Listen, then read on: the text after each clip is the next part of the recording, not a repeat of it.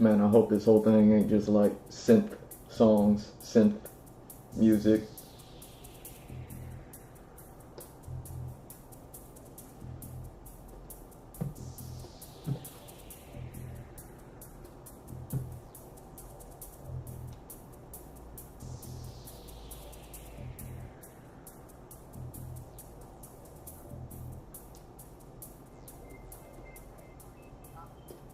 Stop playing videos. Stop it. Stop it.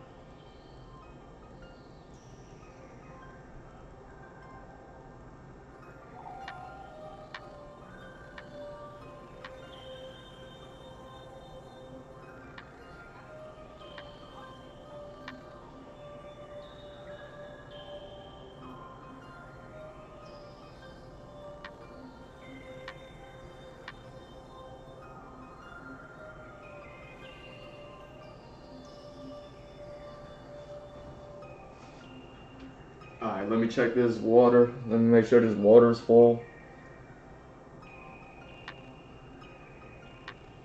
You know how I do it.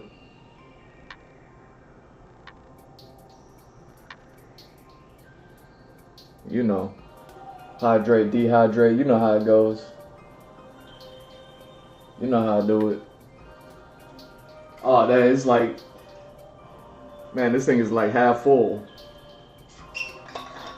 Not to be confused with half empty. Check this out.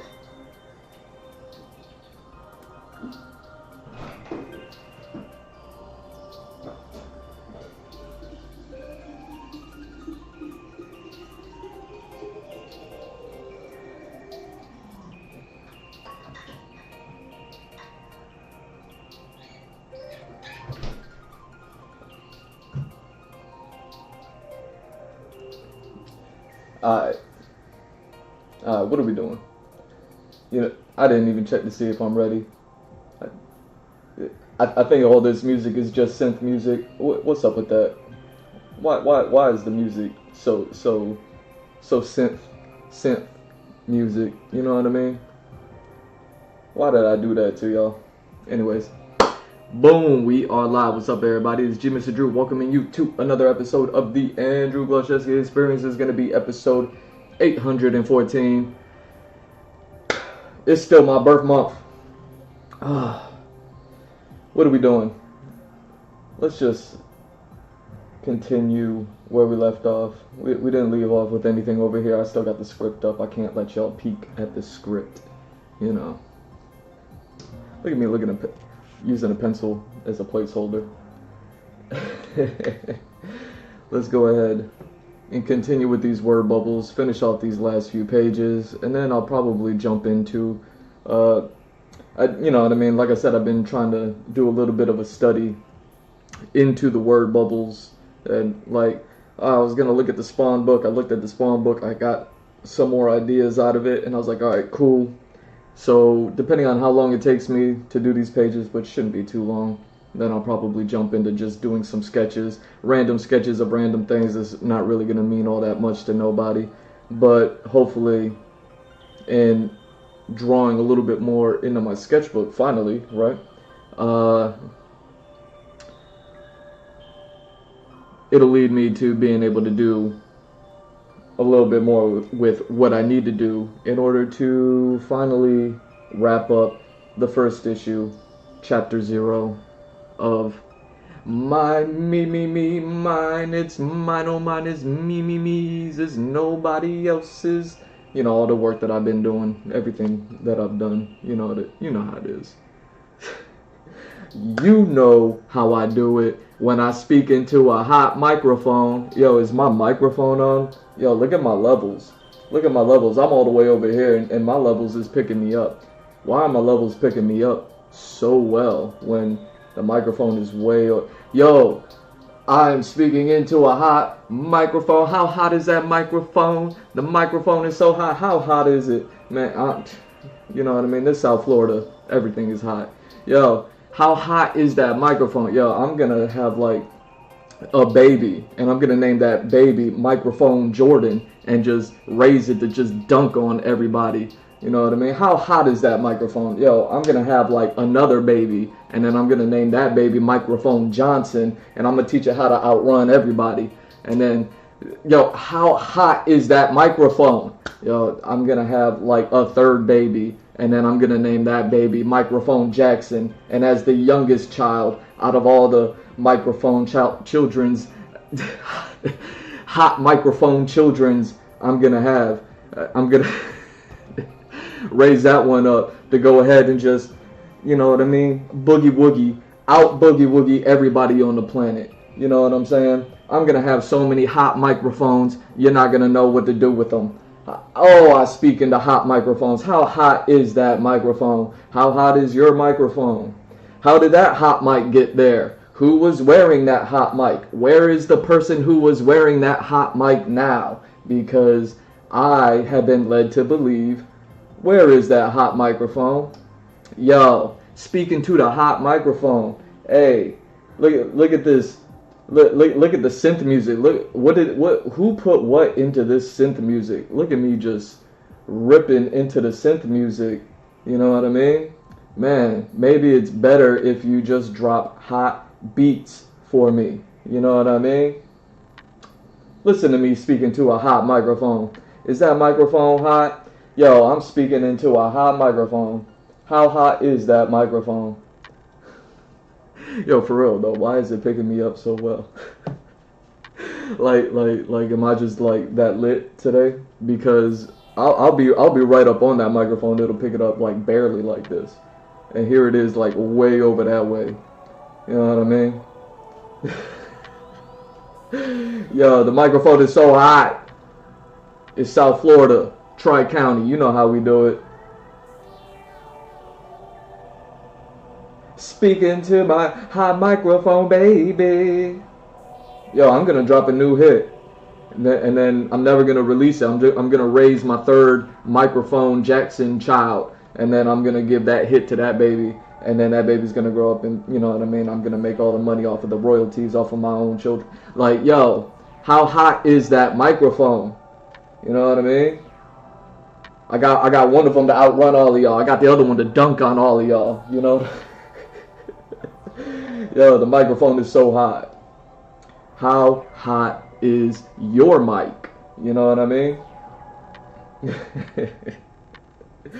Yo, let me see if that's gonna come back. We're not even at are we at a half hour? We're not even at a half hour. Look at me breaking records over here. I told you, I break records everywhere I go. Usually it takes about a half hour for, you know what I mean, the software to start tripping. But look at it. I'm gonna give it a minute. I'm gonna give it a minute. Let's see if it goes, but you see what I did there. Let's continue with the word bubbles. Let's see if this thing comes back. Where's it at right now, by the way? Where is the processing power? Oh, yeah, it's looking like it's not gonna come back. It's not gonna come back. Dang. Is your microphone hotter than your breath? Like, hot microphone versus hot breath. Choose one. You know what I mean? How hot is your breath?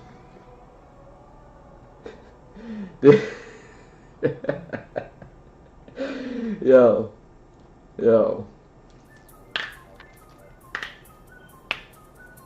Hot microphone.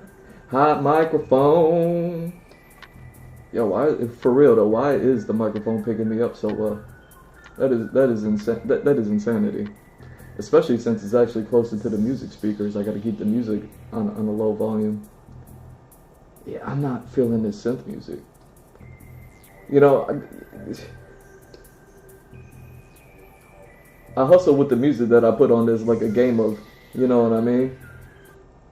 But this really isn't hitting for me, and I really don't have anything to want to put on there, you know what I mean?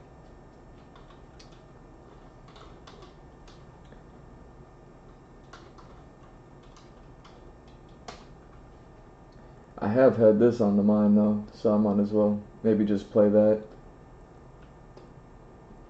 If only y'all knew how much I struggled. No whammies, no whammies. No whammies? No whammies? Whammies. No whammies?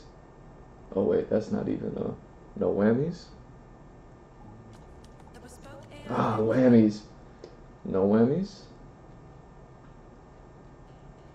No whammies. Y'all don't know how much of a struggle it is with these with this music game.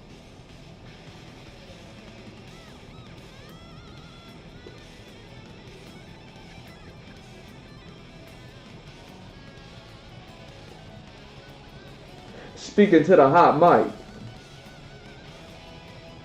If you got some hot breath, speaking to the hot mic.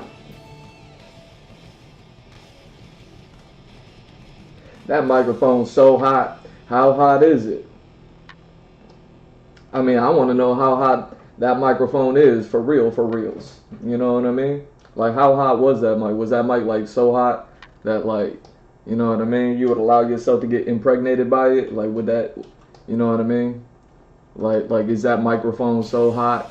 You know, did it ascend? You know what I mean? Like an angel from the heavens down from the skies with, you know what I mean? The way that they describe angels biblically, you know, with all the flames and fires How hot is that microphone? Is it like Saint microphone? You know what I mean? Is it that hot? How hot was that microphone? Is that microphone like so hot that it was like hotter than the hottest thing that you could ever imagine? Is it hotter than anything that you could ever describe? How hot is that microphone? Speaking to the hot mic. Yo, you got like, you got some hot breath to go along with that hot mic? Like what are we doing? Yo. Hot microphone, microphone. I can't wait to go back and rewatch this one. You know I watch my own streams more than I watch your stream. Like, you know what I mean? I can't wait to hear what this sound like, because I know what I sound like, and I know what the levels do, but I'm like, yo, the microphone is so hot today. Like, why is the microphone so hot today that it's picking me up way over there? Like, I get right up on the microphone like it's ASMR, man. You know what I mean? Like I'm a VTuber, like you know what I mean? I'm a chinchilla in a chinchilla jacket with a conch shell in one hand and something that looked like a cigar and it's lit in the other hand, and in the jacket got my arms out like this way, so I can't ever even really, you know what I mean? But I speak into the conch shell. You know what I mean? Like I'm speaking into that microphone, that hot microphone, and then it's like, you know, I already did that bit. Where am I at in the script? Where am I at in the script? For real. Next page. There we go. And, oh man. Where are we at with the whole, I wrote it over here, but then I drew it over there. I promise you, this is only with the first issue because, you know what I mean, I'm working out all of the kinks. Does your hot microphone have any kinks in it? Does your hot microphone, like is it like a wire, and does the wire have kinks in it? Like, you know what I mean? You don't want to have a wire with kinks in it, because then the microphone won't be able to pick up because of the damage to the, and you know what I mean? Because the wire has kinks, and you know what I mean, the microphone is hot. You know, you don't want to have, you know, you don't get my words misconstrued with your hot microphone. How hot is your microphone? You know, what's your name? That's going to be how people introduce themselves to people these days. They're going to be like, hi, I'm so-and-so. I'm also so-and-so. It's nice to meet you too. How hot is your microphone? My microphone is this hot. How hot is your microphone? And then they're going to be like, yo, our microphones. And then people can't stop talking about how hot their microphones are, because that's where it's all going. You know what I mean? That's going to be like, and then the robots and the AI. And then they're going to put the AI inside of the robot, and the robot's going to sound like a hurricane with nails scratching across the board. And they're going to be like, how hot is your microphone? And I'm like, my microphone is so hot, but I can't hear anything because the engine to your robot is so loud. It's canceling out all the noise. But how hot is your microphone? You know what I mean? That's going to be like how people introduce each other to each other in, you know what I mean, the future. You're going to be at a party, and then it's going to be three of y'all, and you're going to be being introduced to somebody. You're going to be like, oh yeah, I've heard good things about you. How hot is your mic? You know what I mean? Because, you know what I mean, people just don't talk about their microphones anymore, you know? It's always just safe to assume that there's always a microphone present, isn't it? Isn't it always just safer to assume how hot a microphone is just by saying, like, there's a magical microphone over there. There's a magical microphone right over there too. You know what I mean? Look at that magical microphone. How hot is that microphone? Talk about a magical microphone.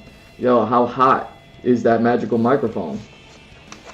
Like, is it this hot or is it that hot? Like, is it gonna win the competition type of hot? Like, how hot is the microphone? Like, if the microphone is so hot, like, is it gonna be in, like, is it competition worthy microphone? You know what I mean? Like put your mic against my mic, and then like which microphone, if they battled it out, and you know what I mean, does this one get the rose or does that one? You know what I mean? Like how hot is your microphone? Like cause I'm looking at my levels right now, and I'm like, yo, why is my microphone so lit right now? Yo, speak on a hot mic.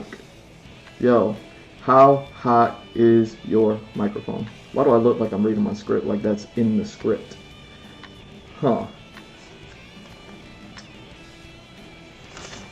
That part. There we go. This is where I left off yesterday.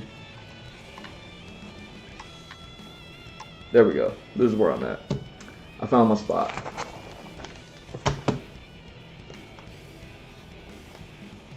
Speaking to the hot mic.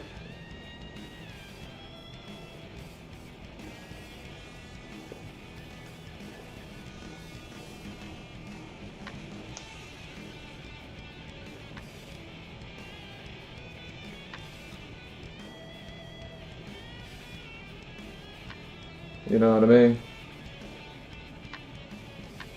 You're gonna fly over the ocean into another country. You're gonna shake some rich person's hand. You're gonna be like, it's nice to meet you, so and so. How hot is your microphone? Like, that's how people are gonna be talking to each other. You know what I mean? Like, that's just how it is. You know what I mean? Like, you gotta keep a microphone on you just in case. You know what I'm saying? But hey, I got my microphone. I'm always ready. You know what I mean? Like, hey, I was ready for this one. Like, you didn't think that I brought my microphone, but I did. Oh, how hot is your microphone?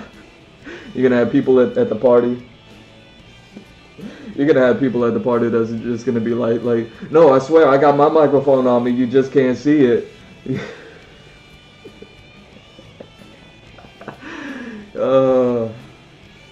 Be like, nah, I don't believe you. Where is your microphone? Where is it? I gotta see the microphone. I don't believe you that you got your microphone on you and that is hot. You know what I mean? Where's your microphone? Then they're gonna be like, nah, where's yours? And be like, I'll show you my microphone and you show me your microphone.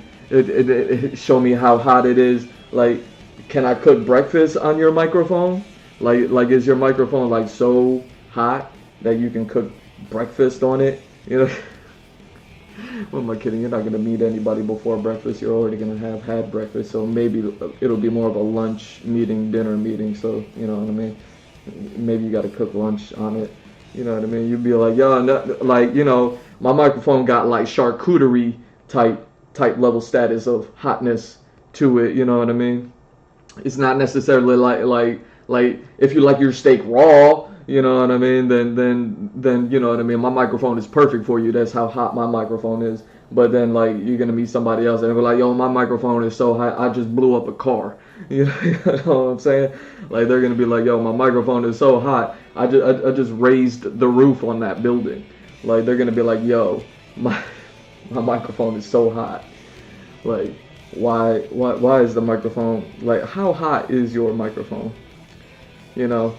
Who is microphone? Why is microphone? Where is microphone?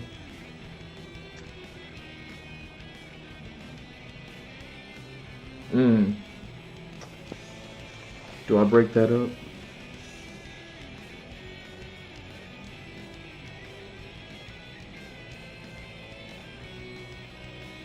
Make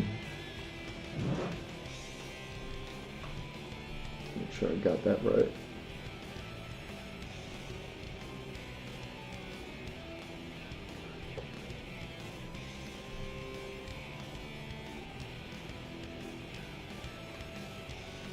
One,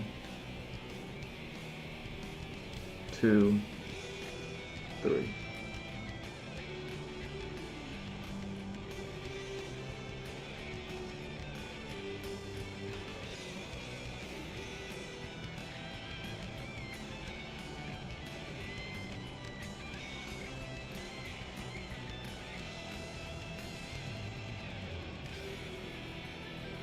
Wow.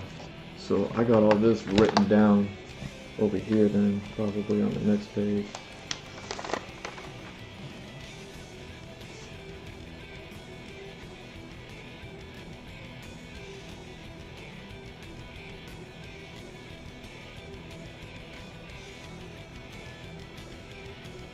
Yeah, I mean, the fact that people aren't like introducing themselves with their microphones is actually like going to be something that is going to be rude.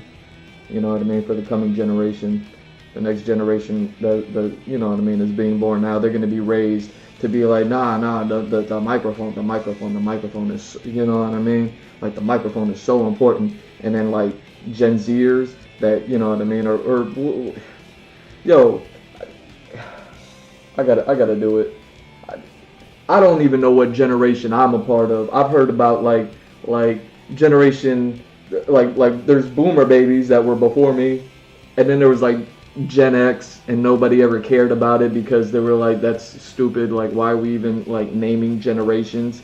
But then like people like time went on, people grew up, and then people like kept naming generations. Now there's just so many generations. Like I don't even know. Like what? How do you even look that up? What? How hot is your microphone? Like, yo, let me type that in the search bar. I want to see how AI reacts. How hot is your microphone? Let's get to the bottom of that, and then we'll get to the bottom of how like what generations or even what generations like anybody cares. But I'm gonna talk about the next generation after whatever this generation is, and then we're gonna see like what like the new and annoying generation that nobody likes and cares about. What like they're gonna grow up and get old, and they're you know what I mean, they're already balding and molding, and then the next generation are gonna be like the microphones, and everyone's gonna be like, oh my god, these generation with their microphones. Oh, how hot is your microphone? Like that's gonna be on like every business commercial. That's going to be everyone's slogan, because everything's going to be owned by one person anyways. So it's just going to be one company with one slogan, and everything that you ever buy ever, regardless of what denomination of business subject matter that it is, it's going to be like, how hot is your microphone? You know what I mean? Like you're gonna buy a skin cream, and it's gonna be like, how hot is your microphone? And then you're gonna like find like a steak commercial or a restaurant commercial, and then it's gonna be like their logo, and then the slogan's gonna say, how hot is your microphone? Like, to check how hot your microphone is, you can use the online microphone test tool.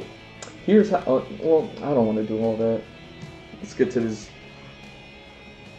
What are generations, and how are they titled? You know what I mean? Because when you give something a name, then you can own it. That's a Japanese proverb. What are generations and how are they titled? It literally took my question, and I don't know if AI is just trying to be agreeable with me.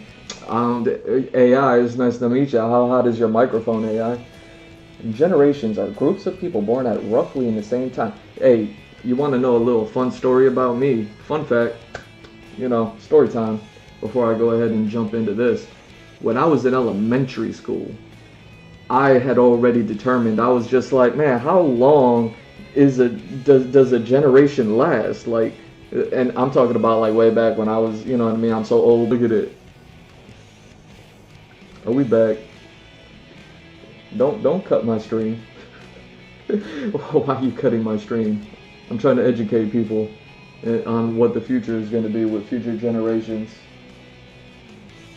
Are we still here? Are we still here? Yo, is my microphone still hot? What's going on? Am I still live? Am I still live? You know, I now I gotta sit here and double check everything every time it says I'm still live. Let me see.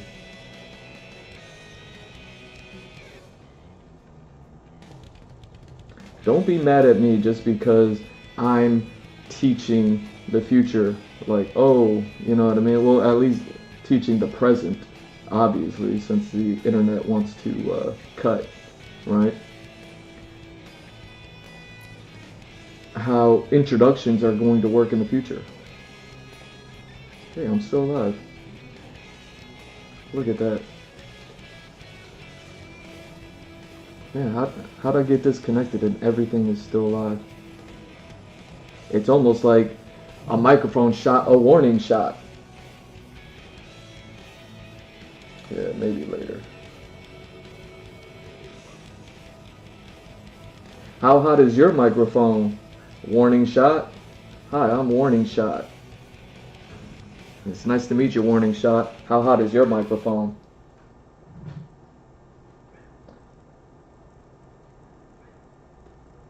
Yo, so fun fact, when I was in elementary school, I kind of made like a little mathematical thing, and to this day, I kind of maintain it. I was like, I think a generation lasts maybe about 15 years. Like whether you're born within this like quasi 15-year span, then you're a part of a such and such generation, and I don't even know. I don't even really quite know how accurate that is, but even to this day, like here I am like almost 30 years later, like a quarter of a century later, and I'm just like, man, I think I was like right on the mark with that one. You know what I mean? If only you know what I mean? If only a hot microphone had existed back then to confirm, you know? That way I could just pull up the hot microphone. I'd be like, yo, hot mic, you remember that from like 25 years ago? And they'll be like, for sure. You know what I mean? And then they'd be like, yo, now go dunk on them real quick. How hot is your microphone? You know what I mean? They're gonna turn that into a board game. You know what I mean? With pop it, zip it, spin it, play it, like whatever that game was, and then like Crossfire, like whatever that game was, and like Twister, you spun the thing, you had to put your hand on the color, but like, you know what I mean, all those things, they're gonna be like, alright. Either way, I always maintained, to this day, I still kind of maintain, I'm like, yeah, I guess 15 years was a really astute, like, accuration that I made way back in the day. But let's see what the AI has to say. Generations are groups of people born at roughly the same time, often characterized by shared experiences, values, and cultural traits. The naming and I forgot to. The naming and generation is not strict science and can vary by organization and time period. For example, the greatest generation lived through significant historical events like the Great Depression. And they're literally called the greatest generation. Yeah, the Great Depression, and I think World War II was called the Great War at the time, something like that. So there was a lot of greatness happening at that time, supposedly. So they're called the greatest generation. Okay. World War II. While the silent generation... Silent? Silent? The silent generation was raised during the McCarthy era. Who's McCarthy? The baby boomers. These are the ones this is kind of like what I know about. Oh, at least what I heard of. The baby boomers grew up during the post-World War II economic boom. Makes sense. Like everybody was fighting. All the fighting stopped. Everybody went home. Well, you know what I mean. And then after everybody went home, you know what I mean. Like, a lot of storks left their nest and flew and dropped off babies. You know what I mean. Carrying babies in a blanket, and you know what I mean. Dropped them off at people's doorsteps, kind of like a newspaper almost, or kind of like the milkman or something like that. Like, you know what I mean. Like babies kind of get delivered by storks. Like a lot of storks went out after that. And Generation Z is the first to grow up in a wholly digital world.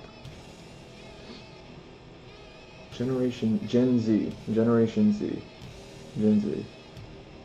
Fully digital world. See, that's weird for me because like I forget what year I learned the internet was dubbed the World Wide Web. I believe that was like '84. It was like in the '80s, though. I want to say being born in the '80s. You know what I mean? Because it still took time for like really the digital stuff to catch on. But I wonder if I'm a part of that. Like I wonder if I'm like Gen Z, or if I'm like just before it because it was like it was there but it wasn't really there. You know what I mean? Like it existed but it wasn't. You know what I mean? Omnipresent, whatever. You know what I'm trying to say. Each generation has its own set of stereotypes and characteristics that define their experiences and perspectives. Now, see, this is kind of like where me being me, this is where I kind of just stand out because I'm like, I don't know, I kind of I follow that line of like treat people how you want to be treated, and you know, I like to be respected, so I like to like respect people. So I always like treat everybody respectfully, and I never like really looked at anybody's generation. You know what I mean? Like everybody is everybody, and everything is everything, right? So it's like I always feel like you can learn from people. You can learn from anybody. You can meet anybody. You can learn from anybody, right? Regardless of what it is, you know what I mean? It'll be a lesson that you weren't expecting to learn, but you're still going to learn something from somebody, right? Like anyone and everyone. That's kind of like why the golden rule is the golden rule. So I never really paid attention to all that stuff, but it's always interesting to me the relationships that I have with like individuals and the relationships that I have with like anything that's otherwise an individual, like a small group, a large group, a people en masse, you know what I mean? Like, it's always interesting. Either way. Oh yeah, I gotta look up what is the current generation called? Because I don't think we're Gen Z anymore, right? Generation Alpha.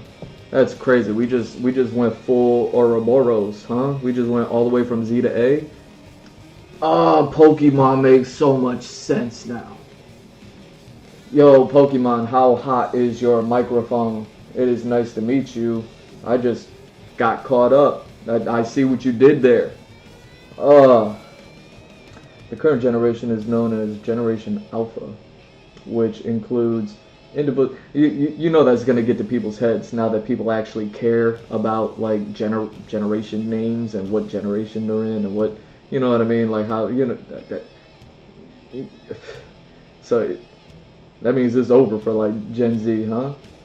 Wait, so in none of that one explanation, it didn't even talk about not one Gen X person. Because I could have swore there was like a Generation 1X, Generation 2X, almost like how there was a Guilty Gear X and a Guilty Gear 2X, even though that's not what it's called. And then there's a Guilty Gear like Xrd. You know what I'm saying? Like I thought there was like Generation X and all that. It didn't talk about it not once. It was so rude. They just skipped it all. Anyways, which includes individuals born from 2013 to present. Yo, people are so young. Following them, that would make the oldest Gen Alpha 12. Jeez. Following them, Generation Beta. Oh wow, so we're just going through. So did we go through X, Y, Z? Was there a Generation X, Generation Y, Generation Z, and Gen Z was the digital kids? So Gen Y was like just before digital, and then like Gen X was like just before me type stuff. Yo, am I Generation Y? What are we talking about anymore? This is what I mean by it's like redundant. You know what I mean? But yeah. So following them, And like I said, it's about a 15-year thing. Like that's still just my personal belief. I don't know. I don't know like who's the smartest person on the planet to be able to back me up on that or to like challenge me on that. But like you're talking to the 5-year-old me who came up with that theory. You know what I mean? And now here I am a quarter century later. Following them, Generation Beta will start with children born with microphones in their hands, 2025. It doesn't say that. I'm just being malicious now at this point. Generation Beta will start with children born in 2025 and will. Are we still live? I'm trying to get to these word bubbles.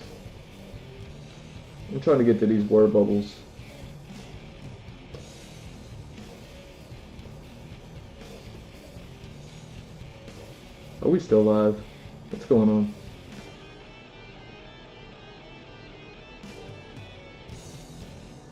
It says we're still live. What's up with the internet today?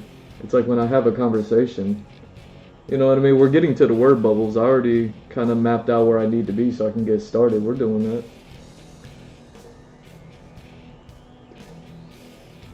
It's important.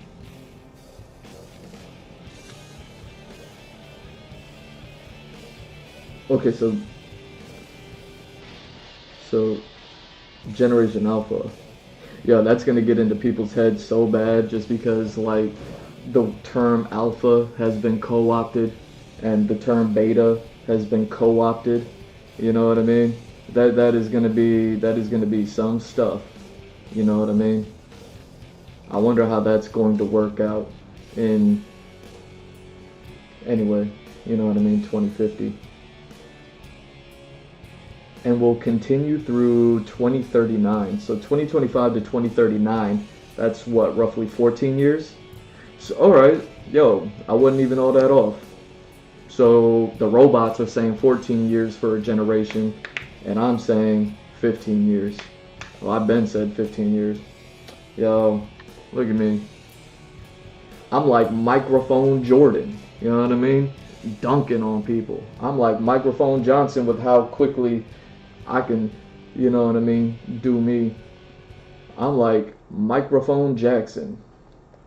How I just boogie woogie. You know what I mean? Better than the rest of them. Let's do these word bubbles. Have I made my point? Have I made my point yet?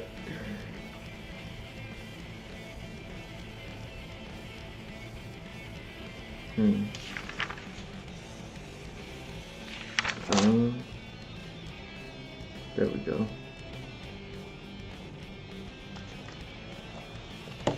Okay. So I needed to put in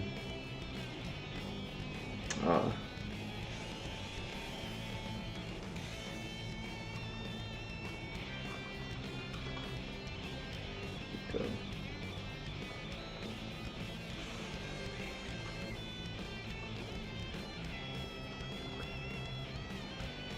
Yo, Generation Beta is gonna be like, yo, hi, my name is Kevin. How hot is your microphone? They're gonna be like, yo, my name is Kevin. My microphone is this hot. What's your name? And they're gonna be like, yo, my name is Sally, and my microphone is this hot.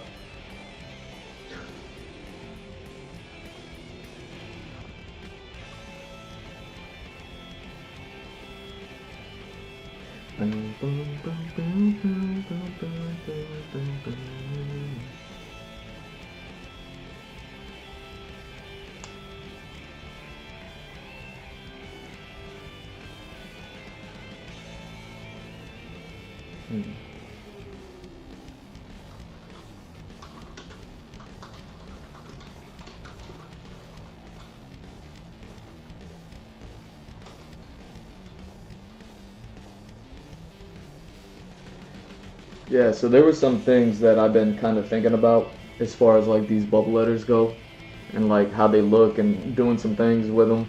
And I kind of did something with one of them, and I kind of did a little bit more with a little bit something else.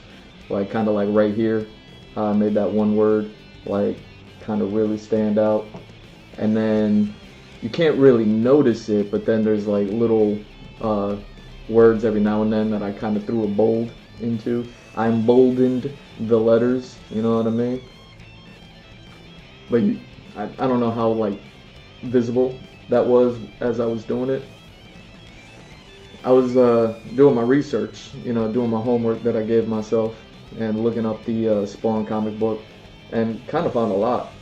And it's amazing how much gets emboldened whenever they're like kind of talking about things and naming like proper nouns and stuff like that. And I was like, because there was a lot of times where I was like, do I make that bold? Do I not? Am I utilizing it too much? And then I was going through the Spawn comic book, and I was just like, oh nah, like I could have, you know what I mean? I could have went a little bit more with it. Anyways.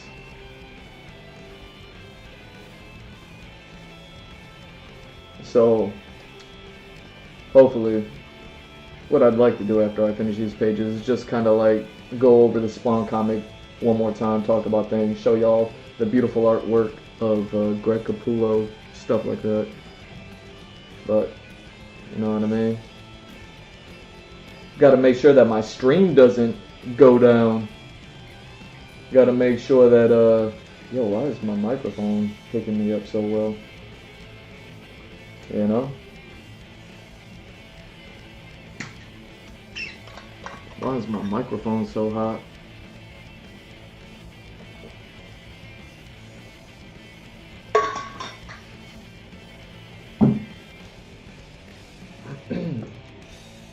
I didn't do nothing fancy with the audio setup today. I don't know why.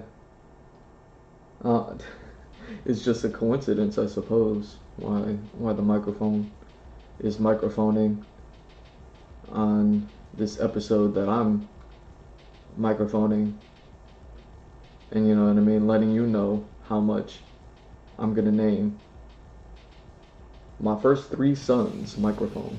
But one's gonna be Microphone Johnson, the other one's gonna be Microphone Jordan, and then the other one's gonna be Microphone Jackson. You know what I'm saying?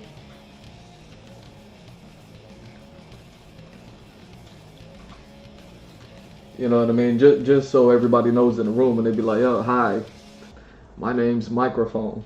They're gonna be like, people are gonna be like, "Whew," like, you know what I mean?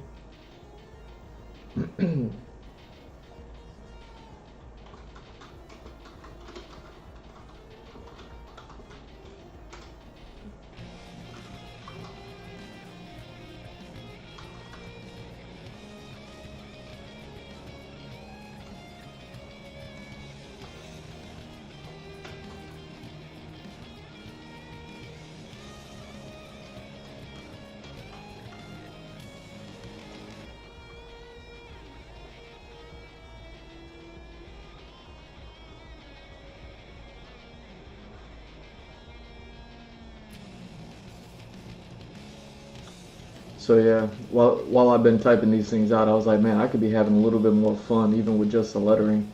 But right now I'm just kind of laying it out, and then like I said, I want to draw some stuff. So we'll go over the Spawn book a little bit. I'll show you some stuff. You know what I mean? Kind of, I had an idea, and then I had 2 ideas, and I was like, all right, those are some good ideas. I'm gonna go ahead and do something with.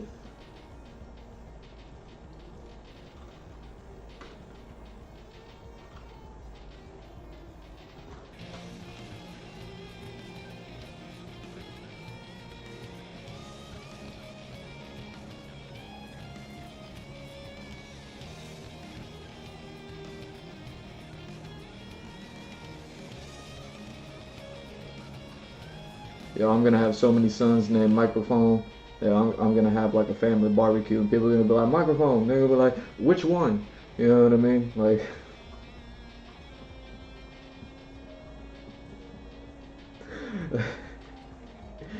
uh,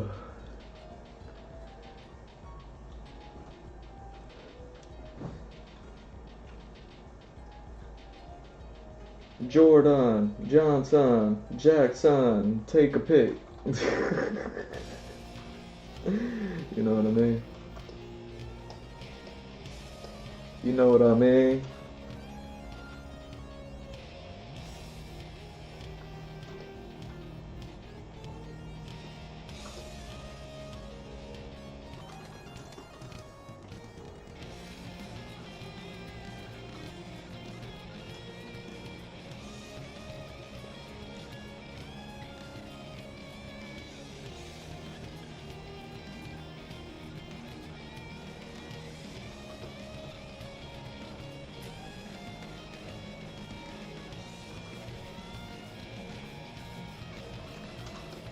What do I got? One of these.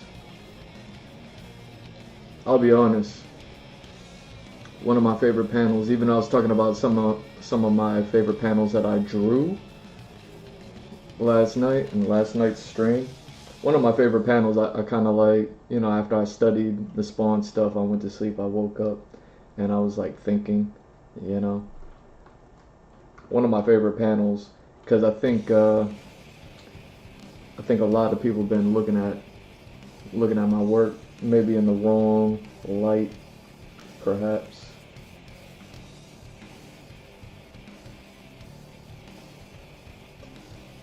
I wonder if this thing's coming back. I wonder how much I care that it is. Let's just go ahead and do this.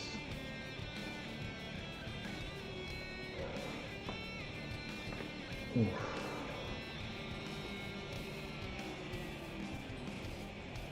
There we go. Wait, what?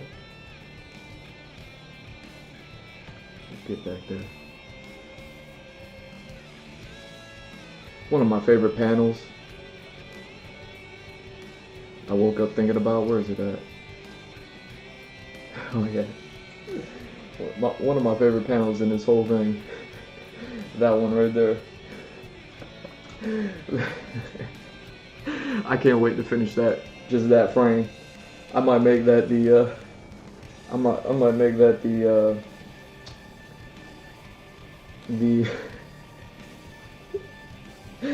I love it. I love that panel.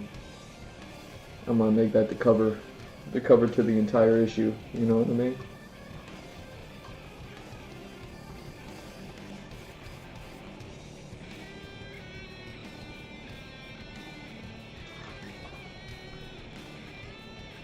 You know, it's gonna be difficult.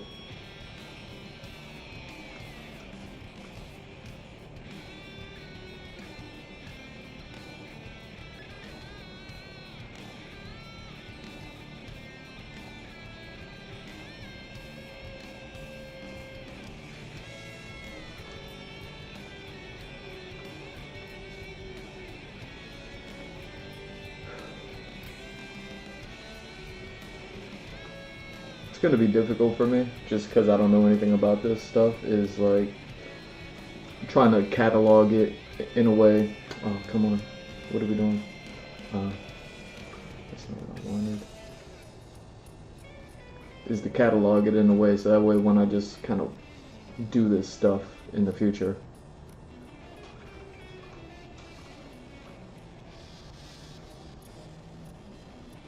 yeah, I'll have something. I'll have like a whatever file.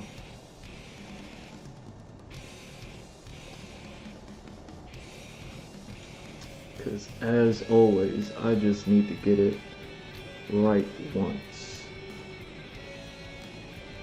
And then after that, it's like, oh, it's not so bad.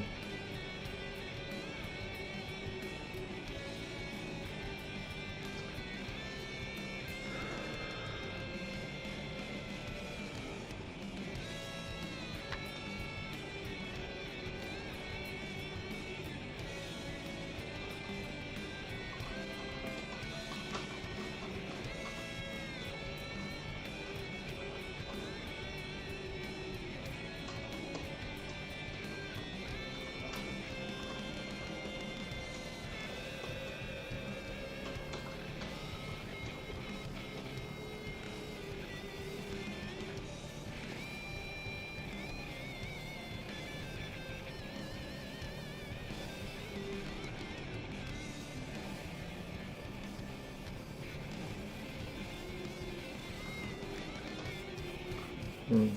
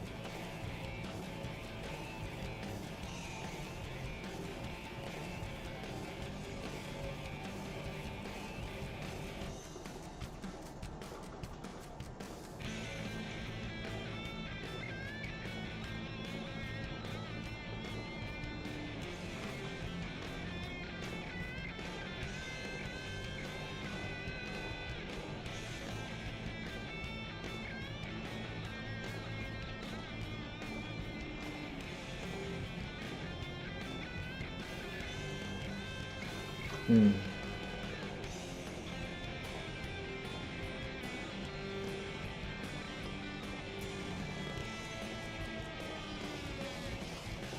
Okay.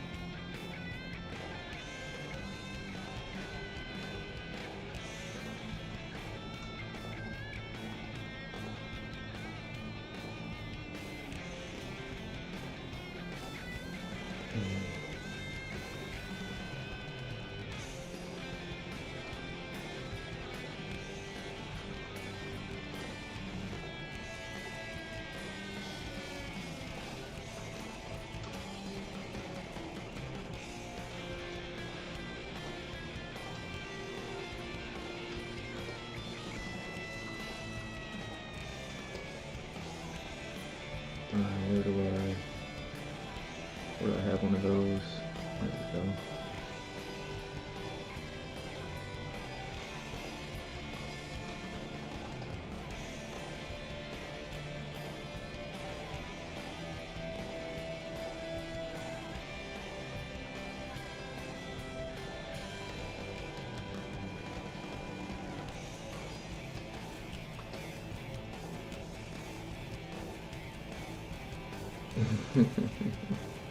I love this character. This is my favorite character. I will say that every time, every chance I get to draw this guy. I'm like, yo, I love this character.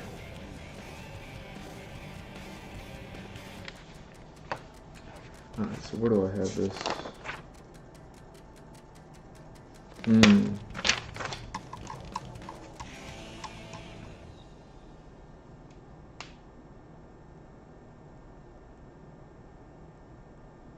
There we go. Okay.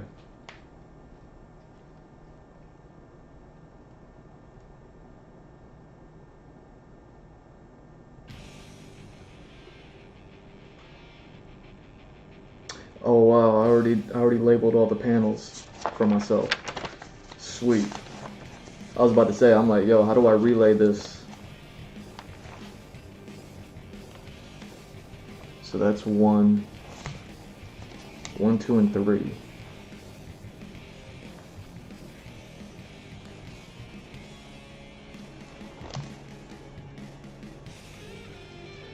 There we go.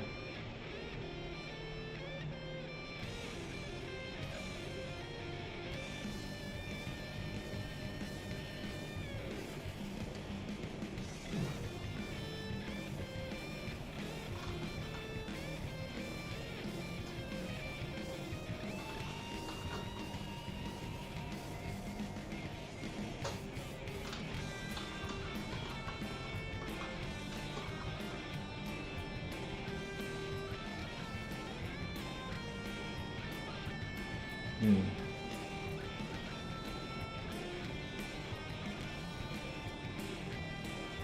Right? Is that the,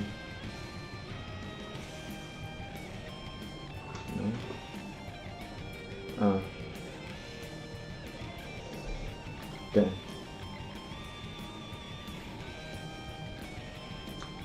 Give it a minute.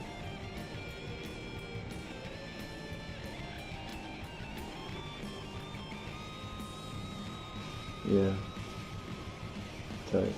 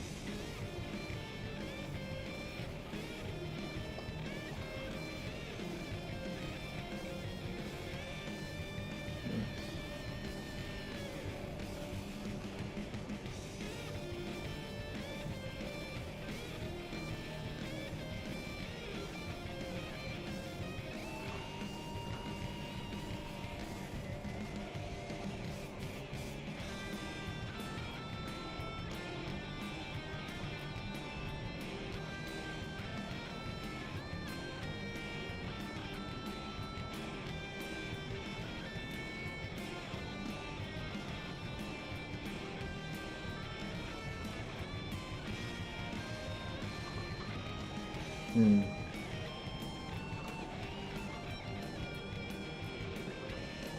Yo, do I gotta sneeze? Do I gotta sneeze right now? Ah. Ah. Ah. Soda pop. Ah. Soda pop in my nose.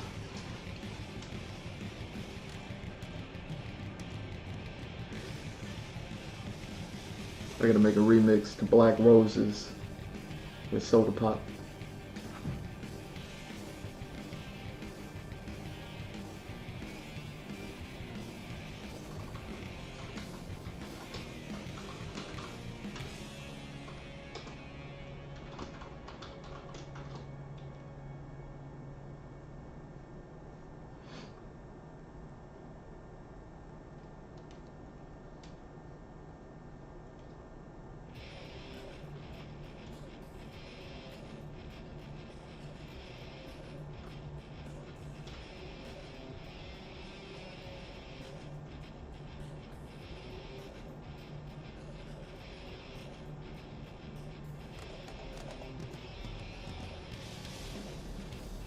Give it a wop, Black Roses.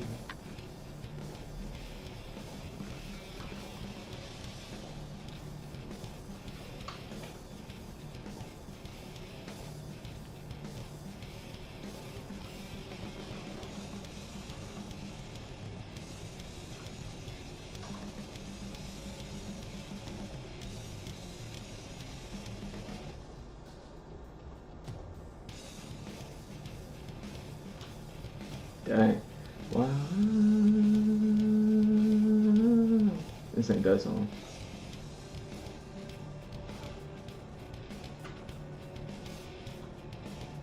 Sound like it though. Yo, this song sounds mean.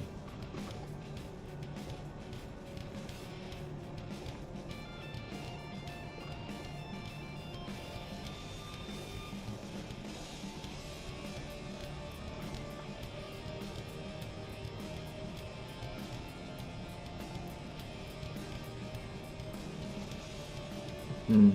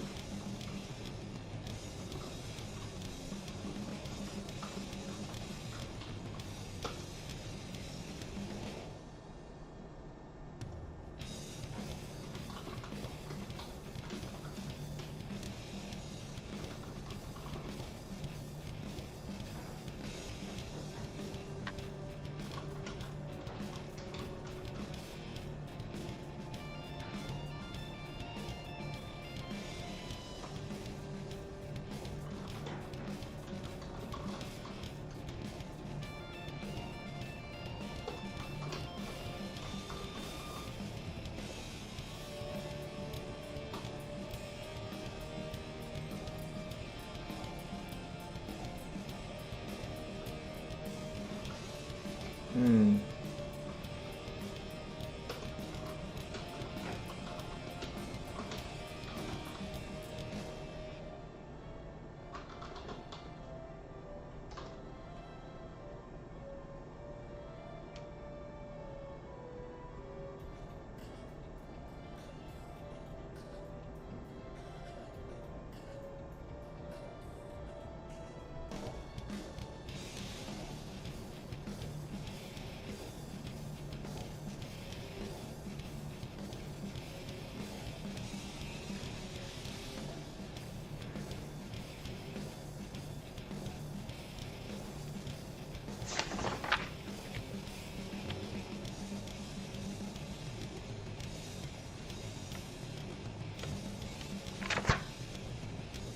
Hmm.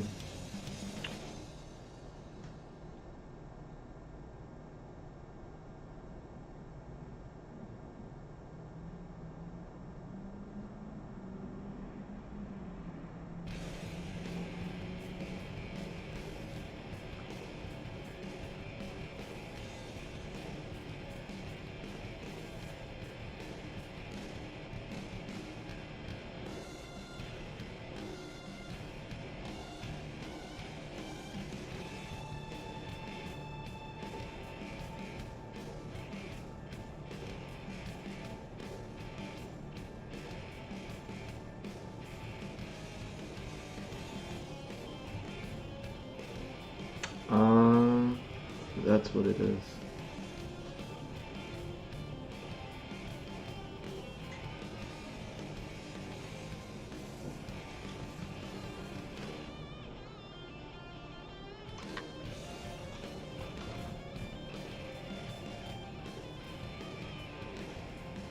There we go.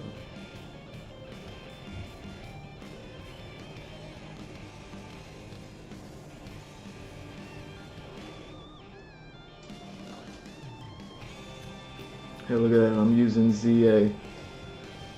I'm using ZA. Don't come at me, Pokemon. Don't come at me, Pokemon. I just use ZA. But, you know, phonetically, not like how you used it. Yo, I heard somebody pronounce Pokemon Za like Pokemon Z2A.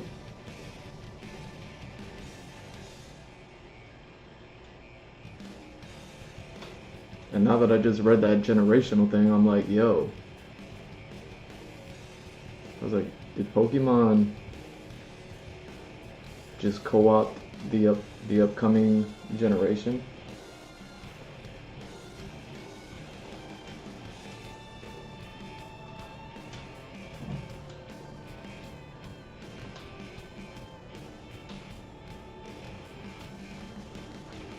Because, you know, personally, as like an outsider, I was just like, man, what?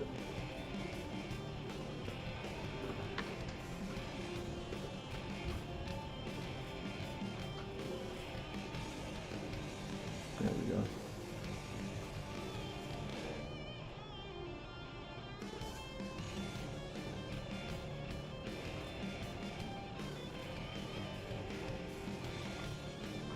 Like, how do we go from Generation Z to Generation A, and nobody's talking about the Ouroboros, you know what I mean?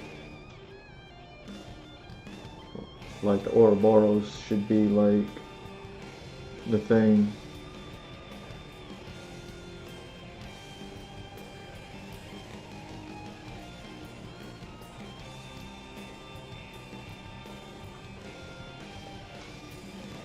Hmm.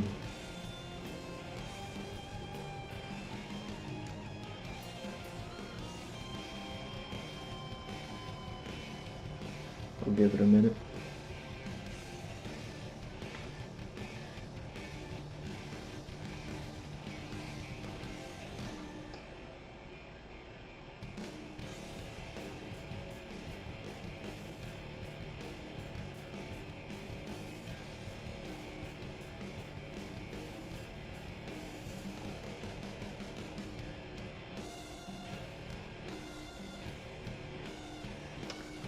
Now, why do you look like that?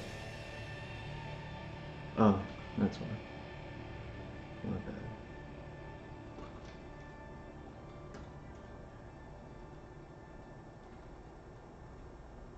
Oh yeah, that's not coming back, huh?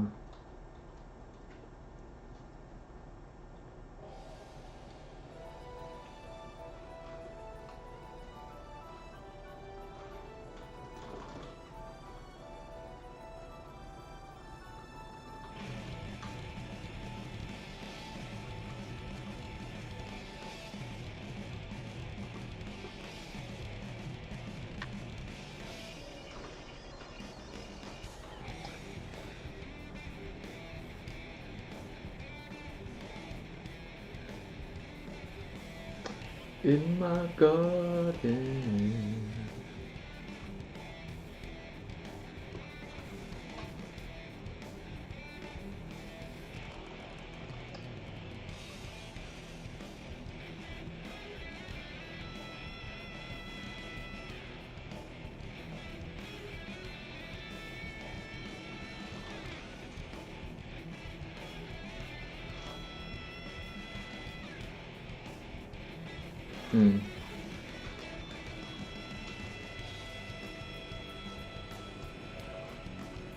There we go. Look at that. All we had to do was go to commercial for that to start working. Now let's go ahead and reset it. You know, something I noticed about my XSplit broadcaster is every time my stream goes to commercial, that's when it decides to not, that's when, you know, XSplit decides to kind of crash and go down. And then I notice on the streams that it doesn't do that.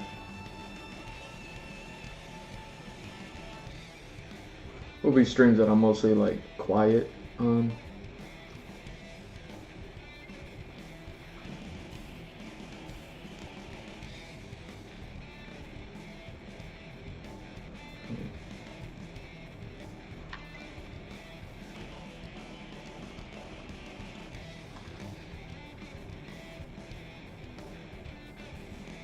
There we go. Black roses.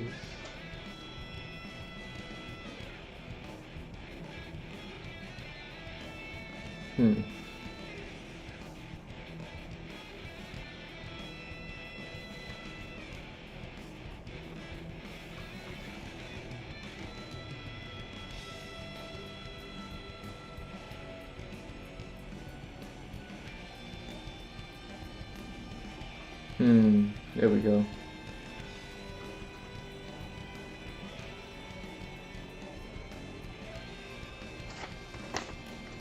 And then that. Okay.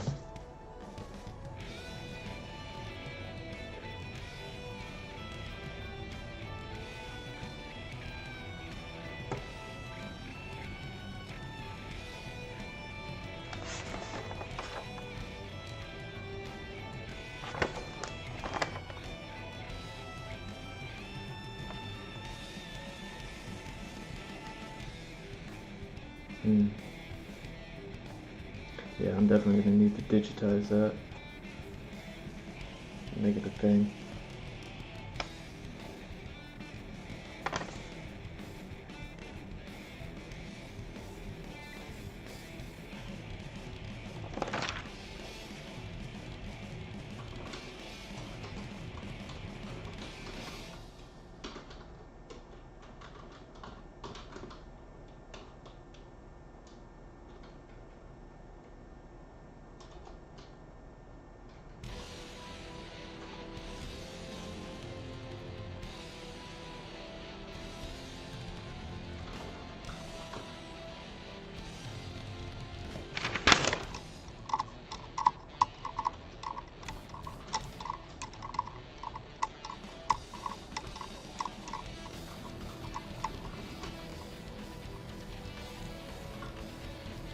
Oh damn, look at me, not knowing how to spell there from there.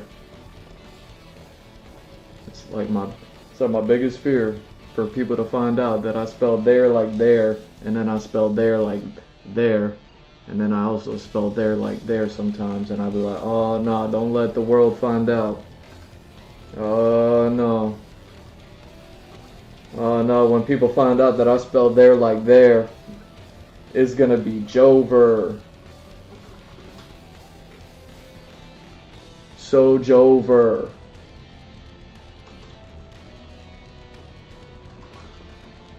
So Jover.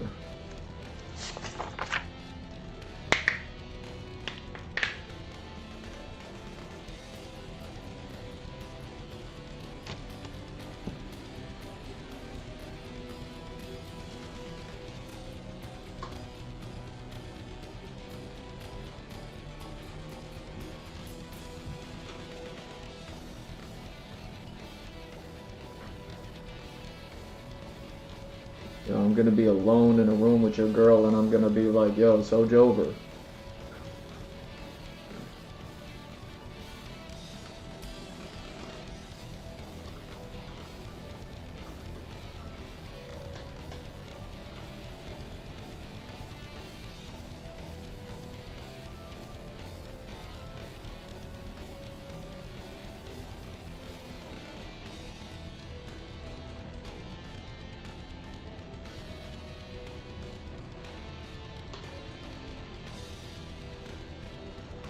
Hmm.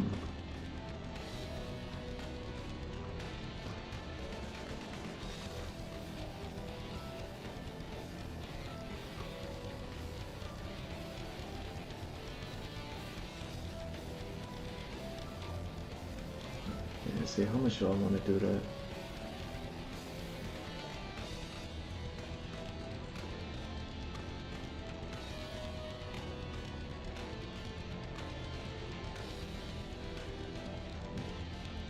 Hmm.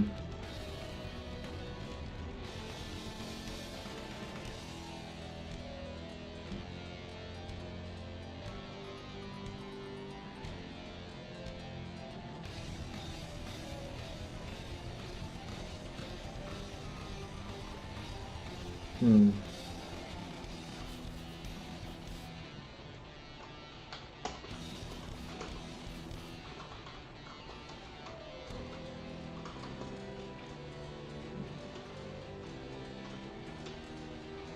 Right.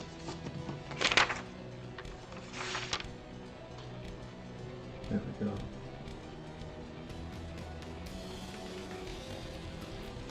I kind of want to break that up too.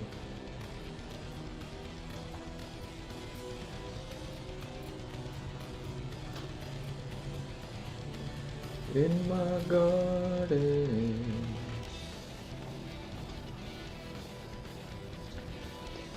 Yeah, how much do I want to do that? I'll get rid of that. Screw it.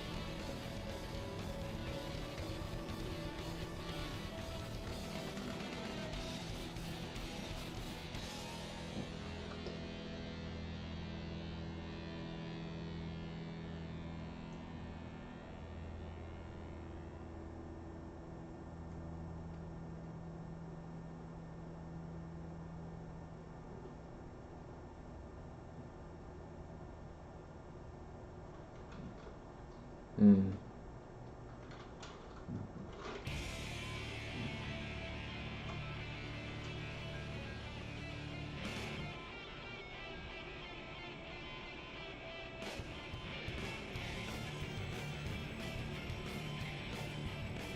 There we go.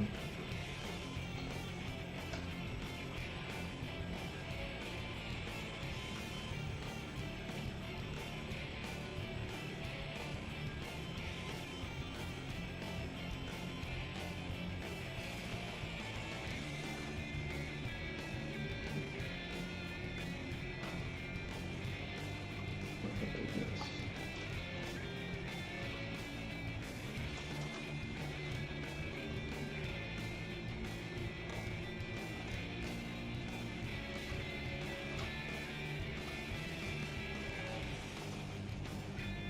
Hmm.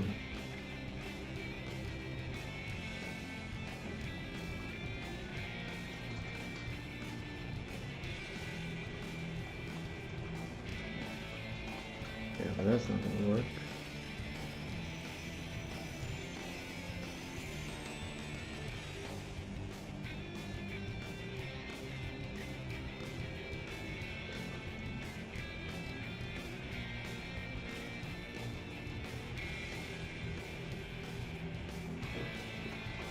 I seriously grouped that?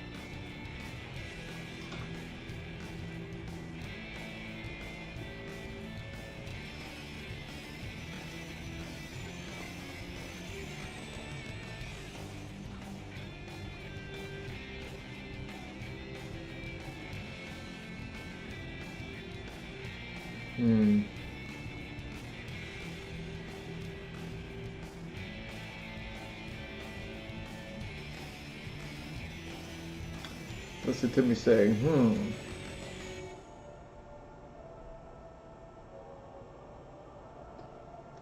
feel like this thing's still.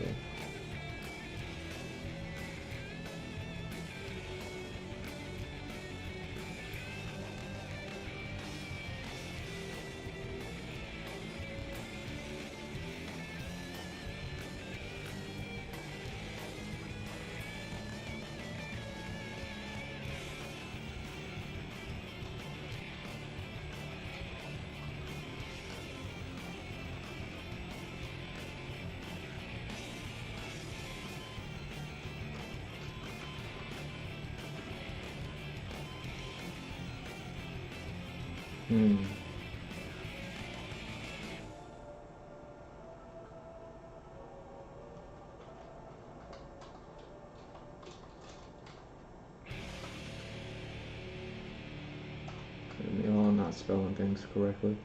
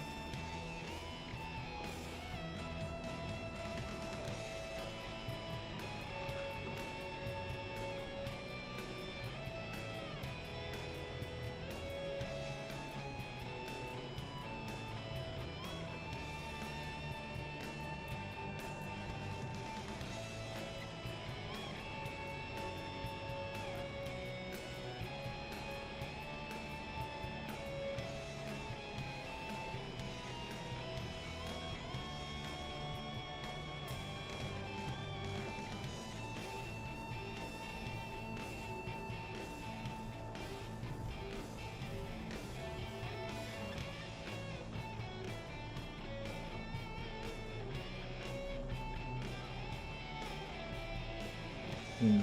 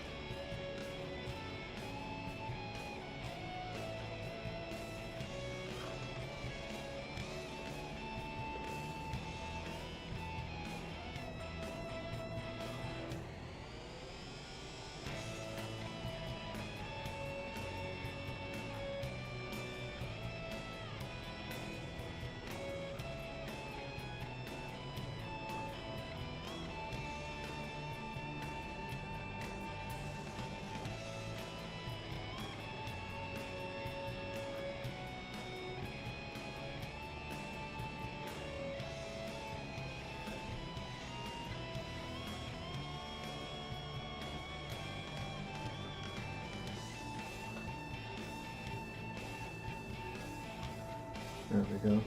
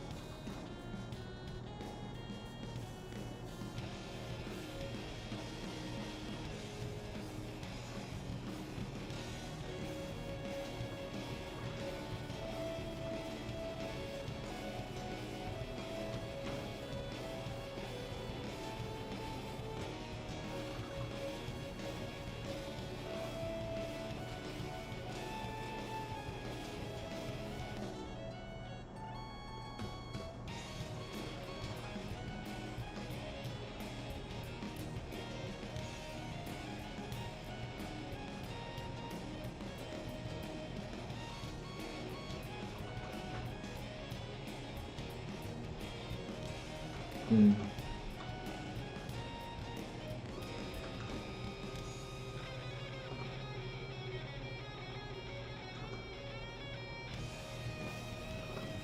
Dang.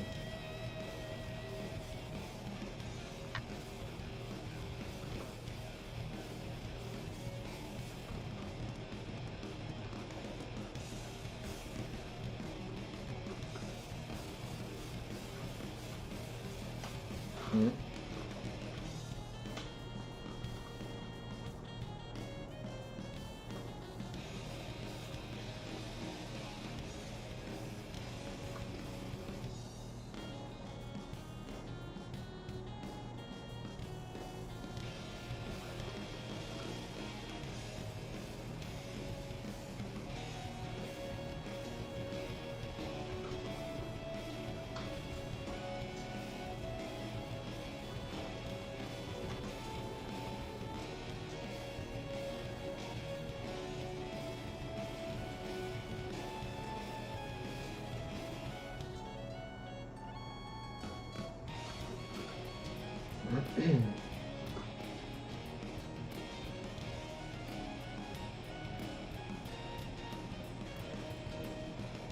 Hmm.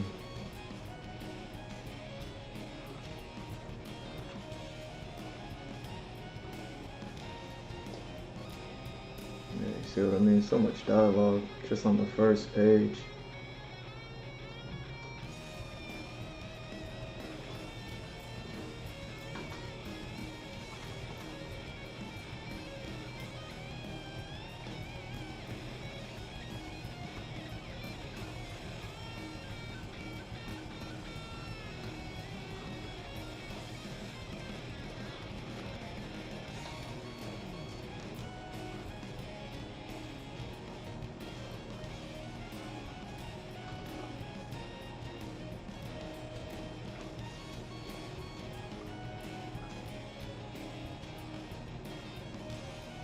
Hmm.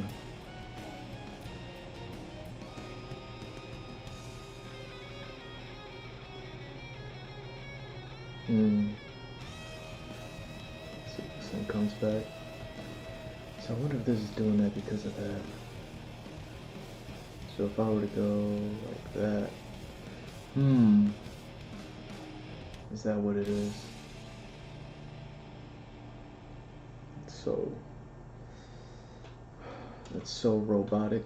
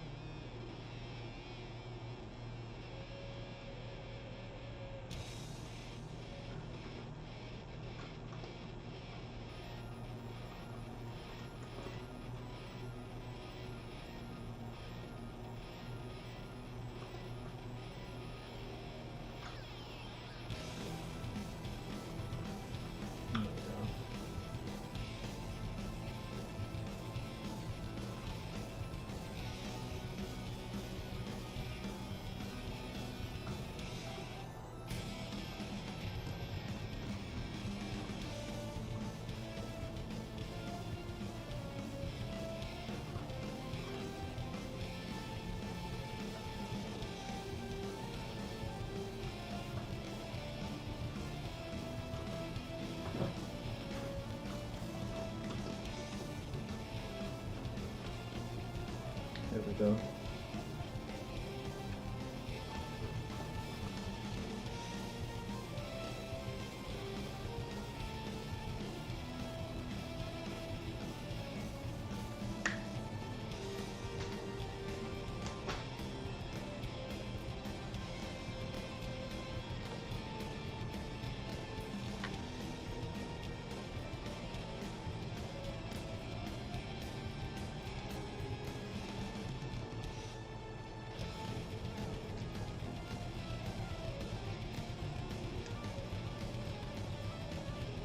Hmm.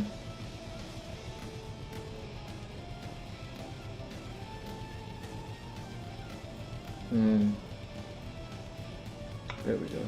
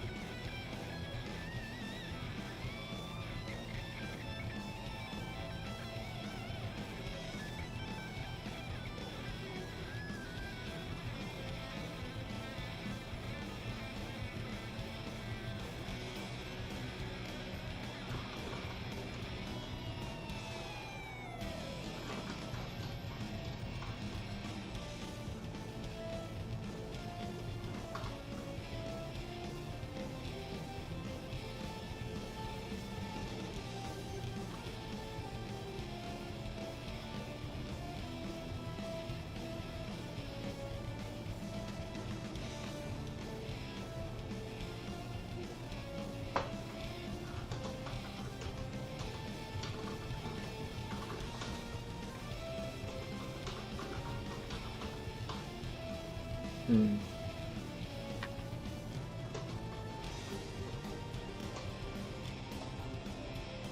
Hmm. Hmm. Come on.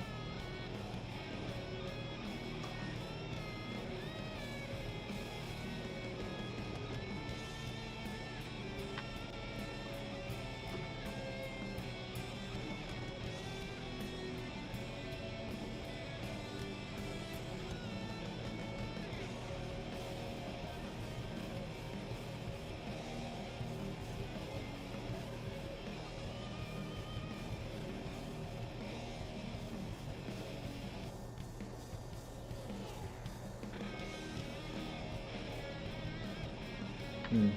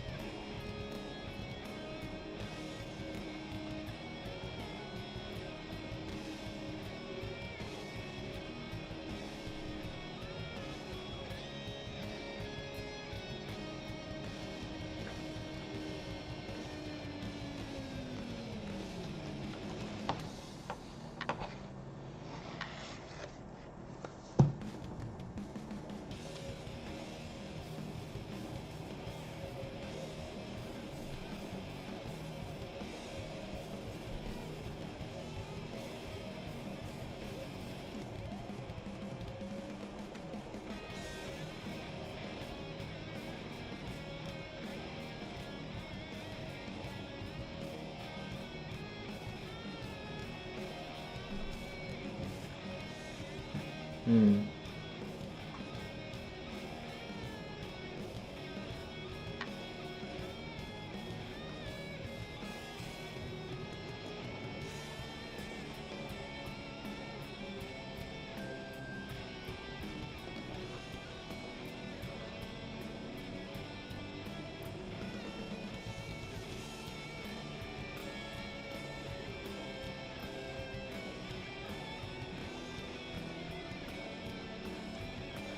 Hmm.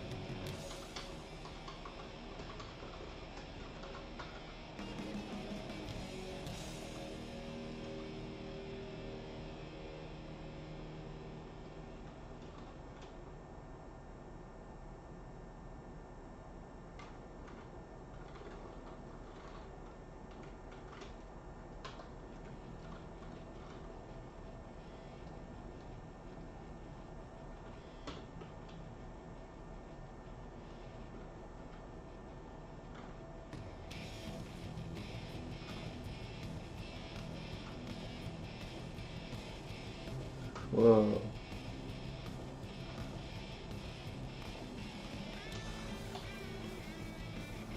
Huh.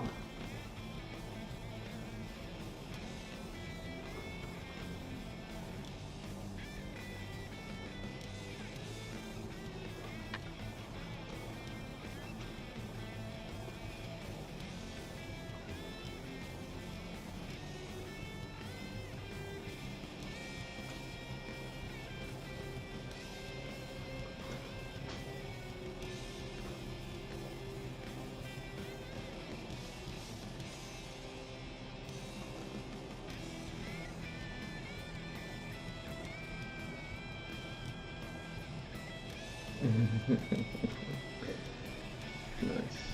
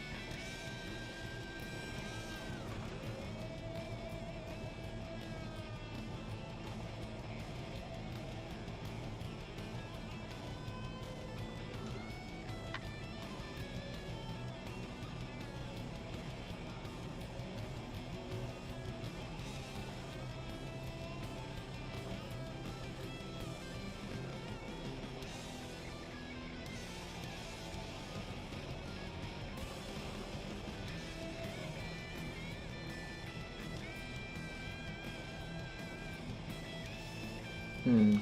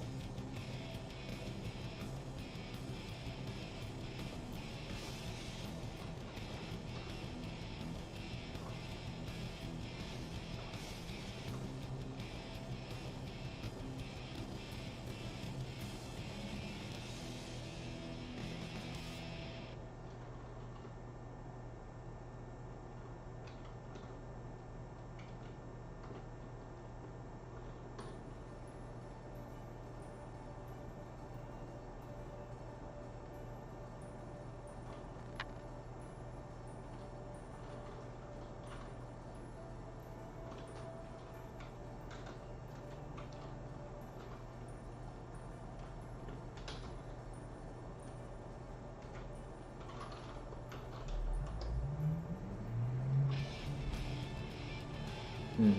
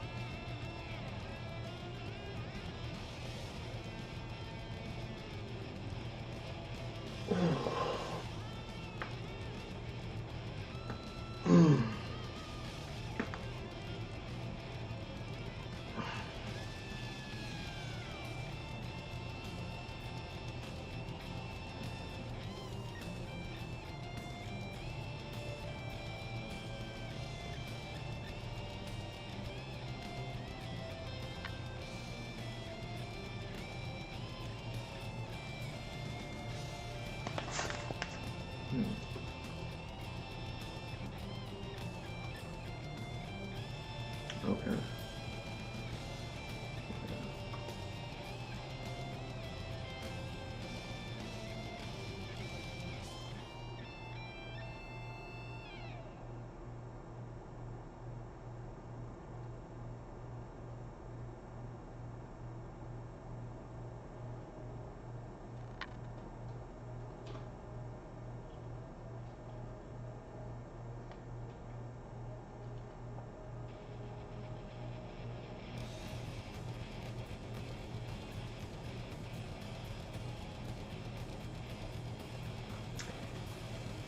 I wonder if this is the proper way.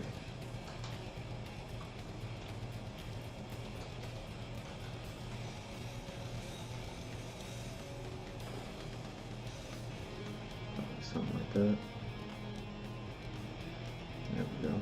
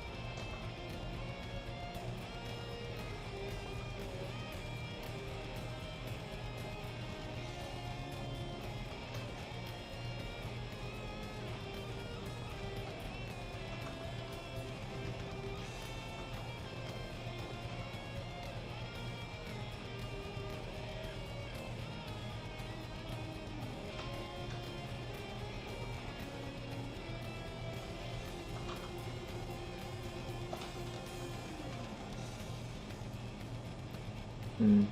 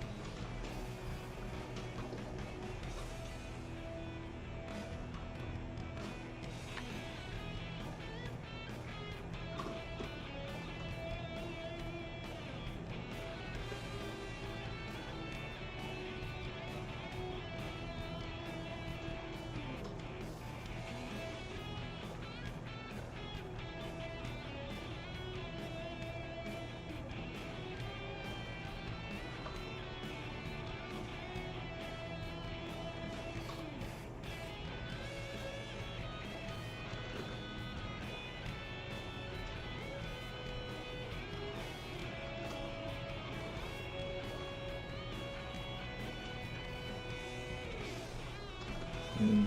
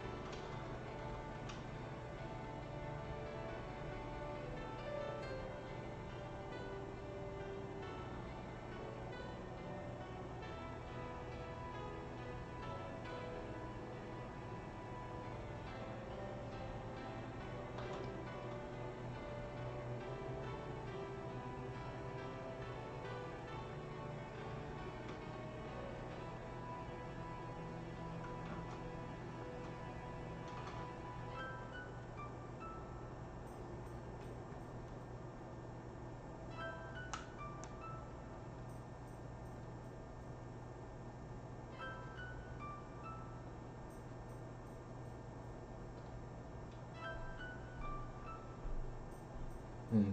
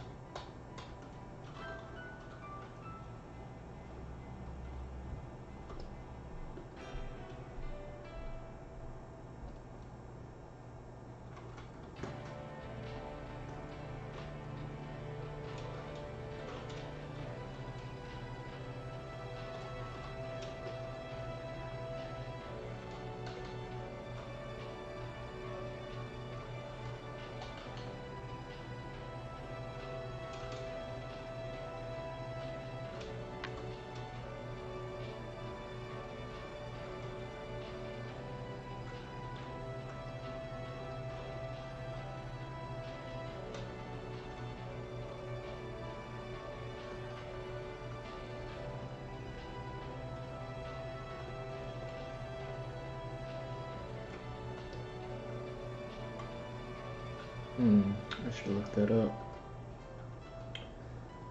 I should look that up.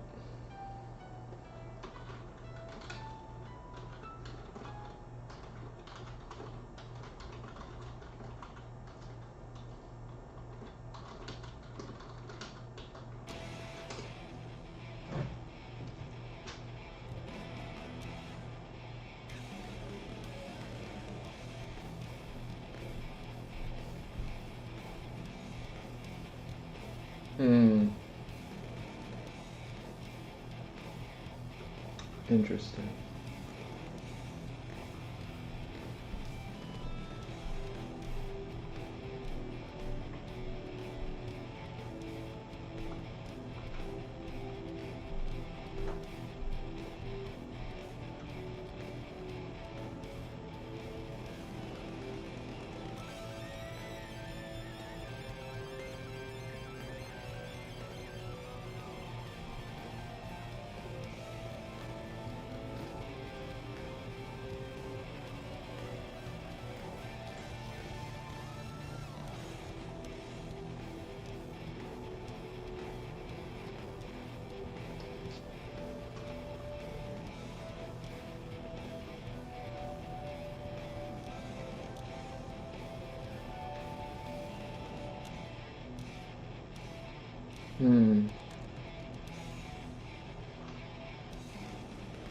How do I want to do this? I'll let that ride.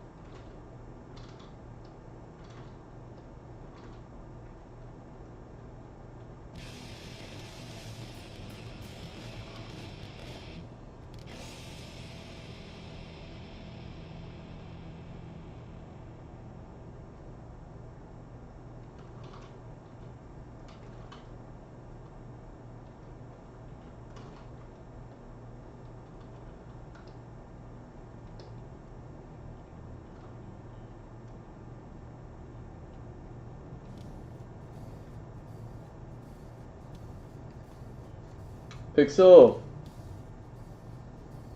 what's happening? Yeah, I caught you in time.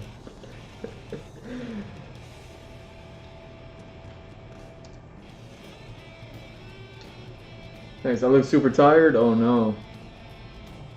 Probably just because it's super early. You know? It's usually the times that I like pre-stream. But I feel like, I don't know, I felt like today I was like, oh yeah, I can kind of jump in early since everything I need to do. I was like, you know what, I could just do all that stuff on stream as far as like what I'm working on and what I'm working on next. So it's like, what am I on the last couple of pages here, and then I can move on to drawing some stuff that I need to draw. It's gonna help me with designing, you know, essentially, you know, bringing a little bit more character to all of that stuff, you know.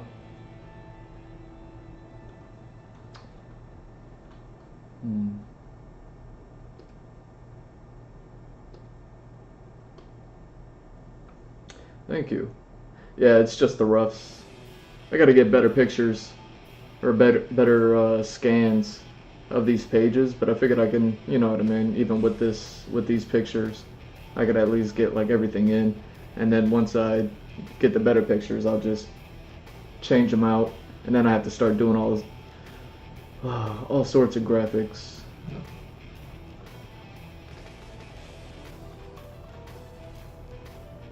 Like, yeah. So like how everything is all super plain Jane right now, like a lot of the word bubbles will stay the same, but like anything that isn't a word bubble, that isn't like dialogue, is gonna be like subject to change. And then I got like this whole section that's predominantly like sound effects, things like that. I'm like, okay, I'm gonna need to like stylize all those sort of things.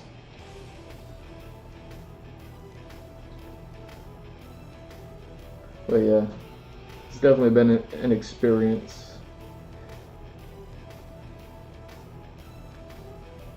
So yeah, I'm probably just looking a little super tired just because I'm streaming early. I didn't do any, you know what I mean? It's my day off from exercise, the one day off that I get. So it wasn't like I needed to exercise or anything. All I did was, I did eat. I didn't forget to eat today. I was gonna say, I was like, oh no, did I not eat? No, I ate. All I did was like coffee,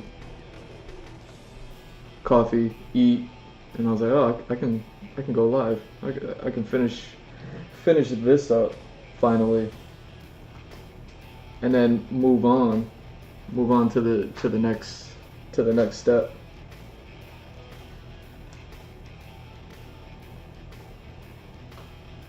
But yeah, since I didn't get all dolled up in the afternoon, because usually what I do is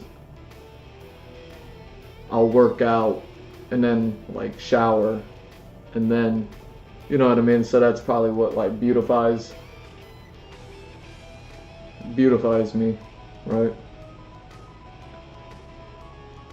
Is just getting that shower in.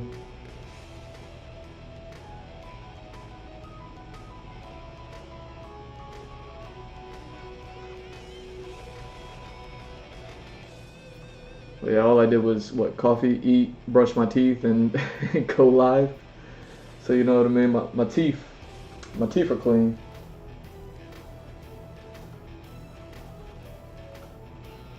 Yeah. I've been doing a whole lot of like 4-hour streams. I try to get more in whenever I can.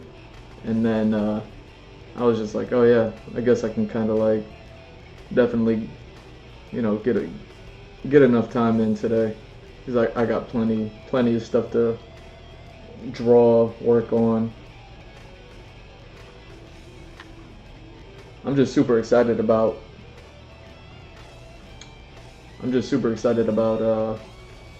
typing out these stories, or you know what I mean, typing out everything in here, the last couple of streams, just because like it kind of gives y'all some of the nouns, some of the proper nouns, you know, names of people, places, things, whatever, that I haven't shared yet at all, you know. So it's like, oh, I was a little nervous about that, but I was like, you know what, just do it. This is the only live stream, or this is the only chapter I'm pretty much going to be doing this publicly on. You know what I mean? In which case, every subsequent chapter, nobody will be able to read it until I release it, you know? But I'll still be drawing them and everything. Anyway, a lot of work. A lot of work. What, well, how you been? What's the latest with you?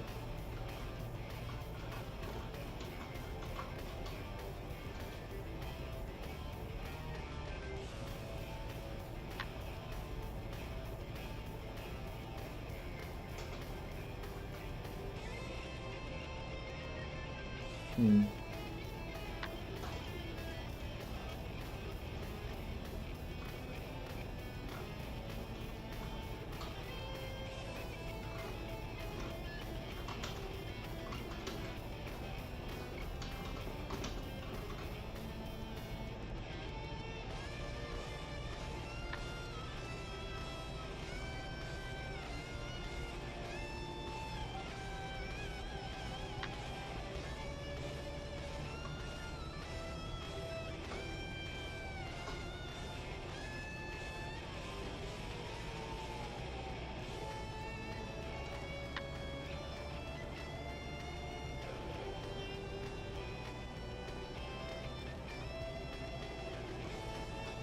Oh.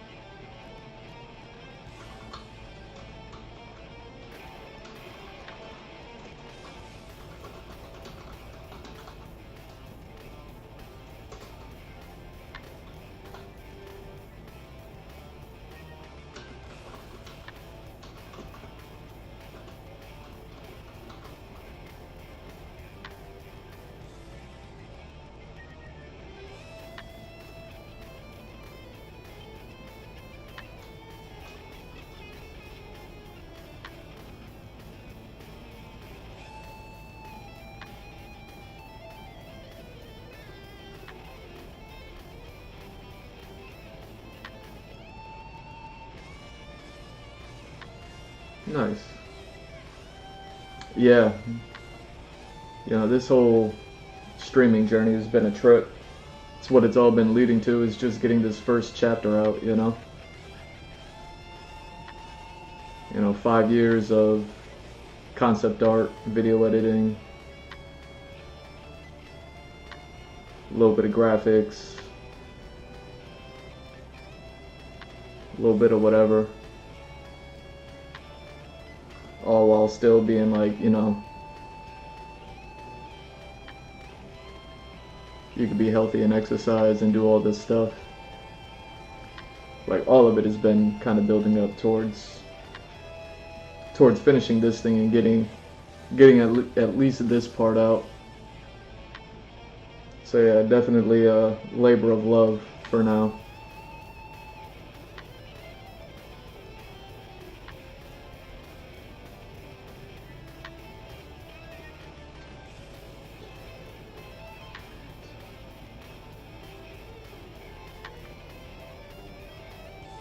Oh, dang.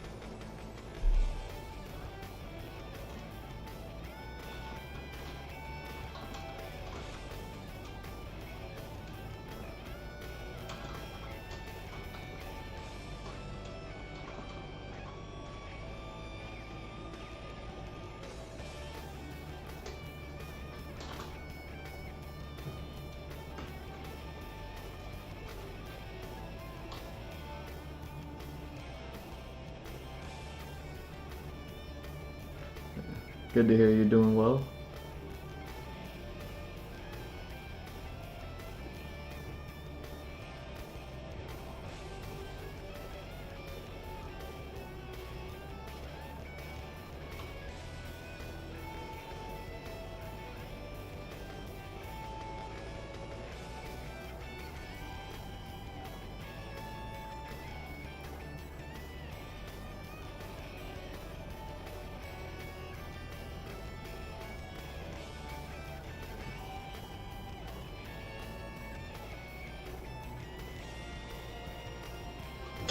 Hmm.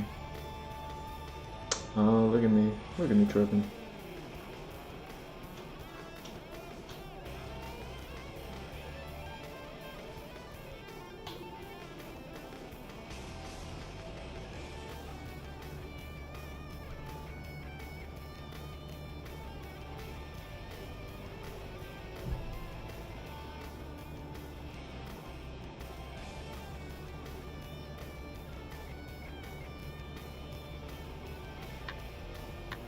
Hmm.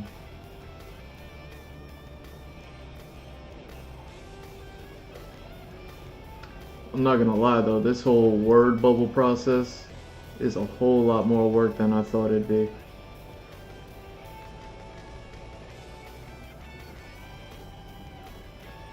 Like, I've drawn plenty of like comics, but I've never had to like word bubble them. So I was like it makes sense that this is its own job. Like, I can imagine if you have to release a comic book once a month or something like that. So you have, or you know what I mean, you have a month production to generate a chapter or an issue of a comic book. It kind of makes sense that this is its own job, and I would imagine it probably takes like a week, probably, you know what I mean, for someone to like properly do this. So out of that whole month of production, they're probably sending all this work over to the letterer or a letter artist or whatever they call them to you know what I mean, they probably have like at least a week's time to like kind of put all this stuff together. So I'm like, yo, it's a lot. It's a lot. Like, I'm kind of looking at, not looking at, but I'm thinking about Frank Miller and his stuff, and how he like wrote, he like hand wrote the dialogue and everything like that within the artwork, so it wasn't done separately. Like, he was drawing everything together, sound effects, you know, dialogue, everything was hand drawn like into the panels. And I'm just like, yo, respect to that, because I'm looking at everything that I'm doing now, and now that I've done this, I'm like, oh, I kind of wish I had just drawn everything except for the dialogue. That way I could just leave the dialogue for last. You know what I mean? Or just do the dialogue like digitally, but everything else be handled, you know, just by hand traditionally as I'm drawing panel per panel. So like all the sound effects, anything that might, you know what I mean, not actually be there.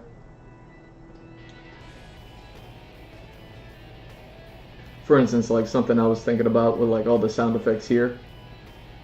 Like, I'm gonna have to like touch this up obviously and like change it, but just using this as a placeholder, like all the sound effects of the cameras going off here, this whole paparazzi panel. Like, when I was drawing this, I was like, how much do I want to draw the sound effects? And I was like, I'll do that digitally. That way I could just overlay the letters on top.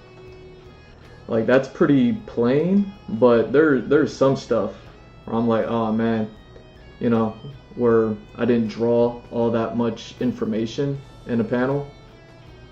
Not that I needed to or anything like that, but still it was like, oh, I probably could have just drawn that stuff in, and then it would have saved me the time to have to do it digitally later. So it's just, you know what I mean? Like, even this little sound effect right here, like I probably could have drew that in there. and you know, stylized it, gave it a little bit whatever to kind of mesh and work with the artwork.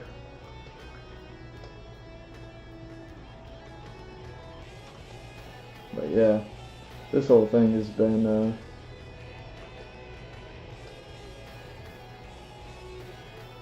learning experience.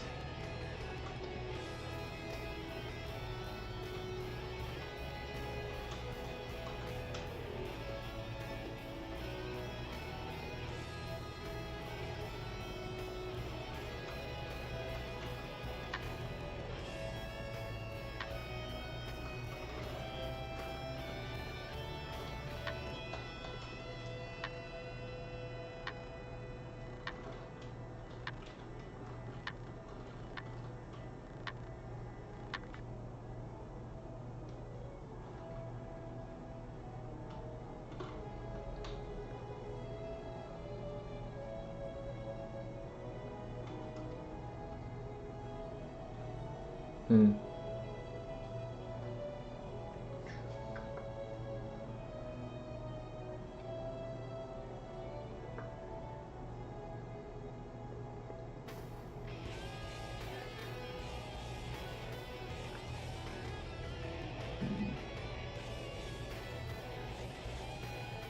So yeah, I wonder if that's why I look so tired. Just, you know, I didn't work out, so I haven't showered since yesterday's exercise.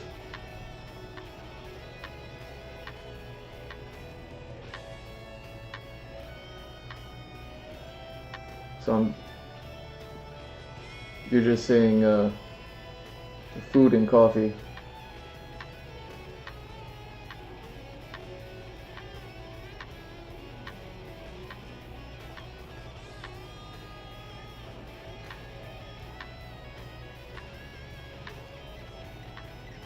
Mm.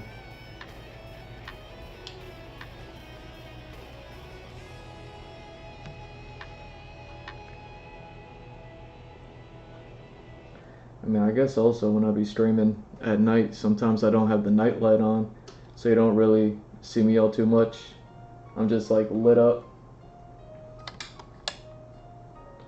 you know, with like these two beasts. I don't even know if you can really pick up the lighting right now. You know, it's still bright enough out here.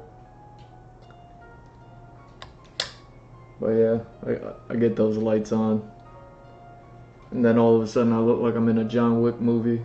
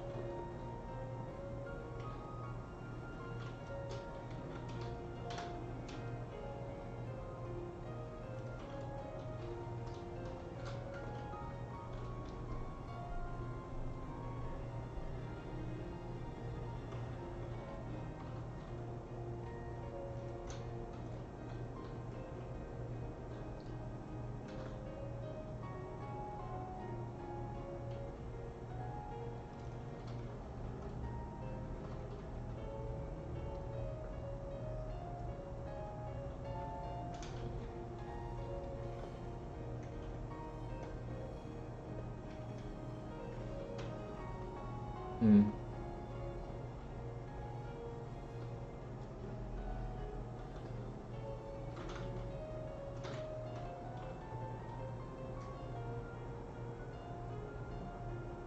Yeah, looking. Oh, it's just cloudy out. Now that I'm talking about lights, I'm like, I guess it is a little dark in here, right? I could probably turn this one on.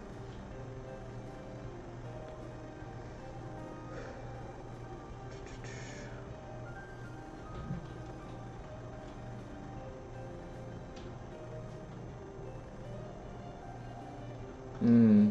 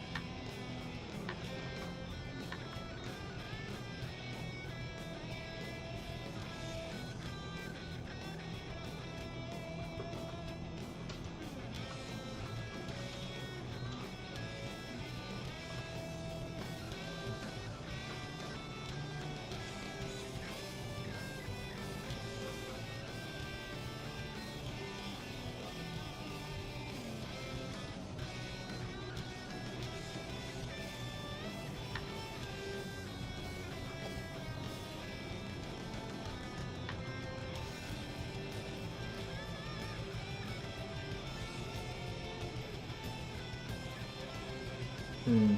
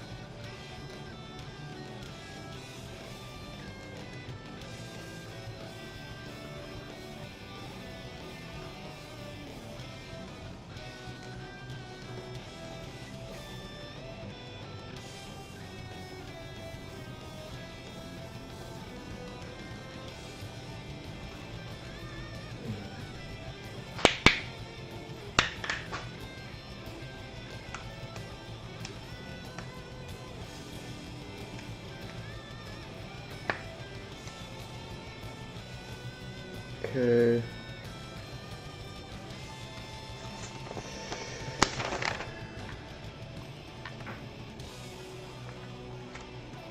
Oh, and I still need to draw that one thing.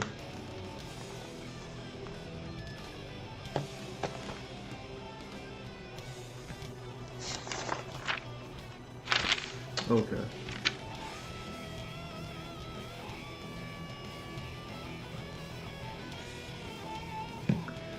That.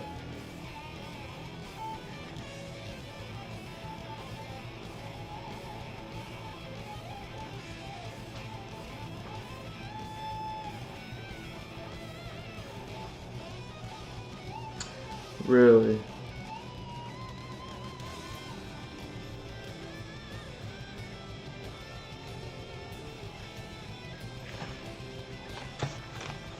Oh, seriously, what was that?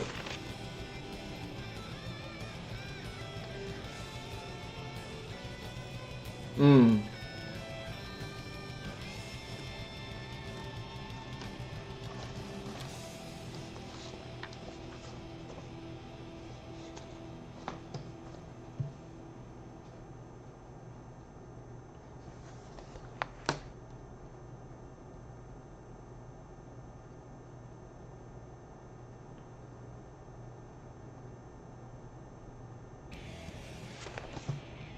Hmm.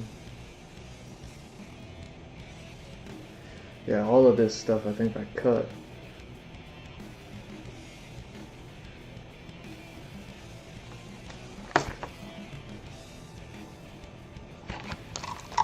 Do I have anything else written anywhere else?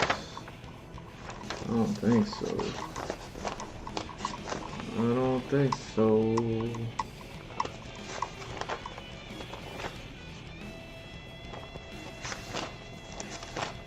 Yeah, alright. So I'm kind of just freaking the end here. I don't know.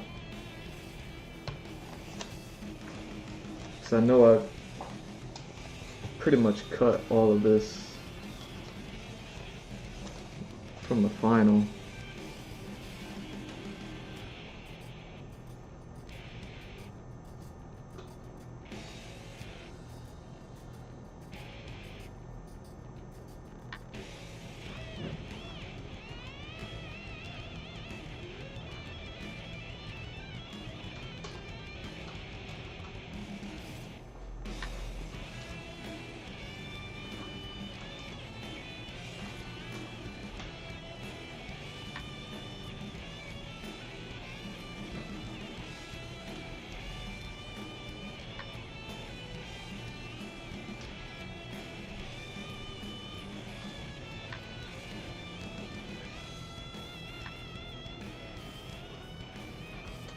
Yeah, I haven't named that.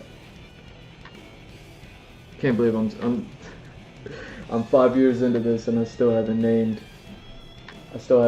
some of these things.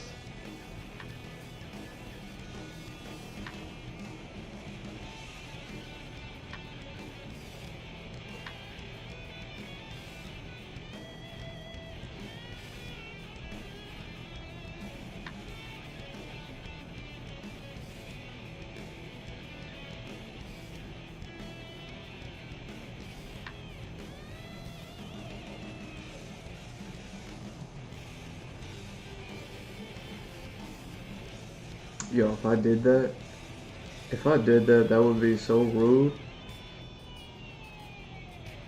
But it would also kind of be funny, and I could laugh about it. That's kind of it's kind of everything that I've been doing. If I just did this thing that I haven't been able to name, and I think I just figured it out. Here we go.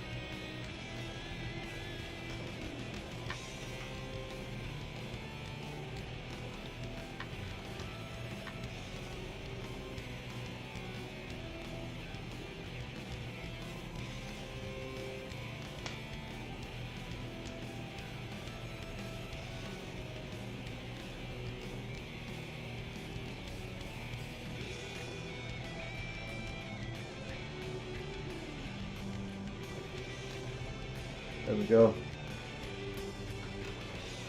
Alright.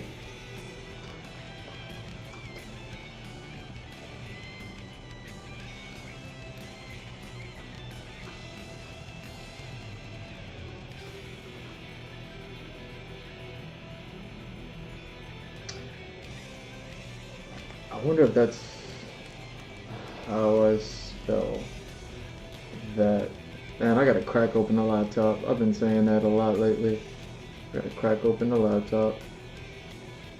Make sure I'm still spelling things.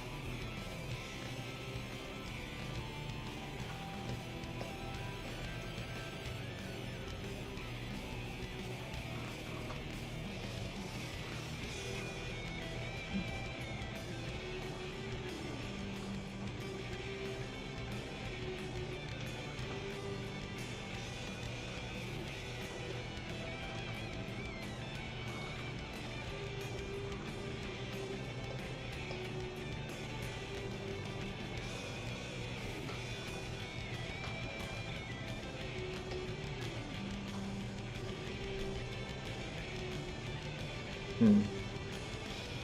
All right.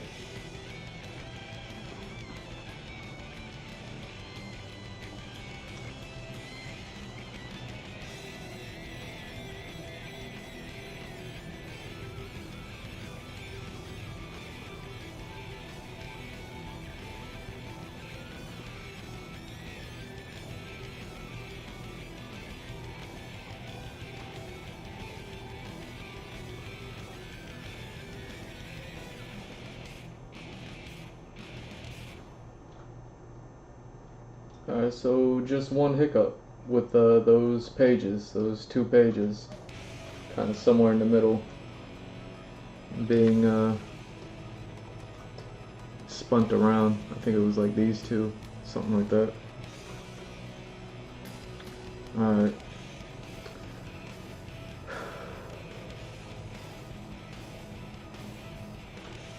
Sweet. So let me take a, but I'm not even gonna take a break. I just gotta hit the big boys room. You know what I mean? I gotta put on my makeup. I'm looking tired. Give me a second. I will be right back.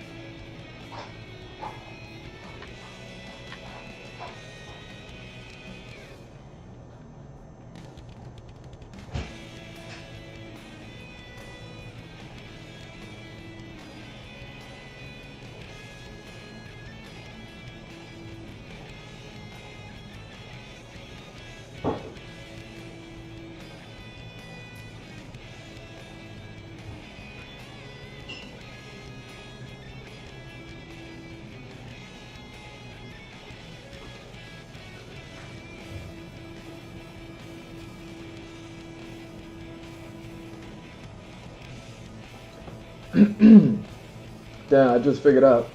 I figured it out. I figured it out. Yo, I forgot to shave. I forgot to shave.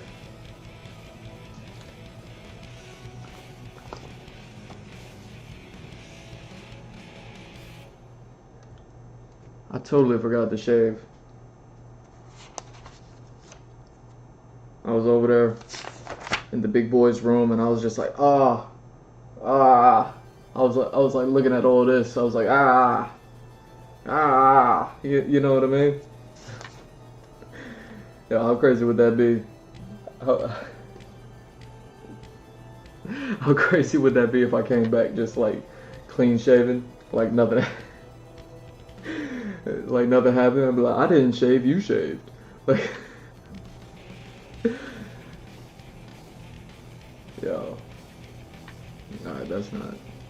But yeah, look at me. Look at me looking extra rough. I was supposed to shave. That's what I didn't do today. I knew it. I knew it. I knew I was forgetting something. You know what I mean? I'm a green werewolf. Don't hold me. You know what I'm saying? I'm a green werewolf. Don't hold me. Ladies, you ever forget to shave one day, you just be like, yo, I'm a green werewolf. I'm a green werewolf. Like, like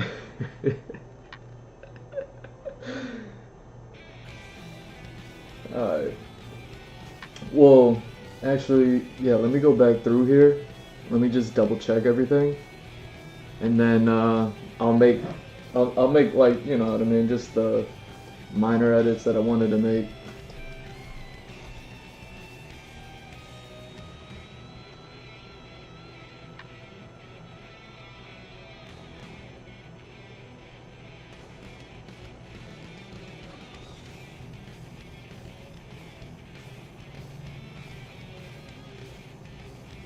Mm.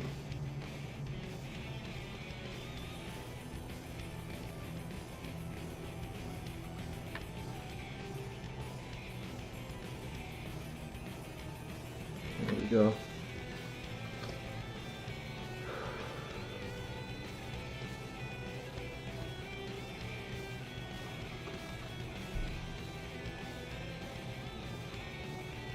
I wonder if this,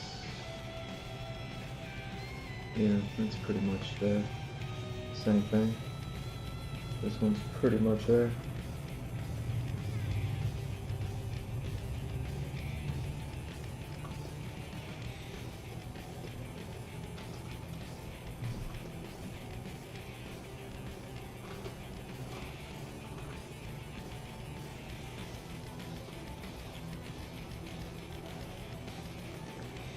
Yo, I'm such a slob. I forgot to shave. I'm so old and I look old. Ah.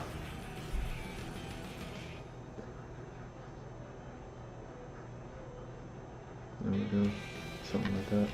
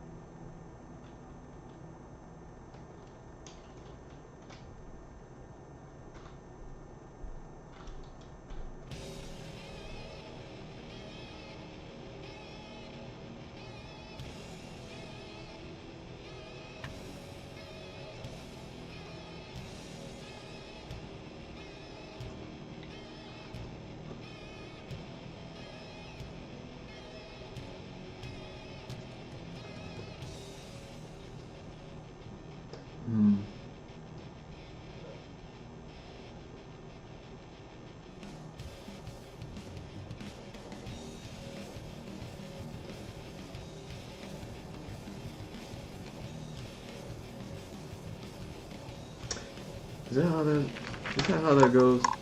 Look at me having to double check my own.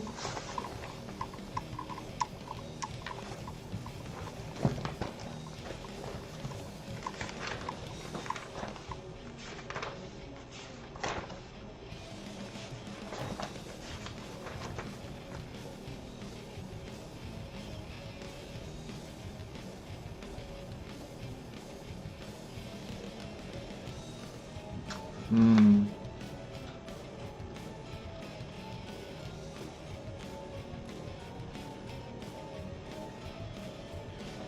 Hmm.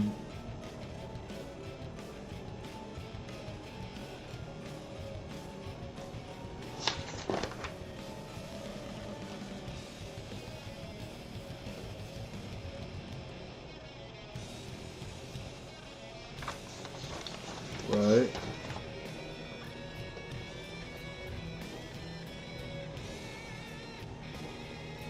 Hmm. I forgot that.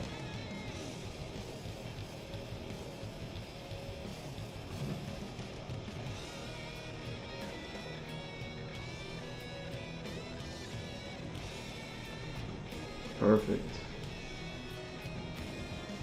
Let me do that. Oh, can I? No, let's just do it. Let's just do it the way.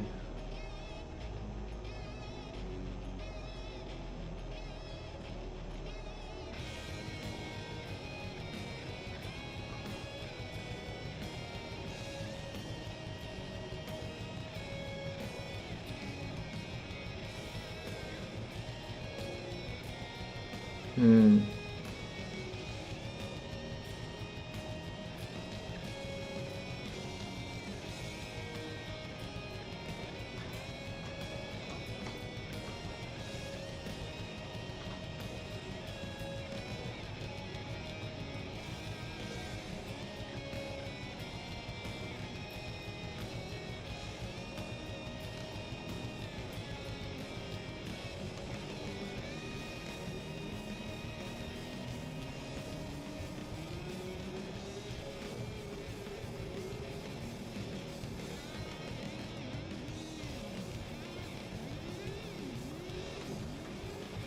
There we go.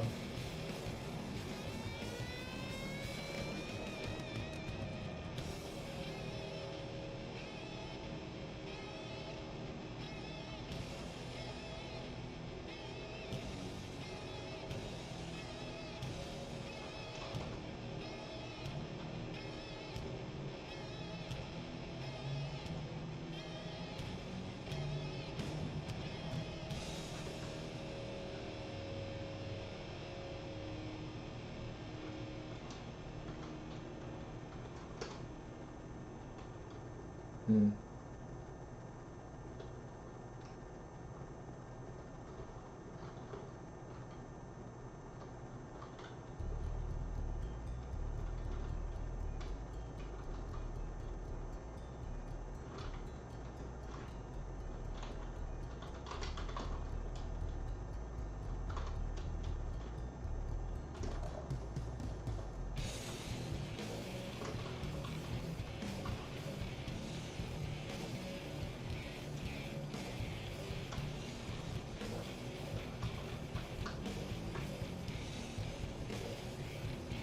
Hmm.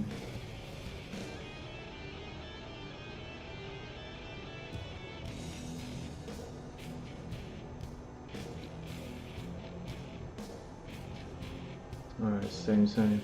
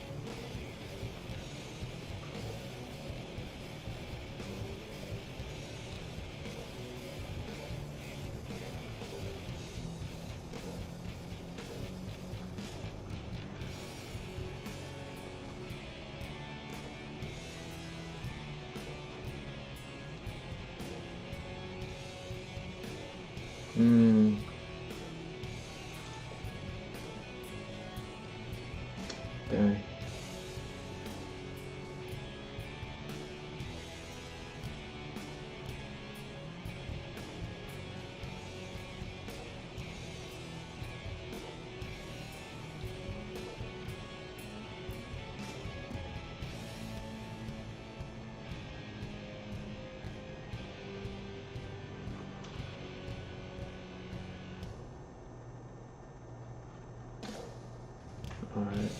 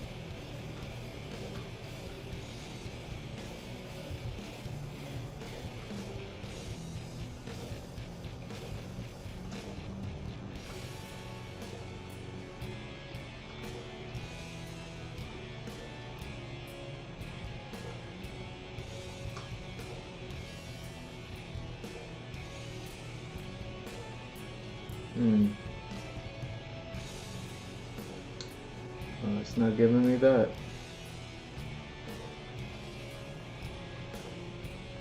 So rude.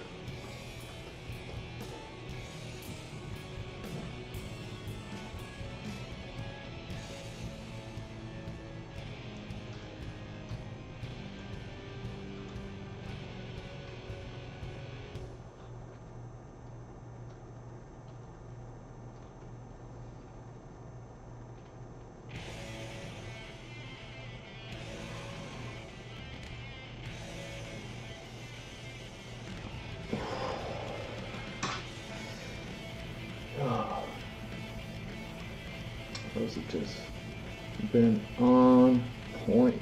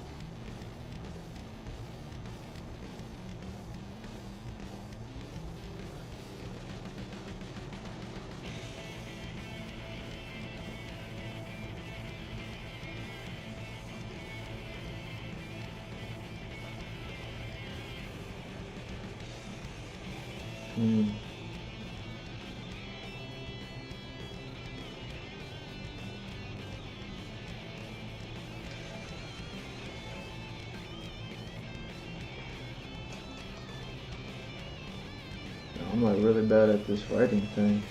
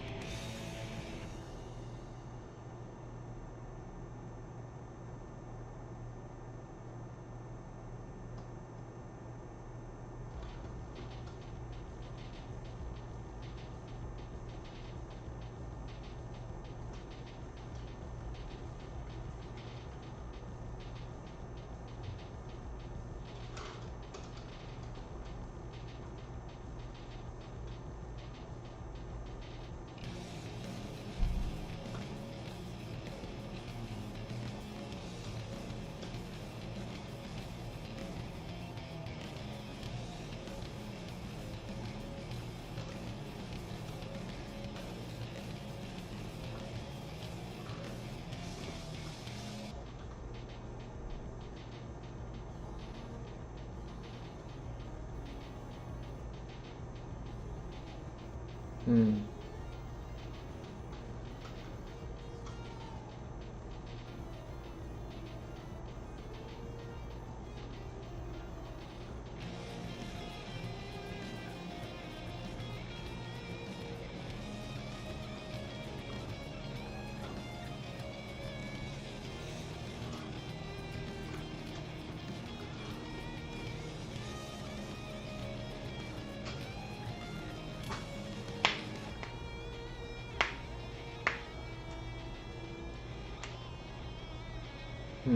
I don't know how many years it's been.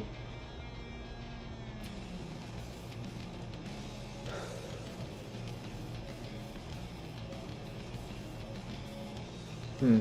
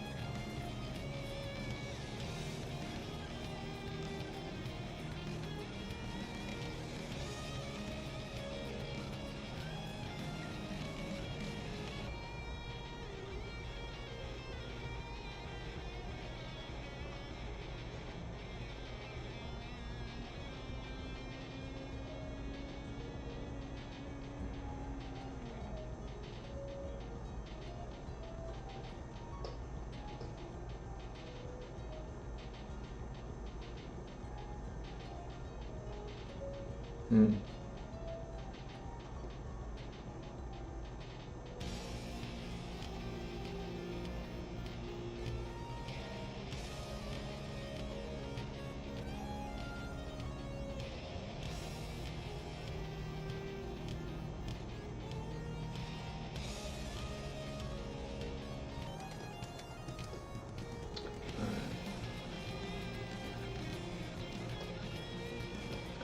Yes, nobody saying anything.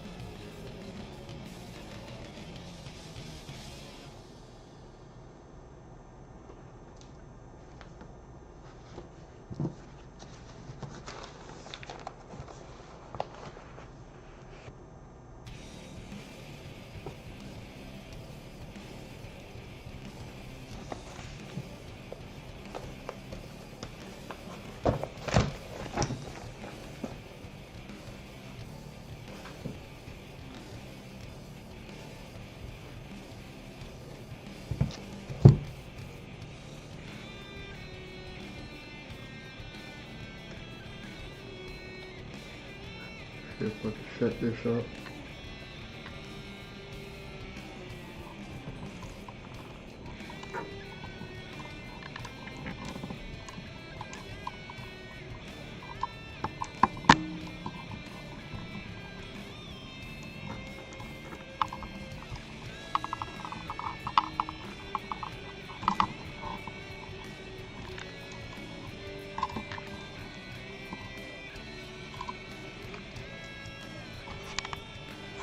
You didn't see my feet, did you? No, don't look at my feet. Don't look at my feet.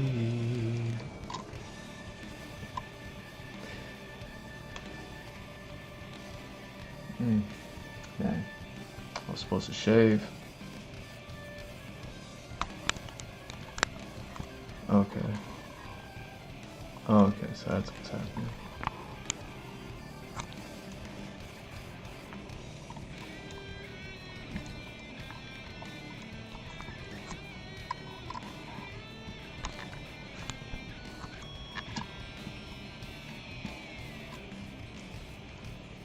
Sweet.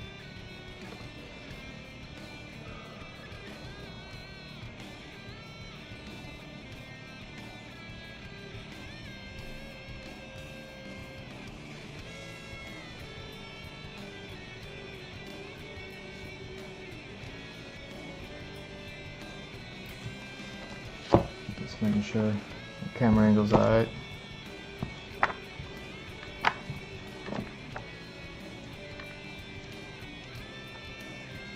Yeah, some of this stuff is so dope.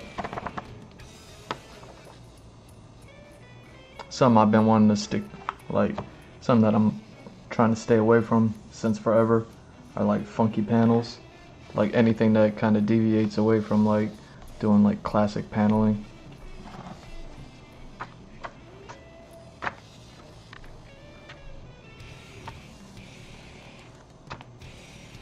You know what I mean? Like crazy pages like this, as cool as they are, I was like, yo, if I go down that road and I just start drawing like that, at the end of the day, I'll just start drawing like, you know what I mean, not even a comic book page anymore. And then it'll all end up being some like obscure work of art, and I'm like, man, that's not what I want this to be. I need it to kind of be able to read and be legible and be able to translate over to animation, like simple enough, you know.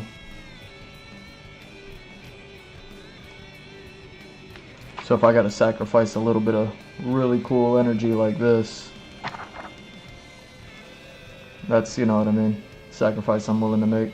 Plus I feel like there's gonna be plenty of opportunity later on down the road to be able to draw these things a little bit differently.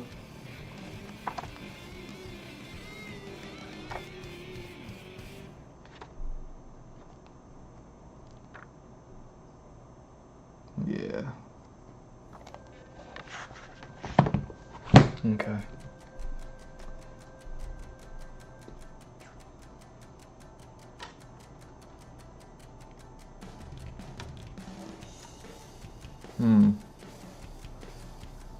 Is that what that is? Yeah, but now it's all up in my face. Like,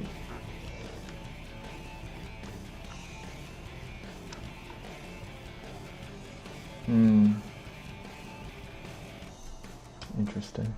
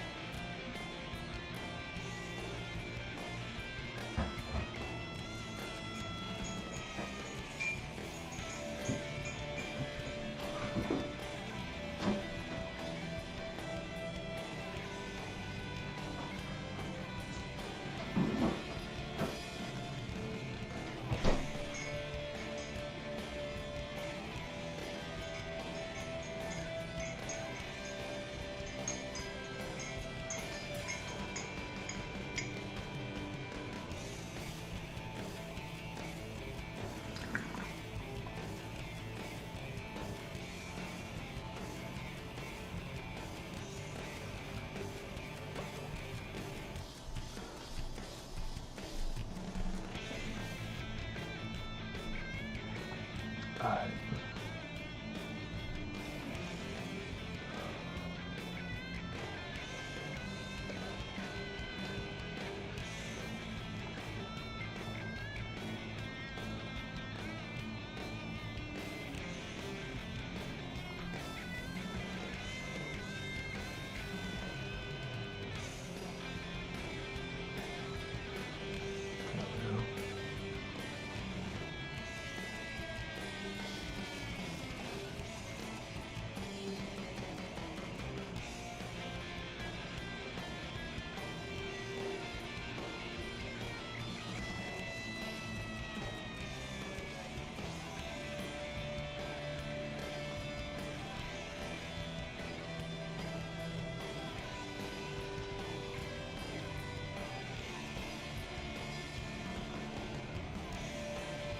Hmm.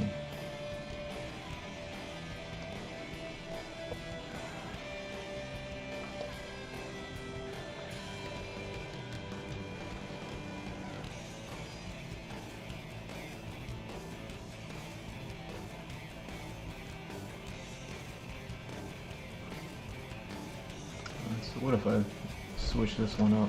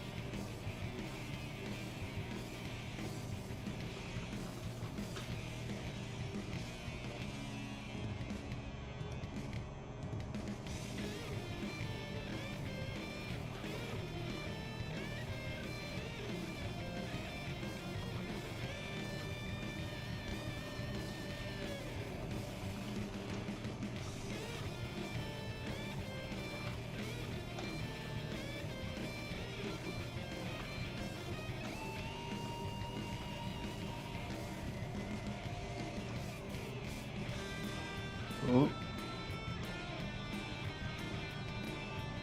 Dang. Yo, what is that supposed to be?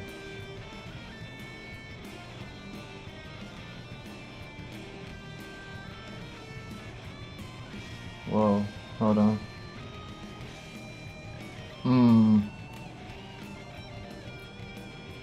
That's rude.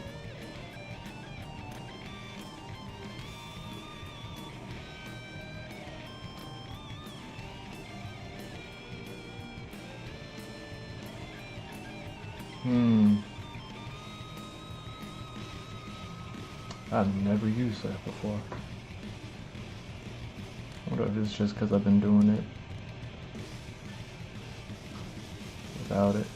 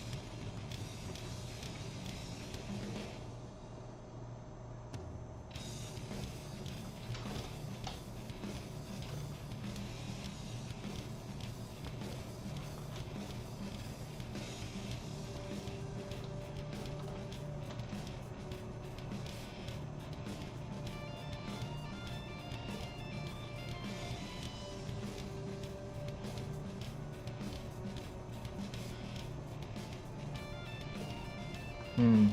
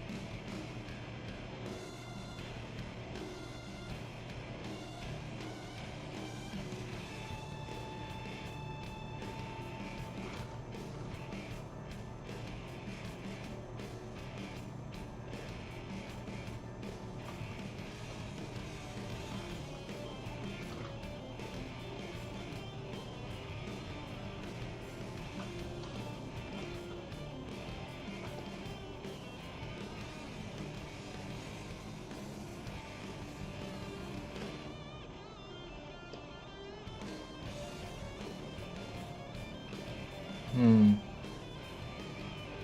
Interesting.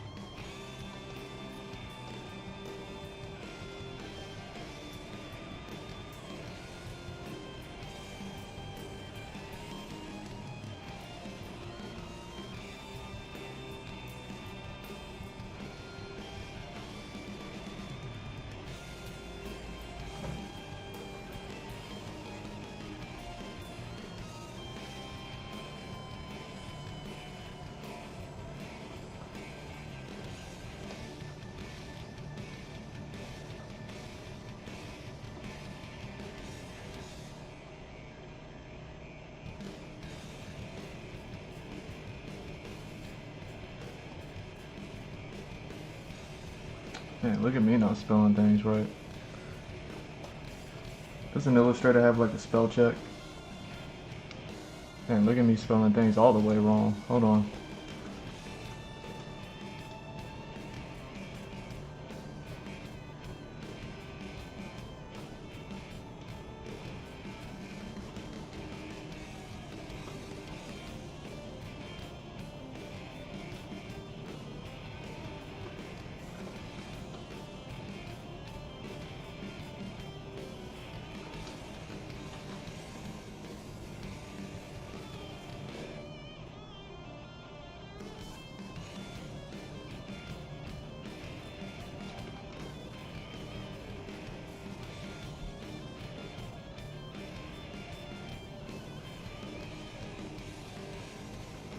Hmm.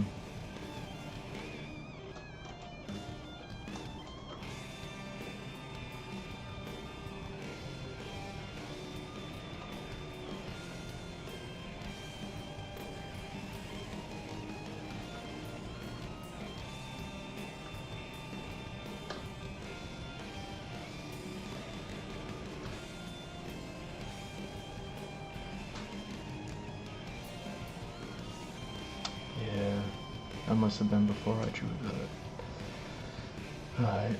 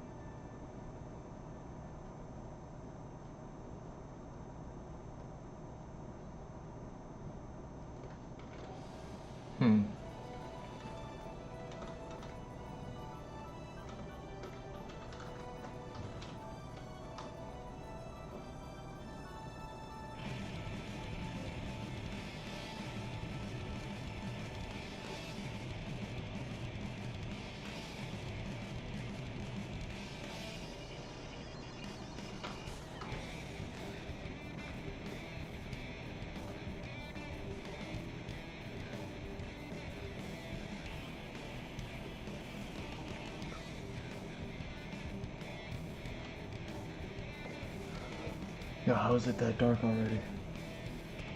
Like it looks so much darker in there.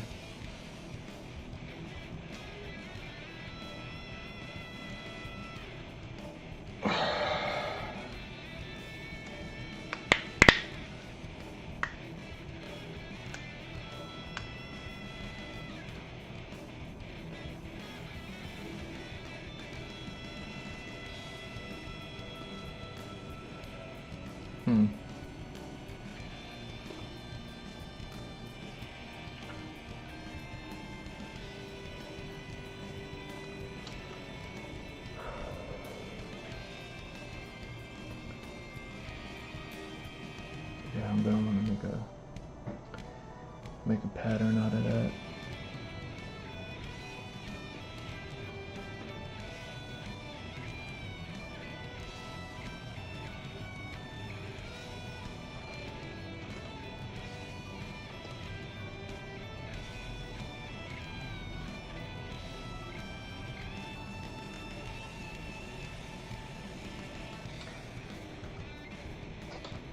I could have swore I put 2 P's in there. Hold on.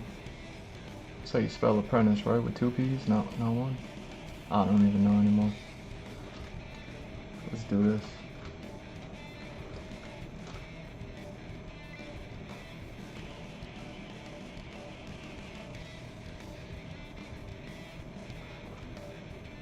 Oh wait, is there not a spell check?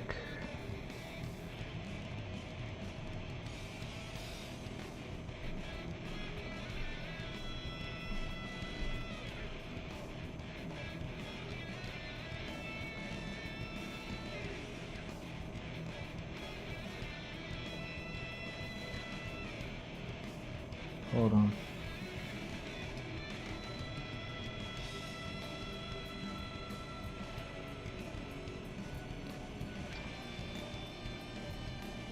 Oh, I was mistaking that for that.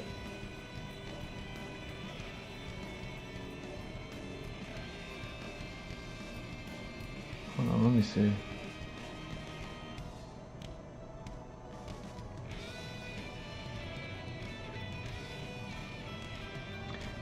Spelling. There we go. Auto spell check. Check spelling.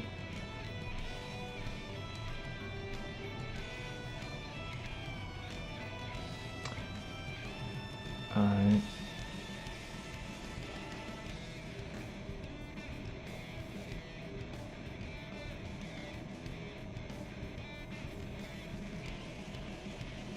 Dang, that's lowercase.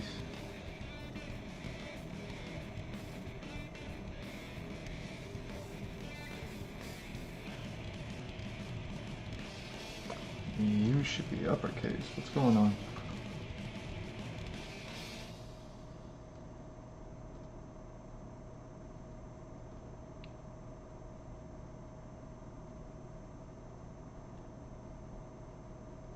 Yo, look at me misspelling that.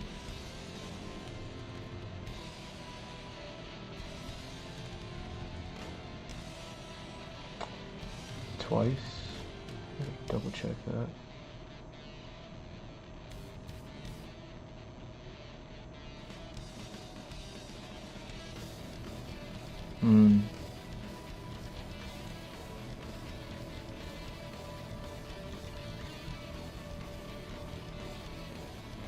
Oh, y'all can't see. Y'all can't see the spelling menu. My bad.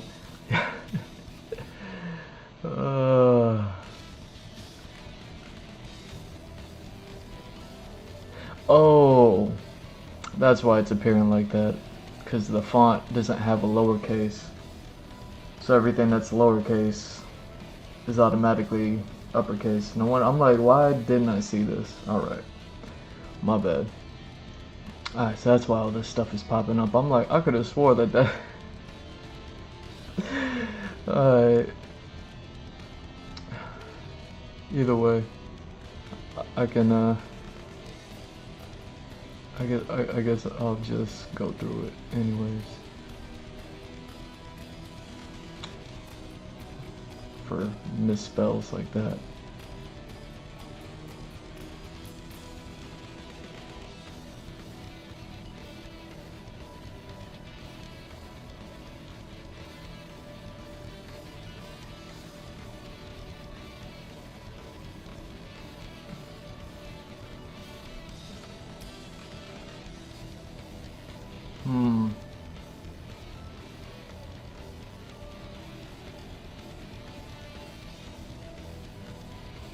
That's so funny.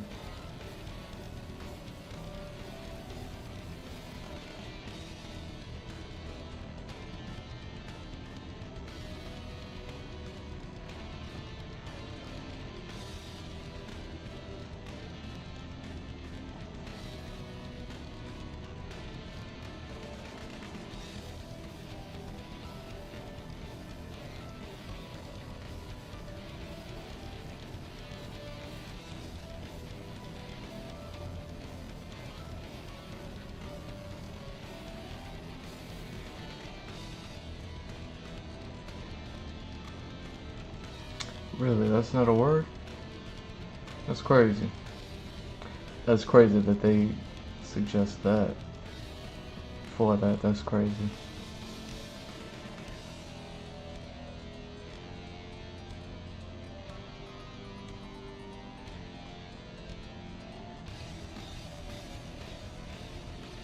Yeah, I don't need to worry about all that capitalizations. It's giving me so many more errors. I was just hoping for like spelling errors.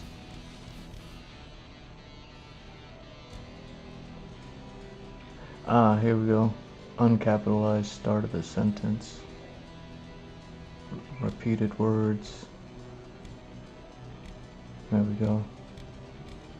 Oh, dang.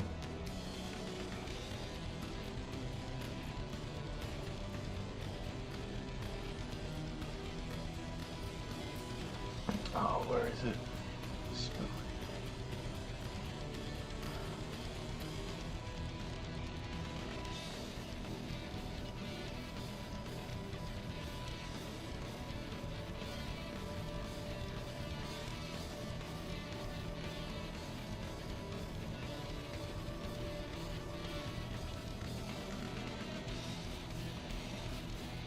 Hmm.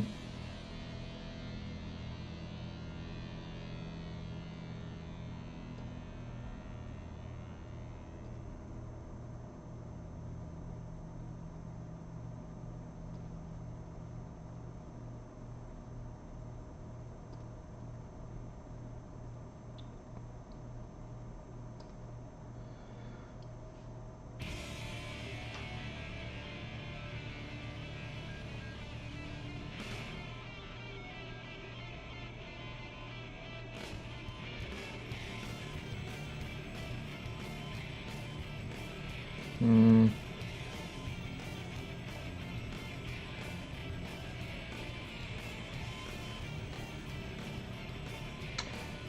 Does have two P's in it. Okay.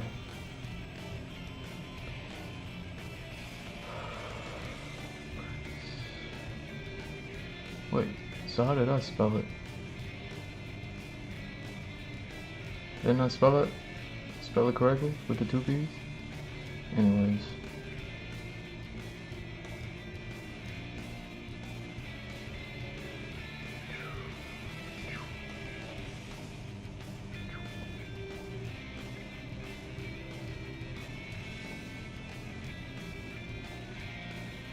Oh my god.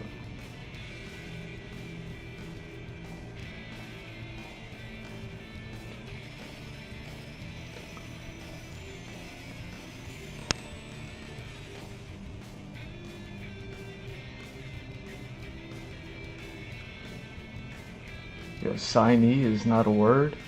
A signee is a word. Signee isn't a word? Yo, for real? Am I thinking a signee and not signee? Is signee a word? A person who has signed a contract or other official document. Yeah. So why you not? Why can't I?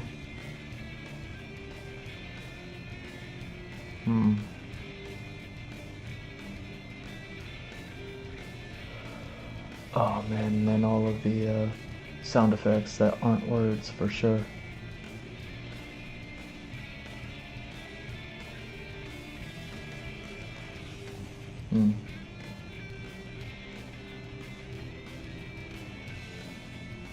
Oh, you blinking and winking on me? How dare you? How dare you blink and wink on me? There we go.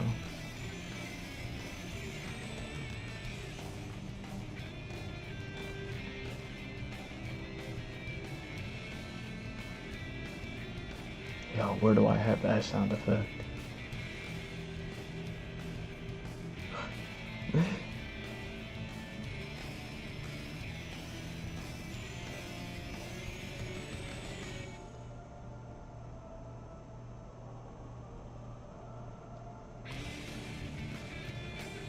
Oh crap.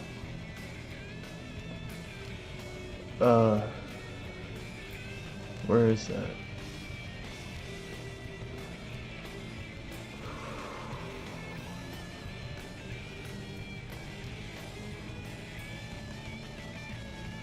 I don't know if that's a sound effect or me trying to make someone say something. Oh well. Oh, and it's not showing me what page it's on.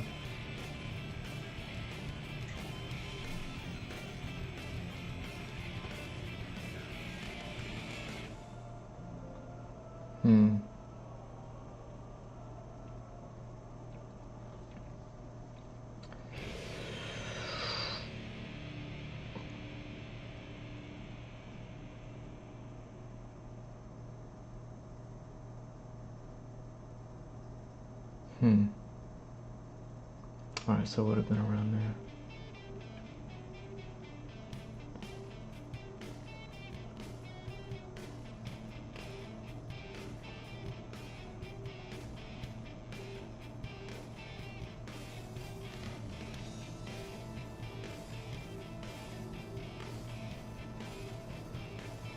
Black roses.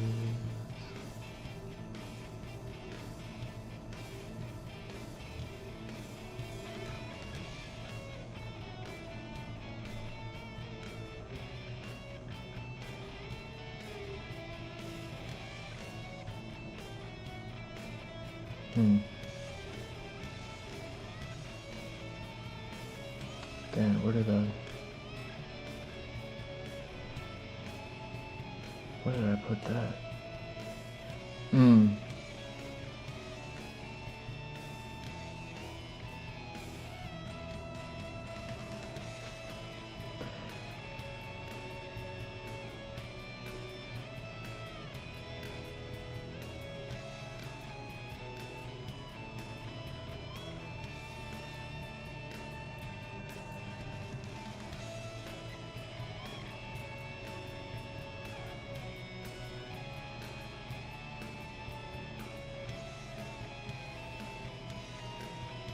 Oh my god, I misspelled that.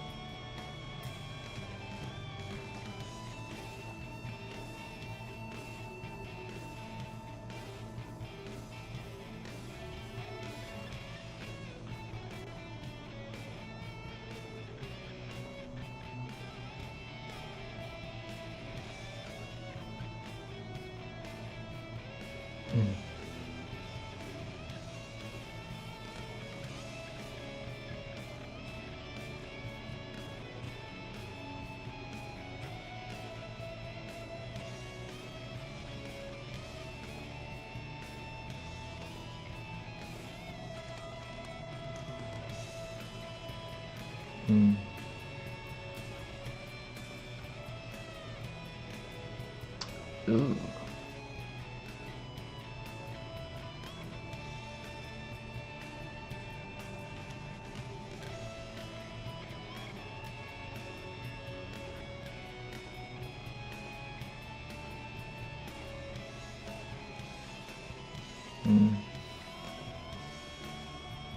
Yeah, I'm gonna need to double check that name.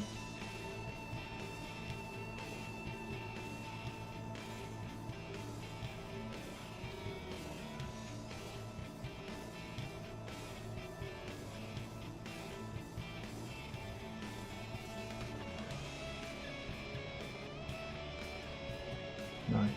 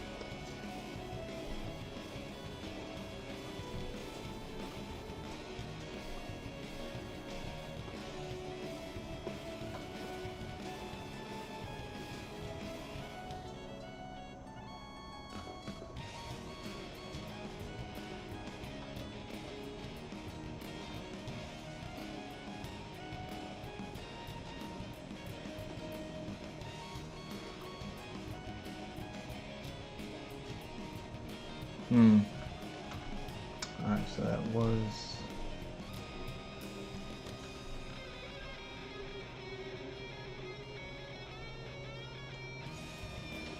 That was supposed to be... Okay.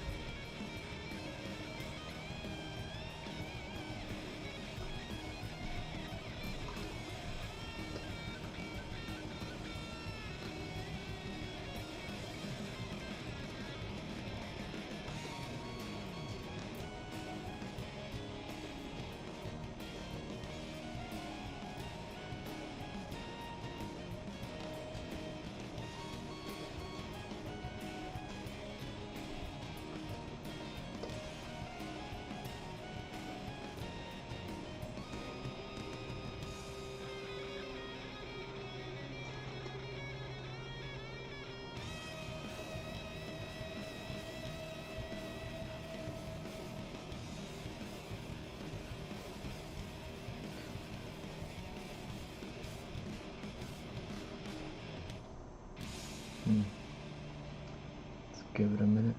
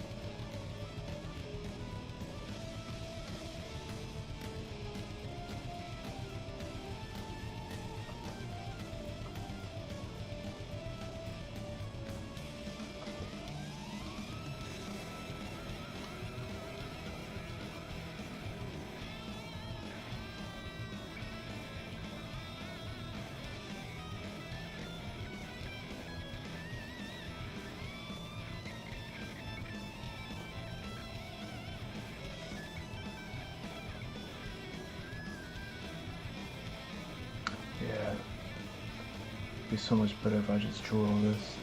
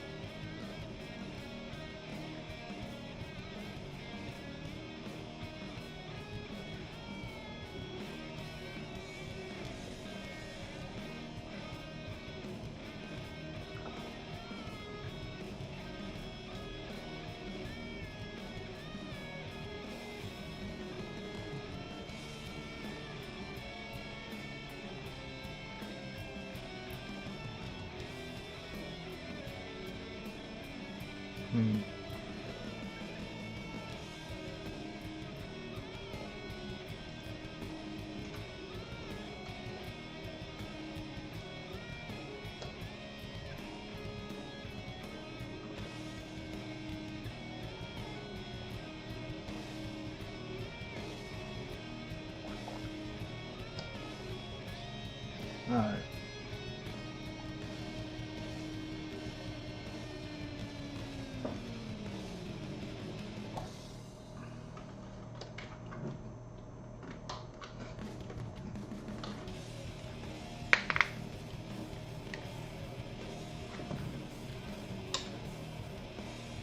Man, when it is so dark.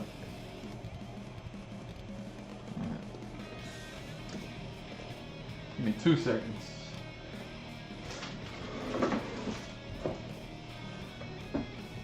Ooh. You know, count the 2 seconds.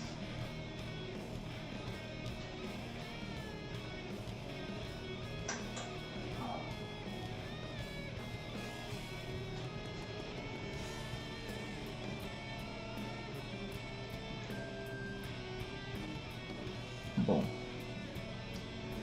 Alright, so with that part done, let's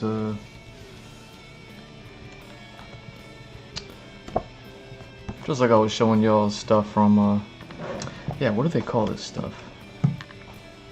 Plot, stories.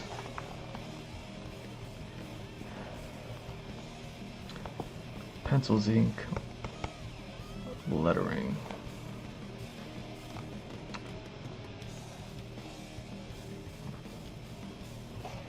It's called lettering.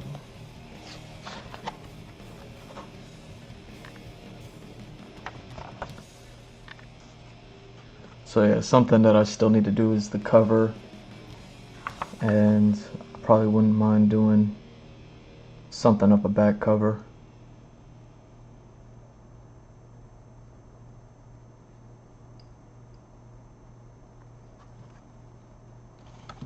Yeah, see, I'm not even mad at these. Hold on. Urizen. Is that the same? Is that the same spelling? Hold on. Older than time, entity, a devourer of spiritual energy, and negator of souls. He's called forth through a ritual by Ab and Zab. Oh, these guys. His summoning is meant to spark the world-ending war between... Dun dun dun.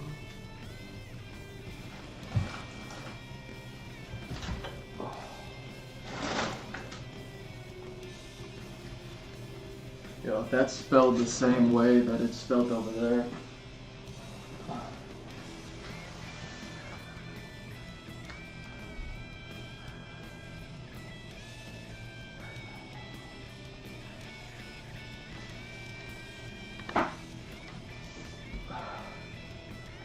Is it this one?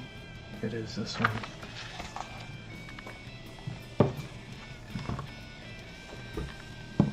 Just really quick, we can take these covers off, right?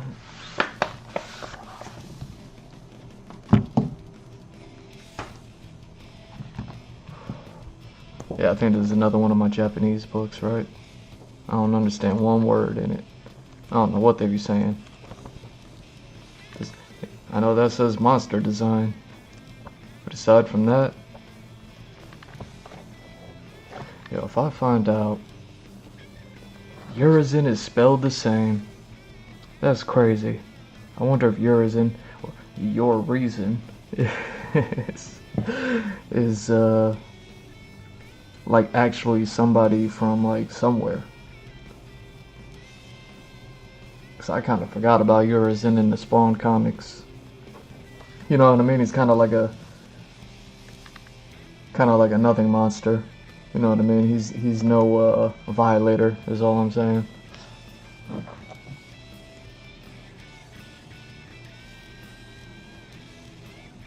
Huh.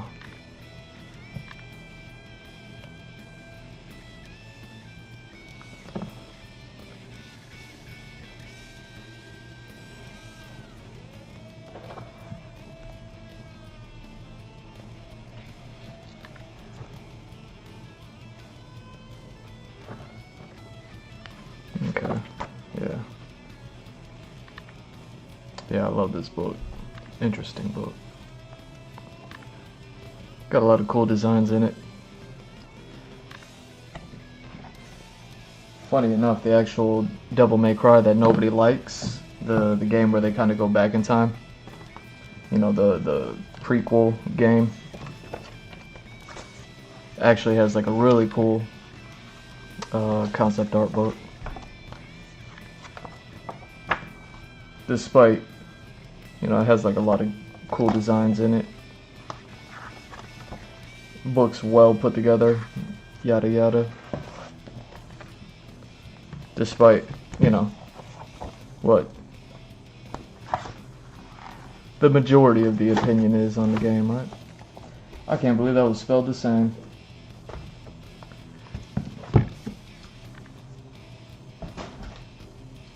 Yo, let's look it up. Your reason. You could say he's your reason. How'd they say that in the game? Is Urizen a I don't know, what would you call it?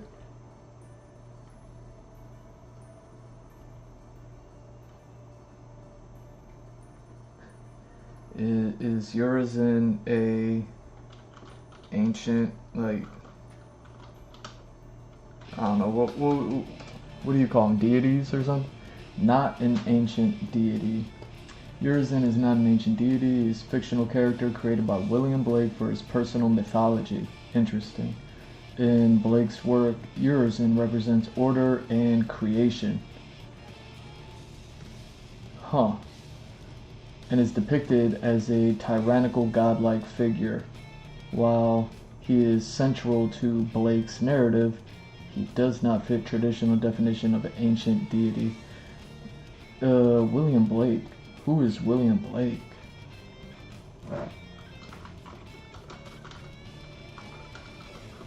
Who is William Blake?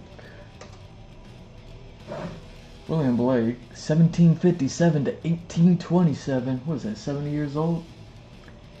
Was an English poet, painter, and printmaker, recognized as a seminal figure in the Romantic movement, known for his visionary works and unique artistic style.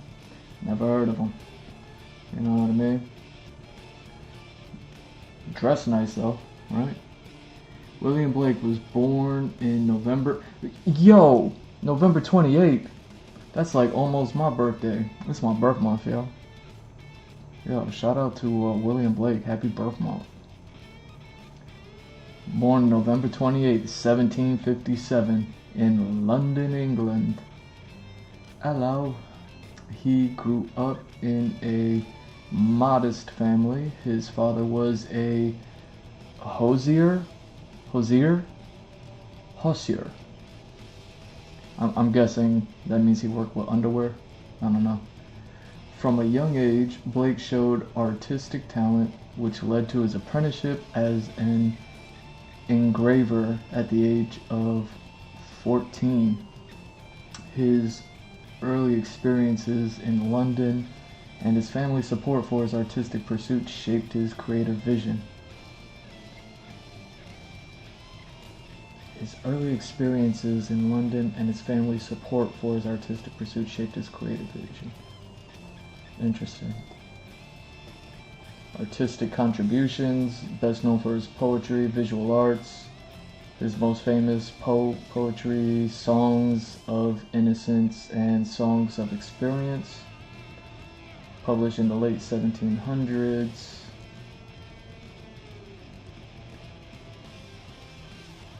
These collections explore themes of innocence, experience, and the duality of human nature, using symbols like the lamb, the tiger spelt with a Y, to represent contrasting states of the soul.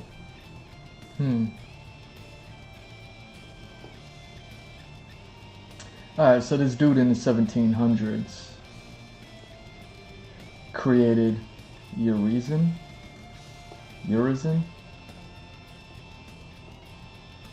So then who is Urizen in William Blake's? Who is Urizen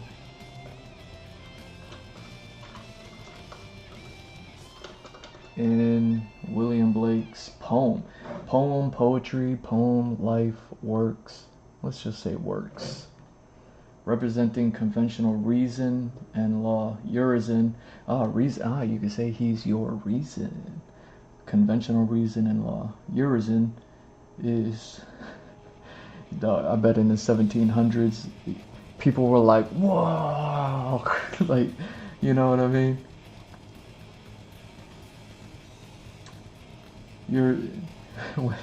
When he was like, they're like, what's the bad guy's name? It's like Urizen. And they were like, yo, that's such a cool name. It's got a Z in it in the 1700s.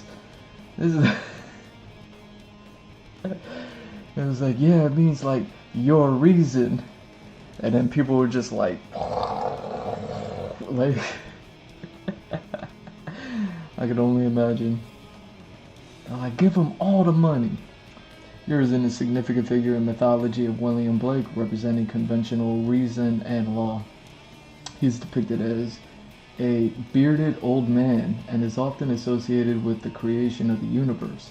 Although his creation is marked by suffering and death, contrasting with the joyful world of imagination represented by Los, which I'm guessing is another character, Los, Los, whatever. Urizen is part of Blake's prophetic books, including the Book of Urizen. Oh wow, so there's a book, whole book on the name,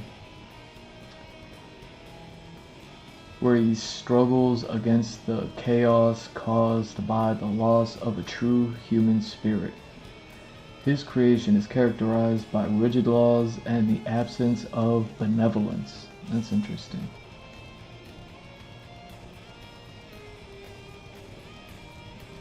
Where he struggles against the chaos caused by the loss of a true human spirit.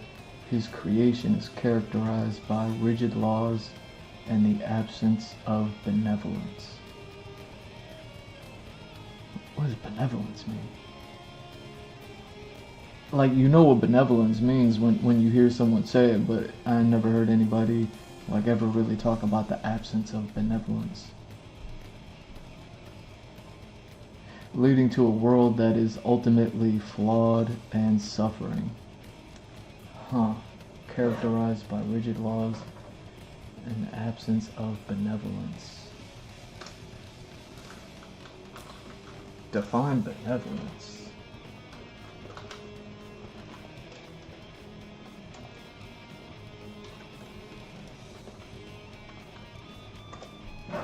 So an absence of the quality of being well-meaning, kindness, benevolent, kindness. So the absence of kindness.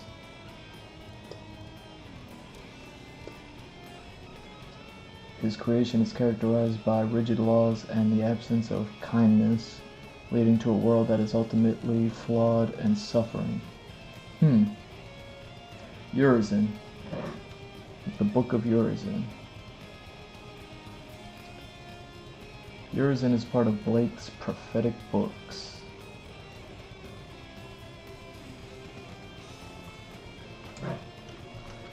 Synopsis. Book of Urizen.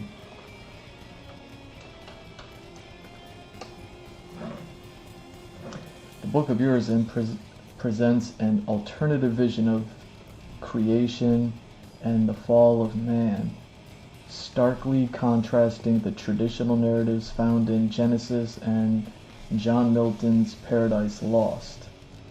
See, I'm familiar with Paradise Lost because of those engraving arts almost 100 years later by, what's his name?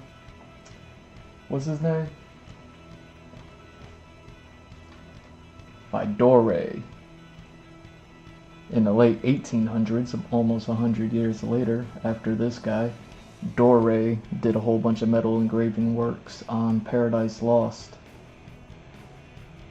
So funny, Paradise Lost is a story that at least already existed in the, 100 years before Dore worked on it, and it was still relevant. Crazy. Alright. Urizen, the creator in this poetic tale, lacks omnipotence and benevolence. Okay.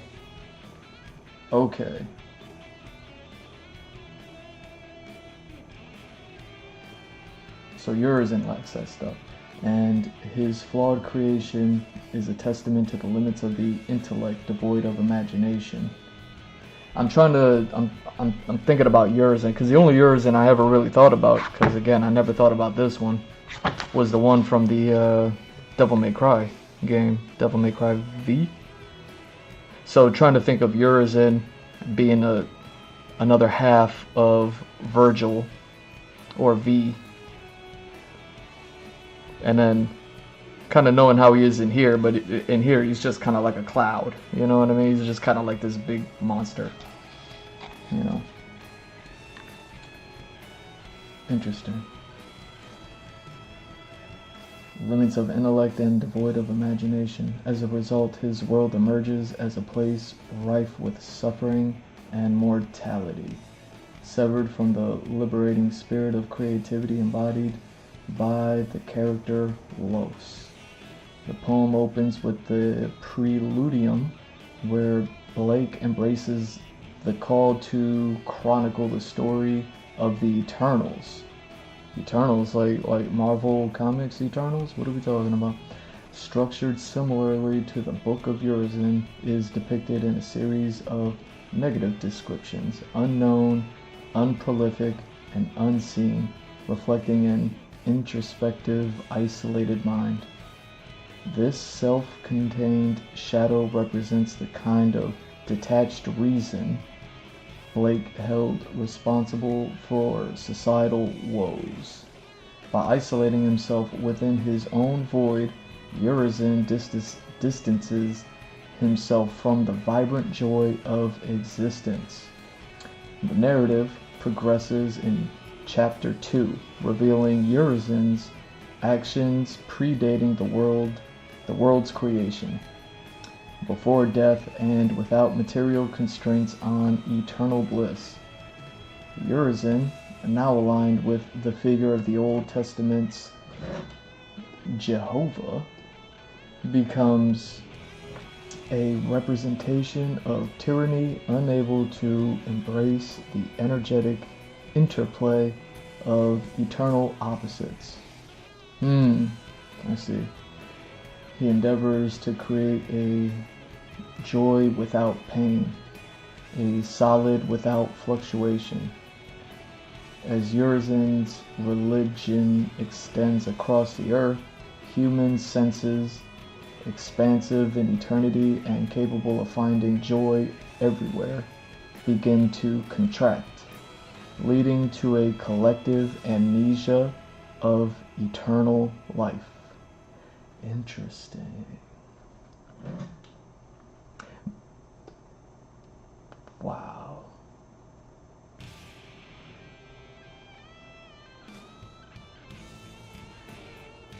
Yeah. So going with everything that I usually be talking about, let me break this out.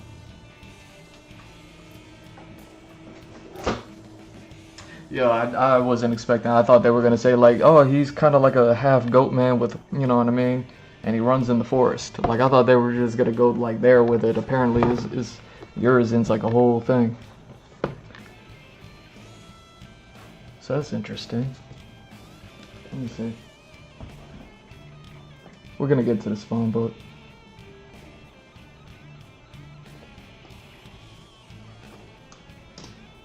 Let's see how can we see down here? You know how it goes trying to see the bottom right corner. It's always so difficult, right? Where?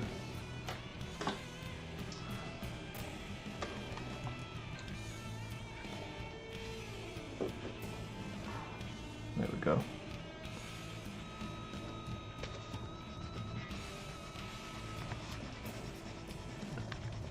It's crazy.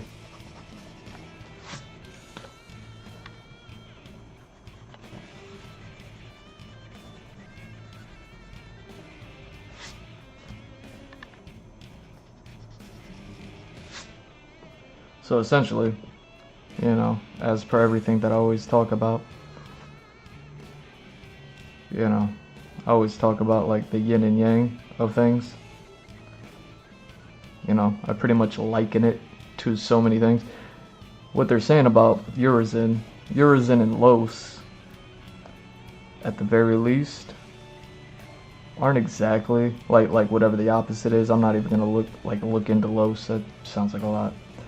Anyways, sounds like there's a balance between Urizen and Los, but it doesn't include how there's a little bit of yin in the yang and a little bit of the yang in the yin.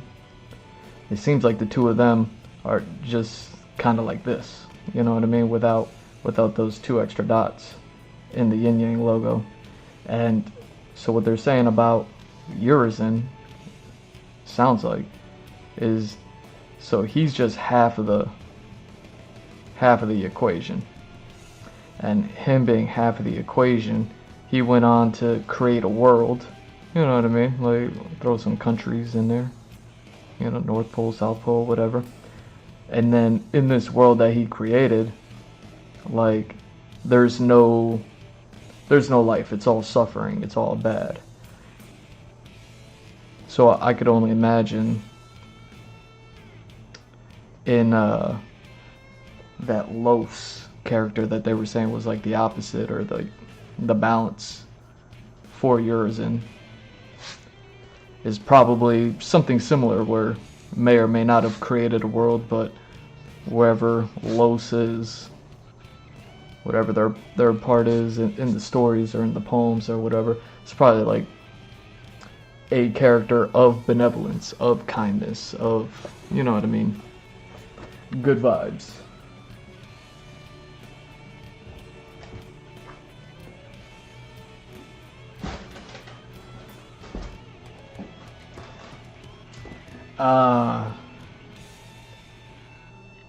Paradise Lost. Dante allegory. I see. Dante, Virgil. I see. Okay. Cool stuff. So yeah, obviously in these comics he's not exactly that, but he's still used as, you know what I mean, like a bad guy. Devourer of spiritual energy and a negator of souls, which kind of goes in line with no benevolence. His summoning is meant to spark the world-ending war. Wow. Okay.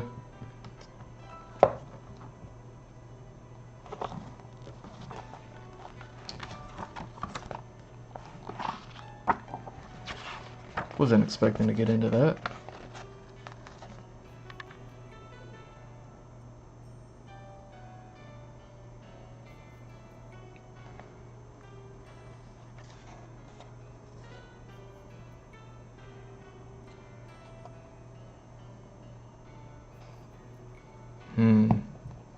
Oh, those are those guys. Yeah, see, this is Urizen right here.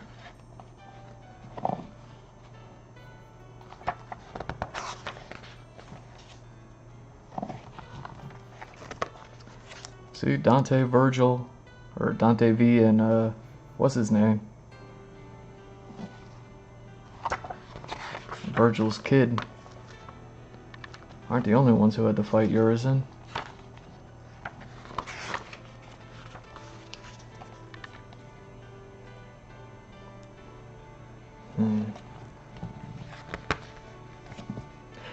I'll be honest, I'm just surprised that they were spelling names that had Z's in them back in the 1700s. You know what I mean?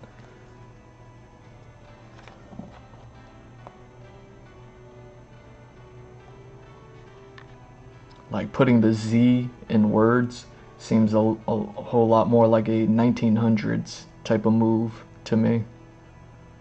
So thinking about it happened like 200 years before that, however many generations that is. What is that, like a dozen generations? Like, that's a whole lot of.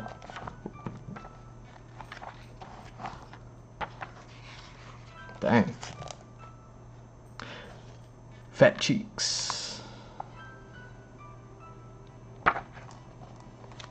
I'm not mad at that.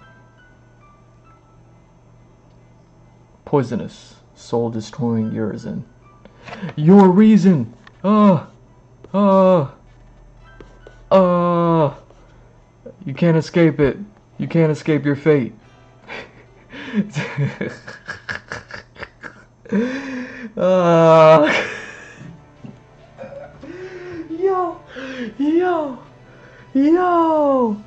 Yo! Oh. Okay. Alright.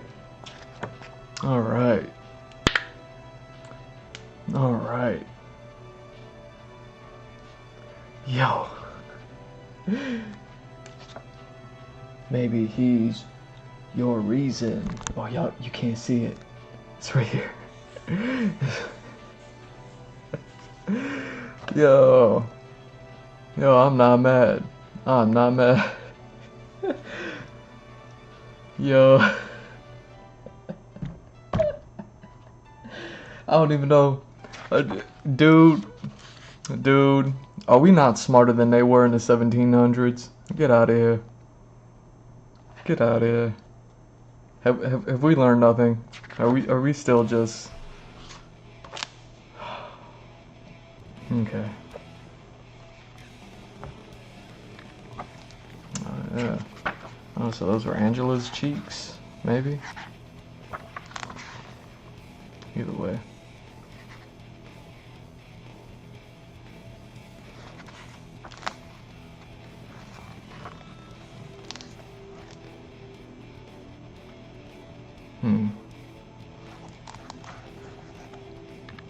Dope.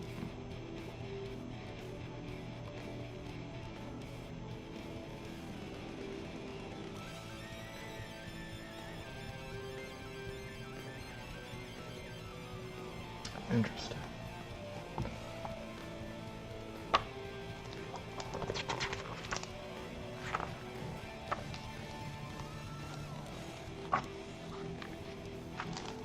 Yeah, see, this is how I remember Urizen.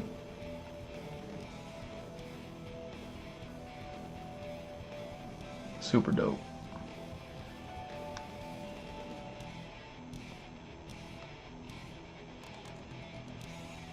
Dude, Spawn's so cool. Spawn is so cool.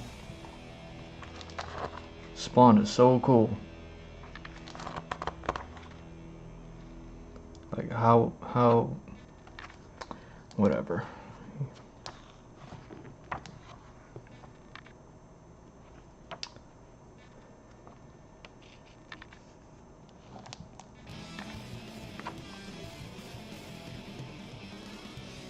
So yeah, this is kind of what I wanted to show y'all. Like, I was going through here. Whoever this character is, I kind of forget. I don't know if that's Melibolgia. Is that Melibolgia? Oh, is this issue 100? Is this issue 100? The fabled issue 100? I didn't mean to, but this is kind of the one that I wanted to pull up. Yeah, I even have a covers book of Spawn that goes over all of them. Like, here's a Magnolia cover, Capullo cover. Yeah, 100 issues. I'm only working on chapter 0 at the moment, but I will definitely be hitting... When would I be hitting issue 100? It'll probably be either during the Pink story, or maybe in the beginning, in the early stages of the Red story. Either way, I imagine I'll probably be hitting 100 chapters at that point.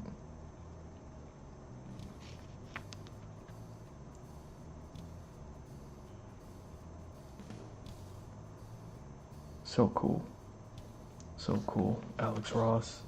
I showed these covers on a previous stream. Anyways, the Eighth Circle. Ba ba ba. Brimstone. Torture.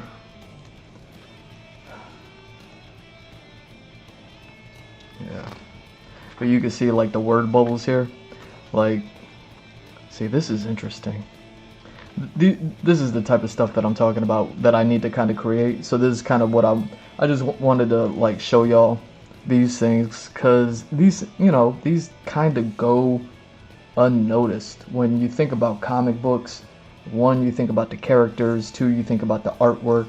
And then three, if you had to think more about it, you might, like, I don't even know what else you would think about. You would just, I don't know, think about the artists that created the artwork that you can kind of remember. Like, you know, letterers or whatever, you know what I mean? The people that work on the word bubbles and stuff like that. Like, these things kind of go unnoticed, even by me, where it's like, I'll see this stuff, but I'll never think twice about it. Like, it's kind of like why I was like, I got to give myself a little bit of homework. That way I can kind of like try to understand, like, that it's not monotonous to do the lettering, to be the letterer of this. You could also see like how everything is illustrated, and then they take the illustration and that, you know what I mean, ink, color, whatever. But like all of the lettering, all of the font, everything else is done like digitally, like graphically over it. So that's kind of the part where I was at, where I was like, man, I don't know, how do I do it this way? Do I draw everything in? Do I, you know, I was just at odds, because some panels I was like, yeah, it for sure works better if I were to like draw everything in. But then I was like, man, I feel like I need to be doing it graphically, because I knew, even though I didn't really pay too much attention to stuff like this, I knew it was done graphically, you know, and it's super cool. Like even this, you know, so you could see like all these little bits, how it's not even all just one square, it's all broken up by sentence. It's neat. It gives it a little bit more like of a texture. But then,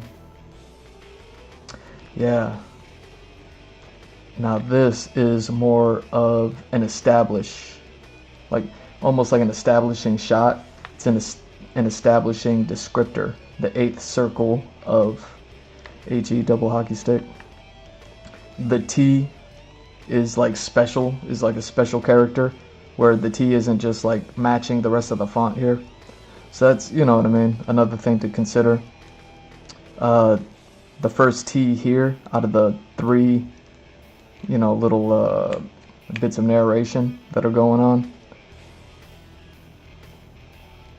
is like emboldened, capitalized, larger, but not as special as that. You know, there's little things here, like the E and echoing right here, and the O and one voice, like those are left alone. So it's like kind of just lead, you know, so lead with the establishing descriptor, lead with the narration, stuff like that. And then everything is colorized.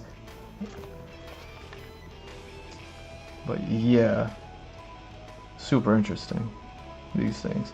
And then this character, this is the reason why I wanted to bring it up, is all of his word bubbles are very specific to just him. And like I was saying in either the last stream or the one before that, like all of Spawn's word bubbles are unique as well, which I'll show you in a second. So they're there. Oh boy, having a bad day. You look terrible. You look like someone who just... I'm trying to see if he says his name so I can get this character's name. So I don't know if that's Melibolgia or not. Someone who just lost everything. Someone whose gilded dreams of empire have crumbled to ashes. Shame. Do not mock me, and my wrath is considerable. So you could see, like, this is the main bad guy. If you watch the movie, if you know, like, Spawn's main like main bad guy, human dude, is buddy here. I forget his name. Almost looks like Xanatos from the Gargoyle show, but he's always like a, you know, super duper businessman. I'm not mad at that fit. You know what I mean? I'm not mad at that fit. That is a cold fit right there. White suit, red tie. Yo, I'm not mad at buddy right here. I love Greg Capullo's. Greg Capullo's style is so crazy. You know what I mean? Especially when it was a little bit more like loose and unhinged. You know, I have not all of it, but I have a lot of his Capullo's Batman stuff. And you can see remnants of this style in there. But man, he was so loose. He was so loose with Spawn. Anyways, I want to see if I can get this character's name. My wrath is considerable. You do not want to face it. I have to admit, Melibalgia. Oh, okay, that is Melibalgia. Man, you talking to Melibalgia like that? You crazy. I'm rather impressed. See if he says his name. And you think you're here to collect? Perhaps you are out of bounds. You fail, sir. This is still my realm. My power here is absolute. Now go. I do not answer to you. No, you don't. Not yet. So you see, even the bad guy, this Xanatos looking dude, he has kind of like regular word bubbles that any other character has for the most part. And yeah, I'm seeing italicized and bold. So it seems like they're really leaning into italicizing anything that gets bold. And everything that's bold isn't even like a proper noun. Like right here where he goes, who just lost everything. You know what I mean? That everything is emboldened and italicized. So that man's like really leaning in on that word without even really talking about it. That you would be so cunning. So you would be so ... cunning. You know what I mean? Like all these things are like writers being all extra fancy. You know what I mean? I'm such a hack writer. I'm probably gonna end up doing that. Like that's my move or something. Be like ... But here, check this out. Spawn, the main character. You always know when he's talking because his word bubbles always have like a lightning bolt to kind of direct, you know what I mean, as opposed to just a point to the character. Like his always have like that lightning bolt effect, and then it always has this like kind of metallic thing around it. It always, I don't know, for me, because I can't even remember if I saw the comic or saw the cartoon on HBO before I started reading the comics, because I didn't discover the comic book until I was I never been inside of a comic book store until I was 16. So I never seen a comic book store in my life until I was 16, and I can't remember if HBO had already released the what year? Yeah, what year did HBO release that? What year did HBO release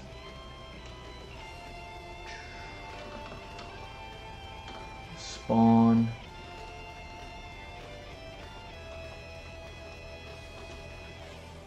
Oh, they don't even have the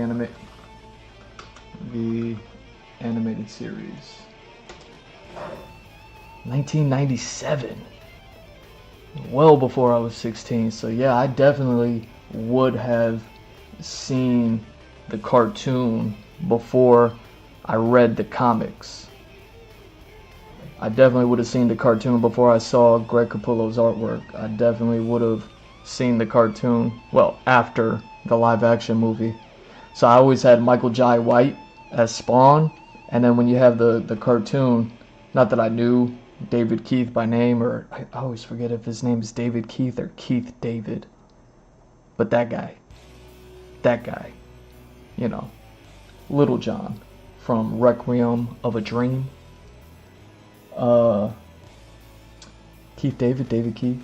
Either way, like just like Kevin Conroy is the voice of Batman, I'd be like, yo, David Keith, Keith David, whatever his name is. He's the voice of Spawn. You know what I mean?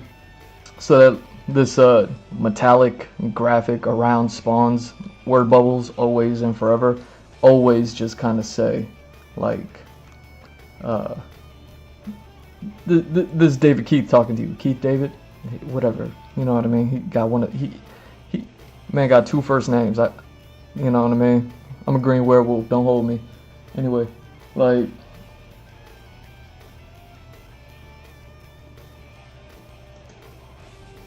But yeah, that's kind of how that works. What's going on here?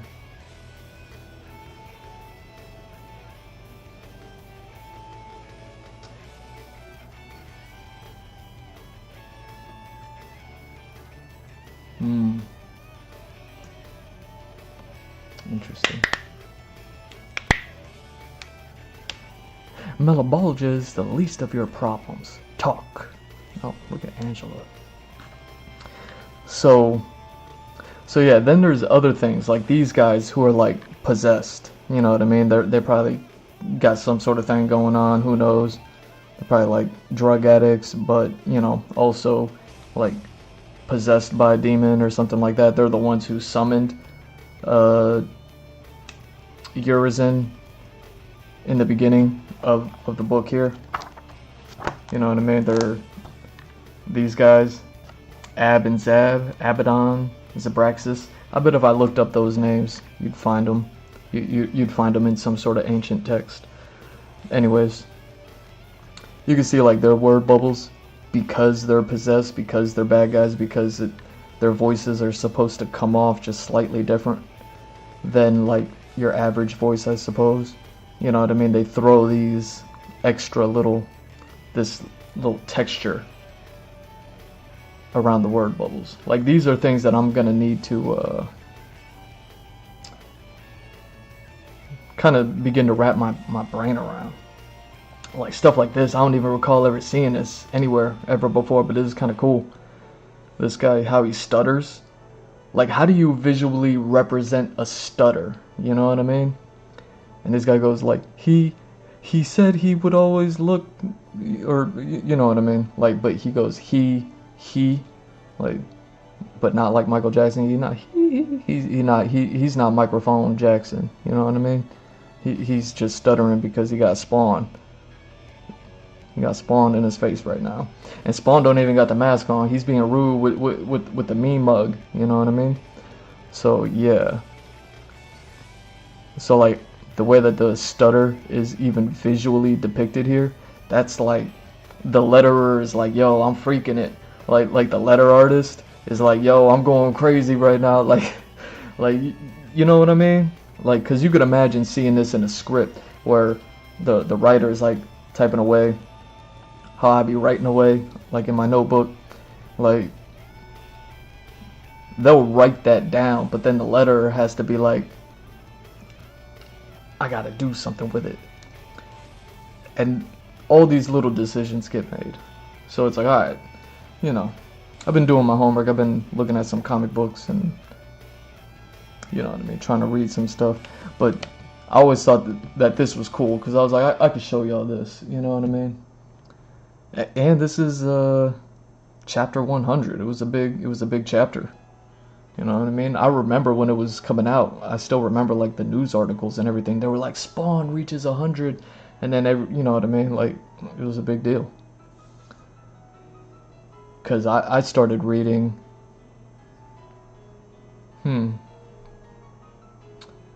Like just after 100.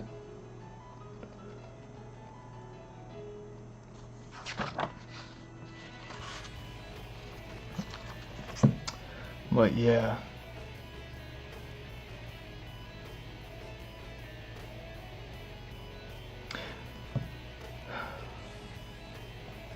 they don't matter now. Only Melibolgia does. And see, little things like this, how, again, it's another establishing shot. Since we're cutting away from this scene and we're cutting to this scene, we get the establishing description of Queens, New York. Just like, you know what I mean, when they were like, this is the eighth circle of heck. Just like that one had the ribbon, but it was like a big ribbon to, you know, this is the beginning of the chapter, and it's a big deal because we're in the 8th circle of HE double hockey sticks. Now we're just in Queens, New York, you know, about a quarter of the way through this issue, you know, but it still gets like a little bit of that ribbon effect. Either way. And this is another thing that's interesting. There's dialogue going on, but we don't even know who's really saying it. You know, I wouldn't know how to do all that. That is a wild panel. That is a super wild panel. It just takes up the whole side of the page like that, all extra vertical. What the heck is going on? Sir, if you could please step back, we need room. Like, you see what I mean? Like, you don't know who's saying what. Blood pressure's dropping, she's hemorrhaging. Won't someone tell me what the heck? Terry, I'm here, baby, I'm here. Sir, please, if you could come with me. No, that's my wife. My wife. The wife is all emboldened here. My wife. Terry, huh? See, small text. You saw how I already implemented that? You know what I mean? I was like, yo, how does somebody put in like a whisper, muffle, kind of like, you know what I mean? You almost can't even really hear. You got to make it so you can't even barely read it, you know what I mean? Or just make it like clearly smaller. But I leave the bubble big, you know what I mean? That way you can really identify that the text is smaller. But I don't know, maybe I don't do that in the future. Wanda, sir, can't go in there. Oh, so they're replaying this because issue 100, they're taking it back in time or something. You know what I mean? For the sake of Spawn to have to relive. Or to remind the readers, whatever. Like I said, they were really advertising issue 100. So if it was to get other new readers in to start reading Spawn, because it's like, hey, what is a Spawn comic book? You mean like that movie from 8 years ago? Or the animated series on HBO? Because not that many people had HBO back then. Wanda, I'm sorry, but you can't. Wanda. Yeah, so you can see like all those word bubbles really didn't have like an arrow pointing to who was saying what. That's very interesting. Like, when I read a comic book, I could just read and I could accept what I'm reading. Most of the time you kind of don't get confused as to what's happening. But that's interesting to see it done that way. If it was explained to me, I'd have been like, nah, that'd be super hard for somebody to be able to understand what's going on. But it's like, it also kind of reads almost like a memory or a dream sequence or something like that at the same time. You know what I mean? Where you just kind of get the voices, but you're not getting the directly who's saying it. I'm trying to think of a movie that does that. Like, plenty of them do. You know what I mean? Where the camera drops and then there's like scuffling going on. I watched Signs recently. Kind of like that scene when they're in the basement and then they're holding the camera. Wait, what were they doing? Why did the camera drop? But that was an interesting decision now that I think about it. Because they weren't filming. Like, obviously the movie, the director was filming for the sake of the movie, but I'm saying in Signs, the movie, when they're in the basement and then they're looking for the gravel pit, you know what I mean, the charcoal chute, whatever, to make sure that the aliens don't get in because they already blocked off the door, and they're like, all right, we got to block off the other area, and then it's all dark and they got the flashlights and they're looking around.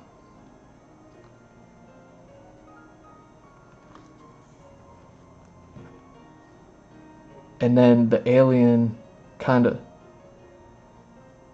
that's when you get the scare, that big scare from the alien, like putting a hand on the kid.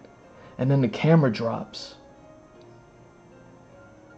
because you don't see anything. Or they put the flashlights down because they all panic, so it goes pitch black.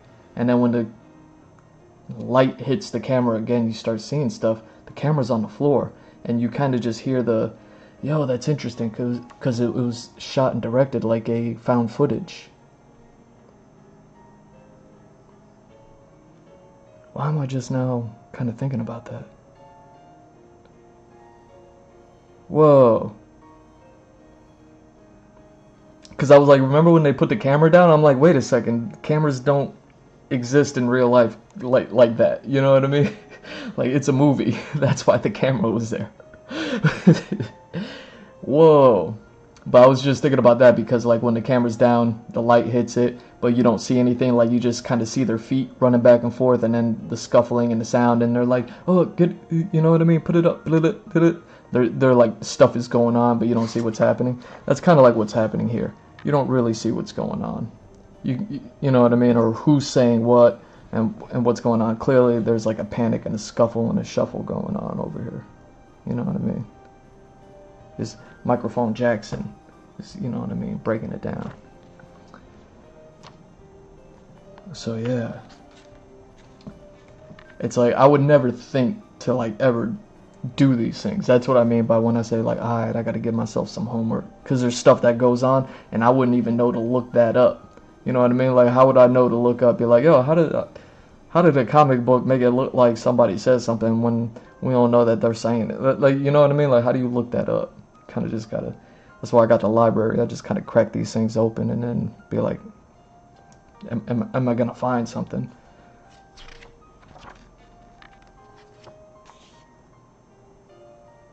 So cool.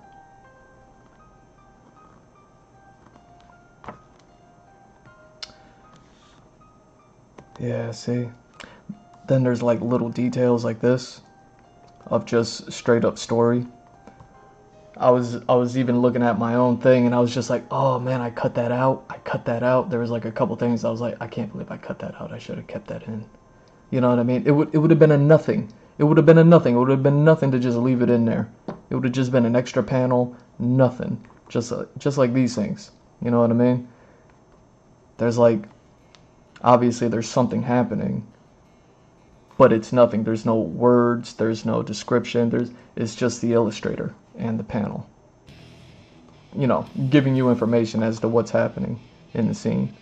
And there's two instances in there where I was looking at my script and then I was looking at my panel. I was like, I didn't draw that. Oh my god, I cut it out. And then there was another one where I was like, oh, I did decide to cut that out. I shouldn't have. And but yeah, there was only two instances in there. But yeah, these are the things that you kind of like don't really think about. You know what I mean? And this is somebody's job. Like, this is somebody's whole job. The letterer, Tom Orzechowski. Tom Orzechowski. Hey, good job, man. Good job, Tom Orzechowski.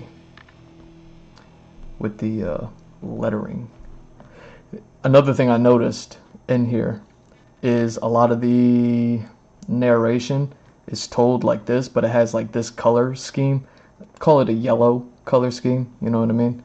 How it's, you know what I mean? It's not exactly yellow, but compared to what I'm about to show you, it is, right? But it's this color, right?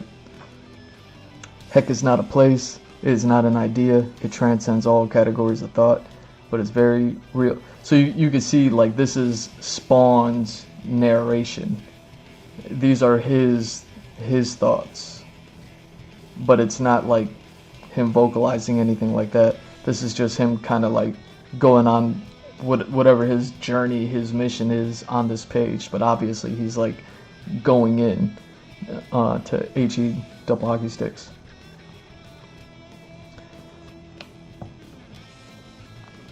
And the narrator. Spawn descends through the spiraling depths, every step deliberate and without hesitation. Alright, Spawn, you bossing it down there. He is a soldier, born for this battle. You know, we gotta remind, this is issue 100, but if we're gonna get new readers on this issue, we kinda gotta, like, remind people, like, he's a superhero, but he's also a soldier. He is a sword forged and tempered in the flames of perdition. What does perdition mean? It's that Tom Hanks movie. Anyways. So, you know, you can see that the narration always carries like that color throughout everything, all the chapters here. You know what I mean? Melibulges, because he's like the main bad dude. You know, he's like the big bad in this series, or at least one of them. You know what I mean? Like the Violator is a little bit more of a big bad personally to Spawn, just like the dude in that super duper crazy hot suit that I'm like, yo, white on white with a red tie, like that's crazy. He's another one of Spawn's like big bads. But you know what I mean? Melibulge is kind of like this otherworldly big bad. You know, he's essentially like the devil, I believe, like in this.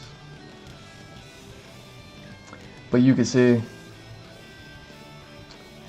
like, he always has like this type of bubble to give his voice and give his words like that texture.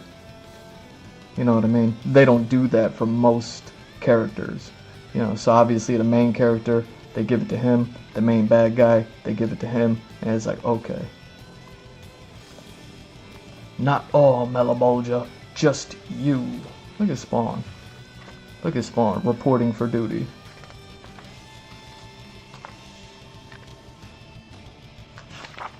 Yeah, so Melibulge and Spawn be scrapping. Wanda's in the oh, this is when she, yeah, that's when she gives birth to, yeah, now I remember. That's interesting. Talking about Urizen and Los, you know, spoiler alert, Wanda gives birth to, I'm not gonna say it.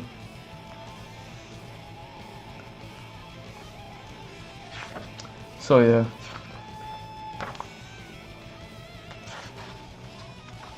So yeah, you can see like the narration always kind of carries that color, right? I'm gonna call it yellow, you know what I mean? It's not exactly yellow, but compared to, now where is that I found that other stuff?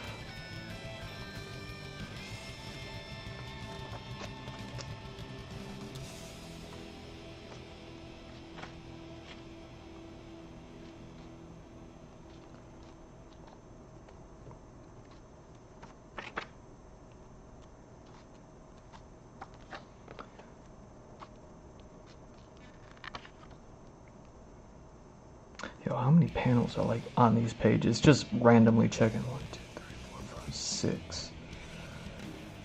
1, 2, 3, 4, 5, 6. Yeah, these are both 6-panel pages. You know, this is why I'm like, I don't want to really go over 9 panels. I think I got like 2 pages that hits like 10, maybe one that hits 11, something like that. Anyways. Where's that one issue?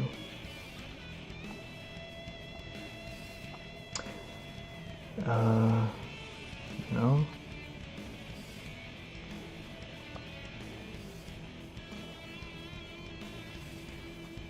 Here we go.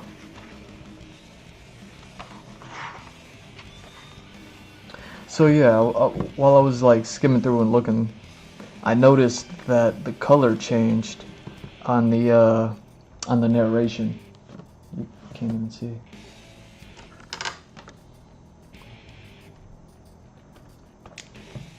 Alright. But you can see it, like, it's not that yellow color anymore, it's like blue. And like it's also red over here.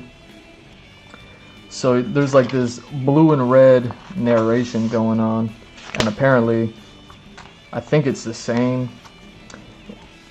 I guess what it's there to say is like this story is being narrated by somebody else, not your typical narrator that narrates Spawn's stories. A lot of Spawn's comics deal with like side stories, you know what I mean, as it pertains to, there's a lot of heaven or heck type of themes pretty much in every chapter.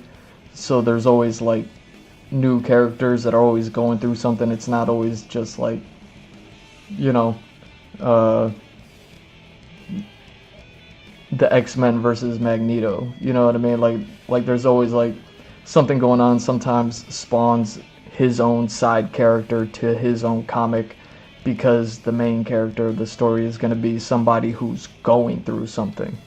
So I think like this is probably one of those chapters where the narration changes, where this is a narration that's following a main character who isn't Spawn, and Spawn just happens to kind of like be in this story just because obviously it's a Spawn comic, so he's kind of got to be. But yeah, that was the other thing, because I was like, why'd they change the color of the narration? And then even here, like the ribbon. Let me see if we could even see that. Yeah. So like even the color of the ribbon isn't like that yellowish tone of the more earthy yellowish kind of tone. It's also carrying a little bit more of the blue to it. And I was just like, yeah, so why'd they change that? So I started reading the story and I was like, oh, it's because it's one of those side stories of like the character that's not Spawn is going through something. You see? Like, now you got like green narration over here. The sky lit up like a candle, like the 4th of July. And then it was all over. Good guys won, bad guys punished. The world could sleep safe and sound in their beds. You know, I used to believe things really worked like that.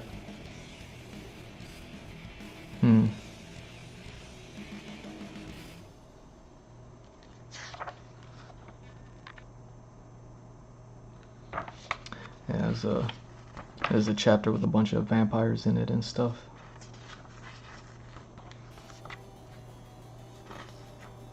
What's this guy's name? I kind of forget. Doesn't say nothing. Isn't it like Mammon or something like that?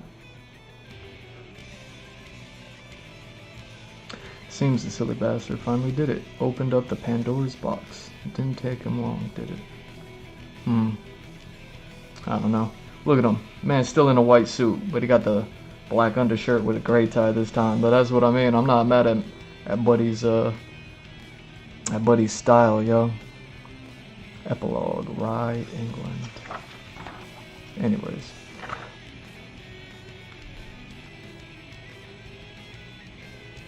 Yeah, I wonder why there's green ones. You know? Because it seems to be Spawn. Seems to be Spawn that's saying it. So yeah, I don't know what determines like these colors, but it seemed like the way that it kind of came off was when it was blue. They also had some red ones, and the red narration notes were just a little bit more intense. You know what I mean? They had like a little bit more emotion behind it. That's when you knew it was like a different narrator. It was like a character narration rather than the comic book narration happening. But yeah, looking at these green ones, who knows? Maybe it's just something else. Oh, look at Spawn looking like a samurai.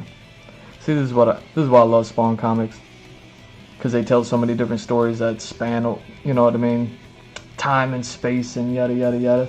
You'll get so many different Spawns. You'll only ever see them for a single frame, and you'll never see them again. Like, it's like, yo, Spawn was like that. And it's like that's another, you know what I mean? He had come face to face with his dragon.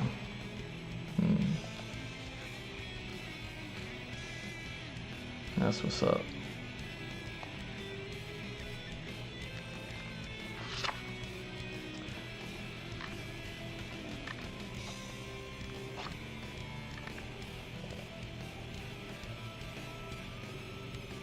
Yeah, so let's just read these narrations. Let's see like if there's a tone to them. Maybe these narrations are Spawn narrating for other characters, where when it's a Spawn story, the narrator isn't Spawn. The narrator's the narrator. And then Spawn's the main character, and then when Spawn's not the main character, Spawn's the narrator. Maybe that's how it works. So they changed the color that way. The One Ghost tool not yield. Lord Nakadai's resolve is honed and tempered as his katana. Spawn regards the samurai's face and understands. There is but one way to settle this matter. They bow to one another, and it begins. Oh, Spawn with a samurai sword, man. Spawn's so cool. The Hellspawn was once a man. He was a husband and a friend. But above all, he was a soldier. He knows what it means to die a bad death. What it means to die without honor.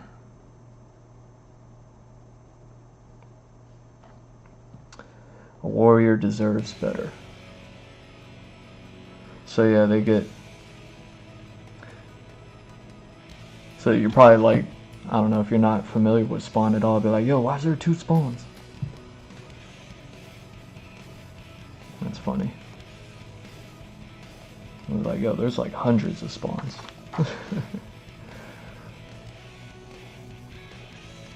It's part of what makes them so cool, you know what I mean? Like the main Spawn that we always follow is just like Al Simmons.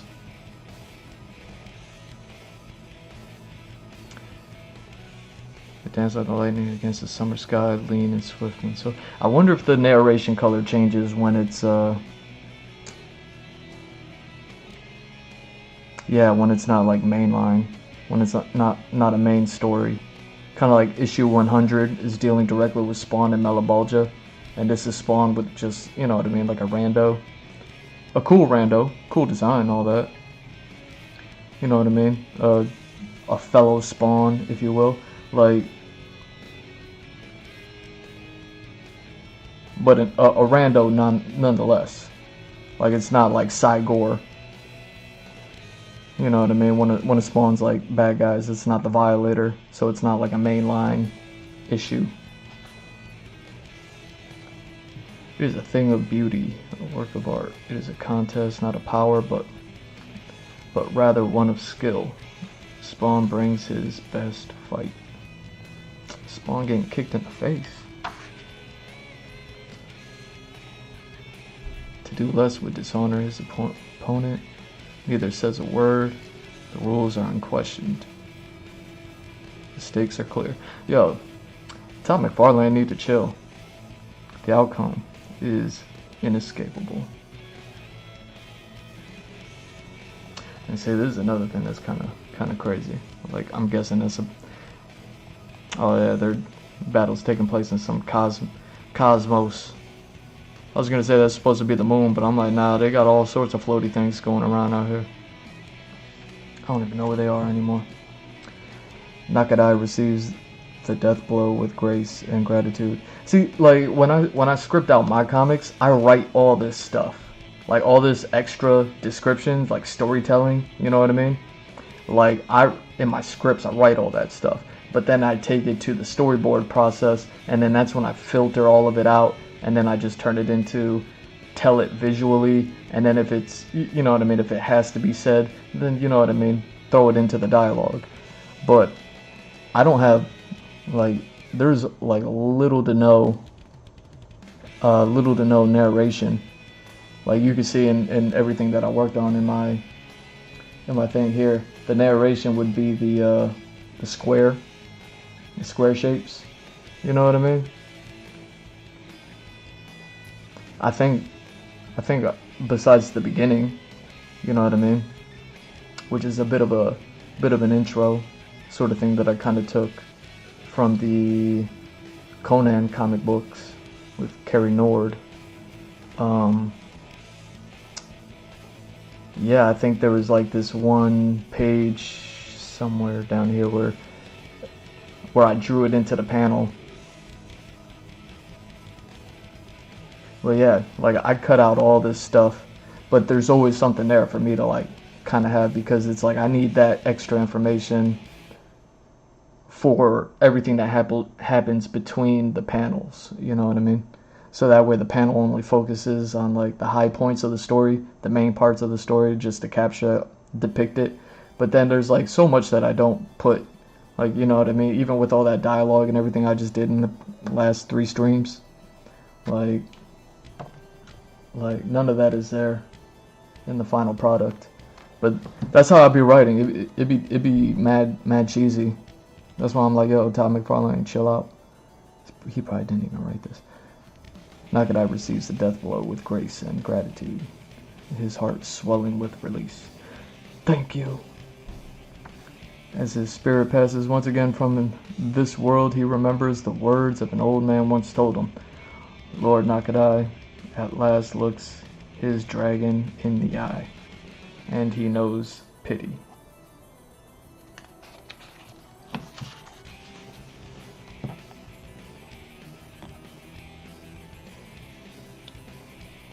Boom.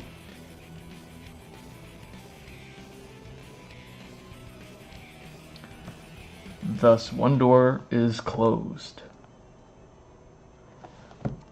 And then, boom. Though consequences remain. Yeah. See, look, I'm not mad at Buddy's style, yo. He's wearing a black suit with the green undershirt. This is the same Buddy, because you can see the 3 scars over the eye, but he got the Fu Manchu going on with the goatee.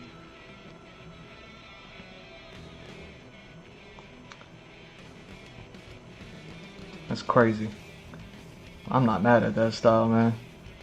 Buddy got the all black, got the red pocket square, green undershirt. What is that, like a black or a gray? Gray tie. Yo. Oh man, continuity error. Where's the red pocket square? That thing was so standoutish. And then yeah, see, shapeshifts back into his normal self without the Fu Manchu.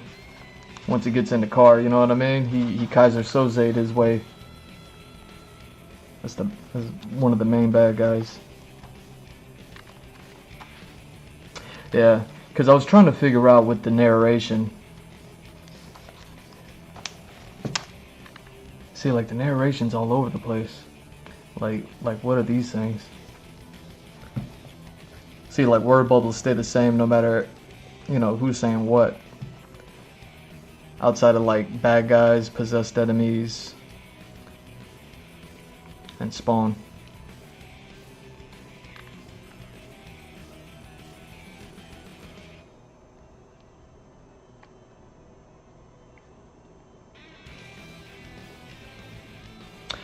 So this is a different narrator. So that's what it seems to be. See, like this, the next day, Port Authority, bus terminal, New York City. So this isn't even put in a ribbon. You know what I mean? Like this isn't like that fancy ribbon thing, even though it was in another issue.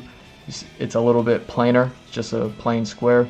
And then the narration here is different. Like it has like this broken edge to it. But the narration is being told by this character who, you know what I mean? Like, again, this is just the way that Spawn comics work. They're kind of like, you know what I mean? You get a whole lot of just single stories of people battling, you know what I mean, with good and evil. That whole yin yang thing. Oh, he becomes the Redeemer, or he becomes a Redeemer. That's what's up. Redeemer is one of the cooler characters, but look at him, they put him through a cocoon and everything. Becomes a butterfly. Yeah, Redeemer. I will redeem myself. Again, and I might be wrong about this, but Redeemers are kind of like Heaven's spawns. So, just like Spawn, the titular character is a hell spawn. I think Redeemers are kind of like heaven spawns, but they're not called heaven spawns, they're called redeemers. So redeemer is like a repeating antagonist, who I guess you could kind of almost say is technically something like a good guy, but the way that, you know, heaven and HE double hockey sticks are depicted in the Spawn universe are a little bit different. You know what I mean? The way that they're depicted in the Spawn comics is heaven is just another army, just like HE double hockey sticks is an army. Just like Melabulge is the commander-in-chief of the HE double hockey stick army, and Spawn just being one of the generals who kind of defected. You know what I mean? Just kind of like went MIA. He went rogue with all of his superpowers. So, you know what I mean? Melabulge would be mad at him. Same thing. These redeemers, they kind of like, they're kind of like heaven's warriors. So Spawn will face off against a redeemer, and they're pretty much usually always looking like this, like super hardcore. You know what I mean? Like how cool is this? You know what I mean? Like, how cool does this character look? Yo, Greg Capullo need to chill out, man. Chill out, Greg Capullo. Why you drawing so ill, yo? Why you drawing so ill? Like look at all this energy. He got the circle energy. He got the wings shooting out like this. He got the lightning bolts. He got whatever these little rings. You know what I mean? That rings of smoke that be like breaking off. You know what I mean? And then he has like the fire on the sword going all like this way. Like how much energy? Yo, Greg Capullo, chill out. You know what I mean? Look how reflective the metal is. You know what I mean? Like,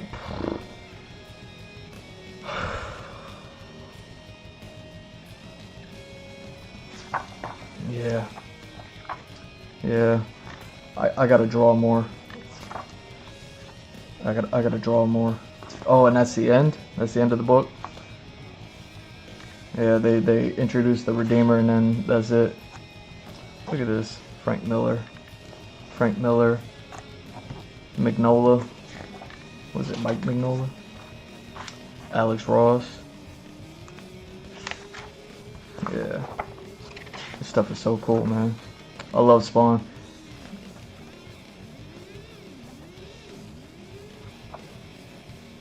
Yeah, this is like kind of like around the same time that all the toy lines were starting to come out. Well, the more dang, who were the creators? It wasn't Sideshow. Oh, I forget the ones who made it. All the Spawn toys.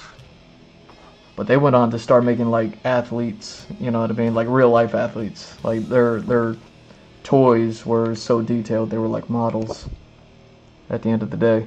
And they started off with making Spawn stuff, and it would have been around this time that they were doing it. So they were making Spawn toys that weren't really toys, they were like statues essentially. And it was like based off of like this art. So cool. So cool. So yeah, I wonder why like none of the narration in the early half of the book is any other color, right? I guess it is. So yeah, I guess the narration, it always just depends on who's the narrator, which is again interesting that, you know, the letterer is going to be responsible for that. I wonder how much of that is a conversation that Todd McFarlane has with the letterer to be like, who's the narrator here? This person's this character is. Who's this character? They're like this. So I can make it look like that and be like, yeah, you know what I mean? Oh, he goes this way. All right, so make it look like that. All right, yeah, she's the narrator. All right, so use this color, make it look like that.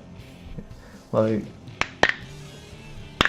super interesting because it's like on top of like the stories that I'm doing, like how I kind of want to keep I want to keep my paneling organized, and then I kind of want to find a consistent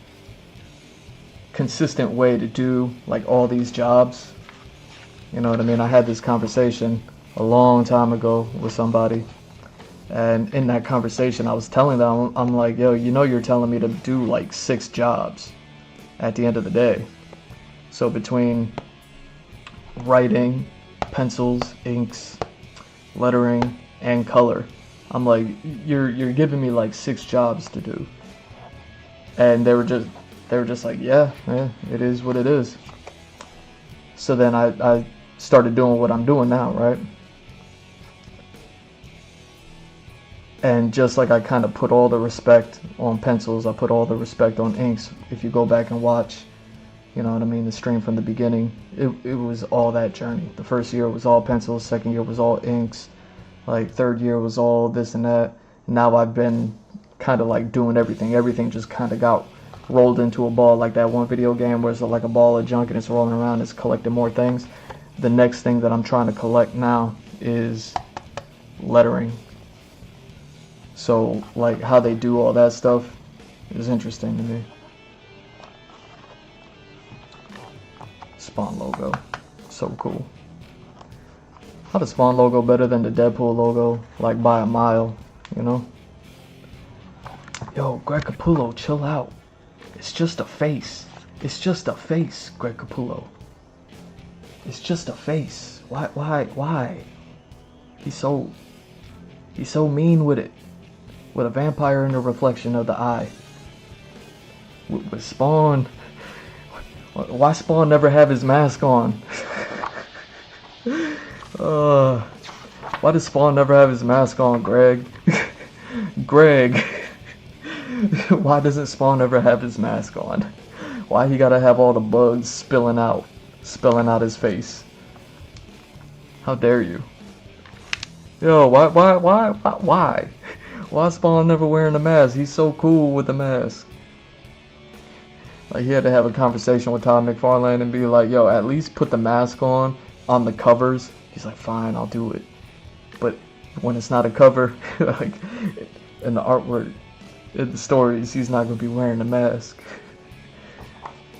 See, look at that. Even when he's wearing a mask, so ill. So ill. Like, it's just a face, man. It's just a face. What are we doing? That's why I mean, Greg Capullo was not that he's not like great and everything now. Like he definitely is. Like his work has definitely gotten cleaner or something like that. He was so wild. That man was a wild boy. But I mean, at this point, we're talking. Damn, we're talking like 20 years ago. Yo.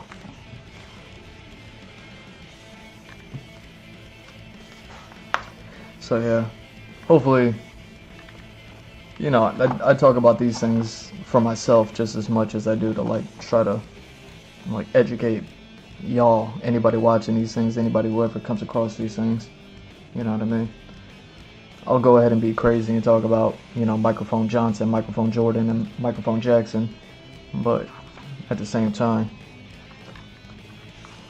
you know what I mean? I'll give you a lesson on how in the 1700s Urizen was created in a poem. You know what I mean? Before you played that video game with not Virgil. Yo, and then Virgil came into the video game and it was all epic. It was so epic when Virgil turned around and the music started playing. Yo,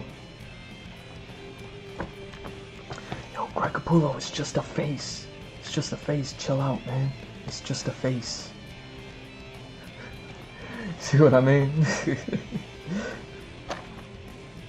I can look at this stuff all day. You have no idea. I have this thing called the Kiss Compendium, and it's all of Image Comics work that they did with the rock and roll band Kiss. Everything from like the 80s to the 90s. And they had this artist, I forget his name, it's like Angel Madeira, something like that. I definitely not right about that. And he had a style that was very similar to this. I thought it was Greg Capullo until I went back and like looked at it, and I was like, oh, it was a completely different artist who was like really good, and who did like exaggerated anatomy and everything like that. And yeah, dude. I tried looking a guy up today, couldn't find anything on him. I don't know I don't know what that artist is doing, but it's a shame if he's not working in comics. But again, I looked him up and he didn't seem to be all that active, which is a shame because it's like, dude, he did so much work on the Kiss comics for Image Comics, and his work looked like this, you know what I mean? Like it looked like this type of stuff. And it was even crazier because it was Kiss comics where it wasn't like a Spawn comic where it's like a superhero, you know what I mean? It was like the rock and roll band members kind of as superheroes in a very similar storytelling aspect of like the battle of like good and evil, and the Kiss band members being like these omnipotent type of you know, godly superhero type things, you know what I mean, that battled everything just like Spawn is battling kind of like more ideas than they are like people or things, you know. And the Kiss comic books were just like that. And the Kiss compendium is, I don't know, it weighs like 30 pounds, something like that. It is a crazy book, and I could just stare at that thing for days and days. You have no idea. Anyway, what am I doing? What am I doing now? I wanted to draw something, right?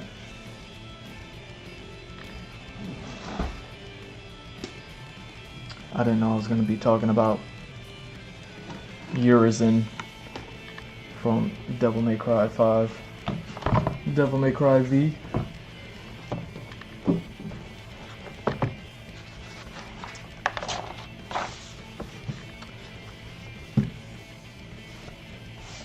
Alright.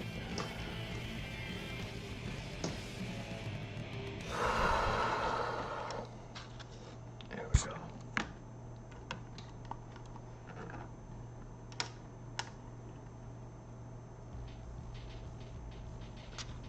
How's that?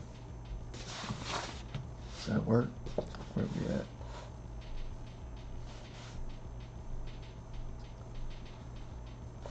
Yo, Seth Meyers watching me as I go like this. Seth Meyers, are you watching? Are you watching, Seth Meyers?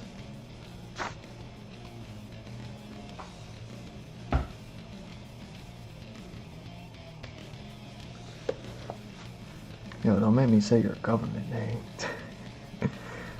Honestly, I don't even know if that's his name. Could just be like an actor name for that guy. Anyway.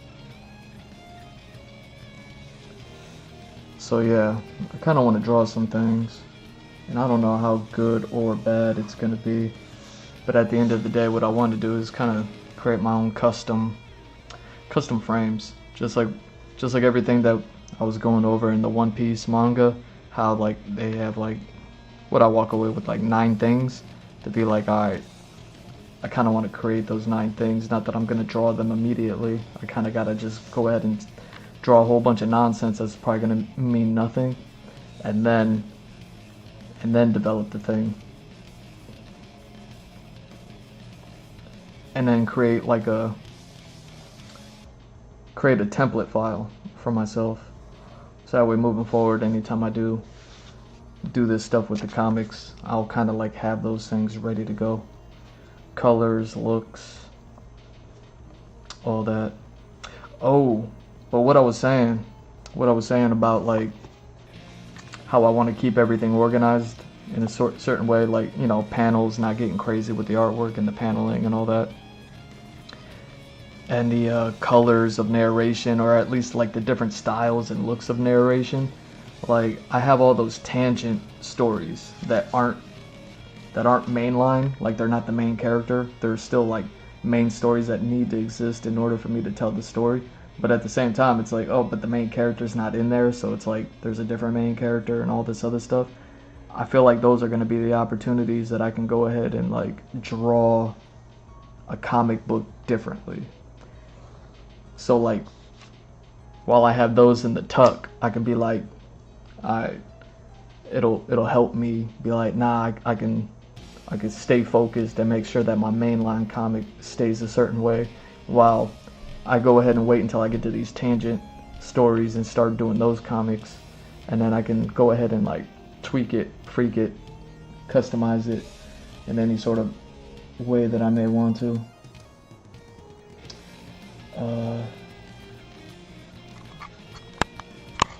Either way.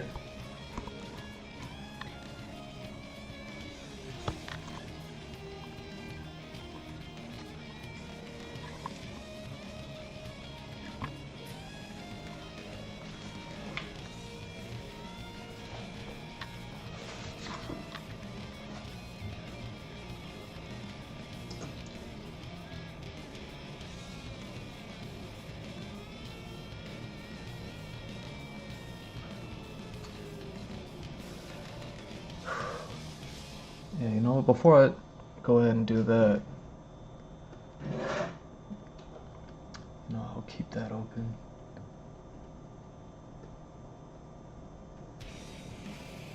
I'll do this. Maybe I could switch this up. I don't even know. What do we got? What do we got for me? No whammies? Ah, whammies. No whammies?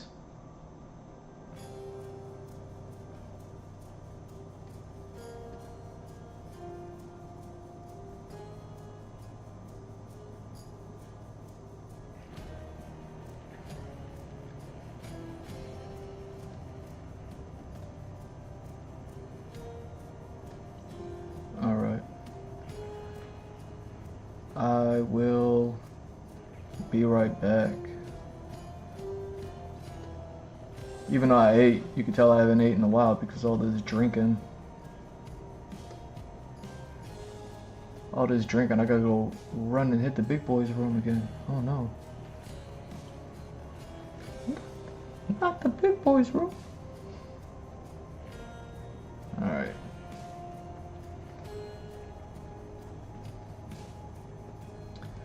Cool. So, be right back.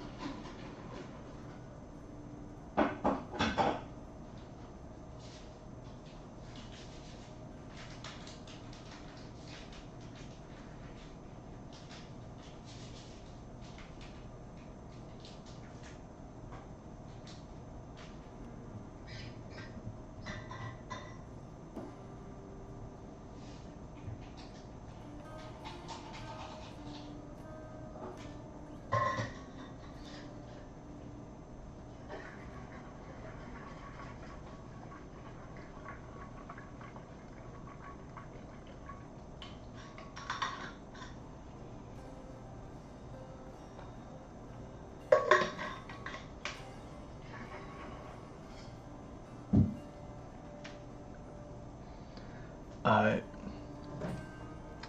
So I'm gonna look something random up, and I don't know how this is gonna work out because I never had to really look up stuff like this before and do it in a way that's like, you know what I mean?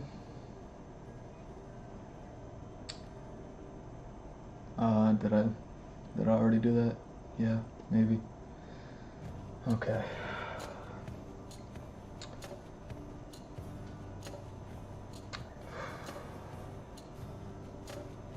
How do I want to focus this? How do I want to focus this? I want to draw some stuff, and I feel like is dumb. Like, as an artist, you know, fortunately I have like enough experience, like professionally, to be like, normally I wouldn't want to draw something like this, but I'll draw it. You know what I mean? That's why I got my Patreon, Genius to Draw on Patreon. You know what I mean? Commission me. I want to draw something for you. I don't really care what it is. So besides that, there we go. If I can focus it this way, hopefully it gives me nothing but fancy schmancy stuff.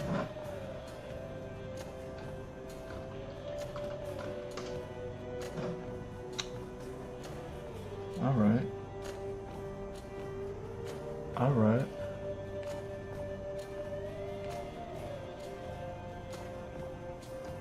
Interesting.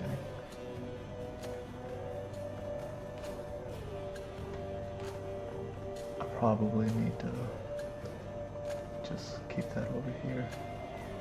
Alright.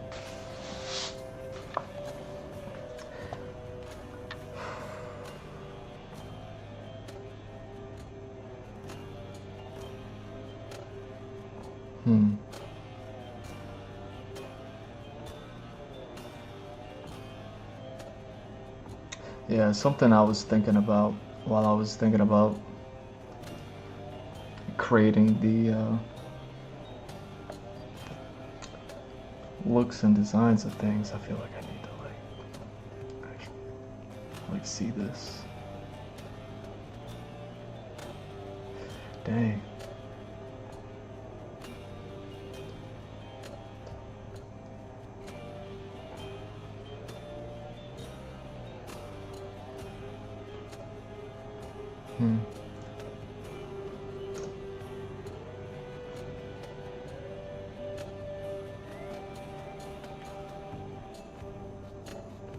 I wonder how many can I draw?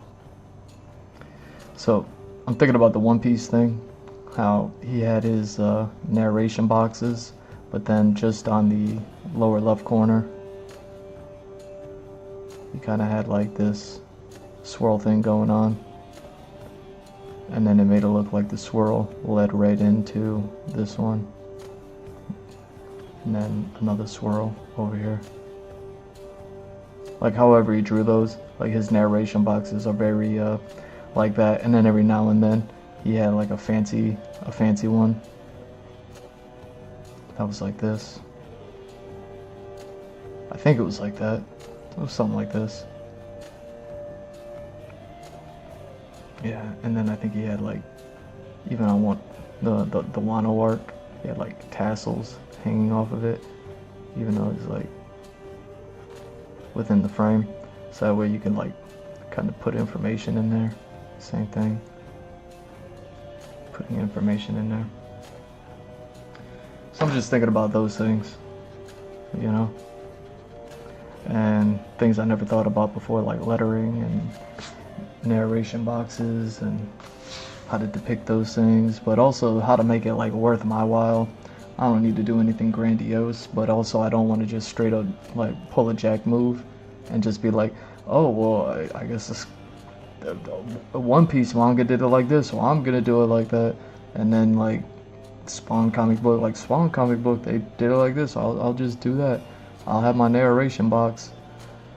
Now I will say something, I do like the ribbon idea. As you know what I mean, I've done enough tattoo art where I've drawn so many ribbons, and I love me a ribbon. Yo, give me a ribbon any day of the week. You know what I'm saying? Like seriously. Like, dude, like all of the ribbons. Like all of the ribbons. Like I like drawing ribbons so much that I try to draw like really flowy, baggy clothing and in any way that I can ever, so that way I can draw like kind of like the ribboning kind of waving effect. like give me a ribbon all day, every day. They even had that one that had like a few ribbons, and I was just like looking at that like, oh my god, it's so luxurious. You know what I mean? Like, dude, I'm not mad at that. I might just straight up jack move the ribbon thing, but I'm not gonna do the ribbons like how they did it.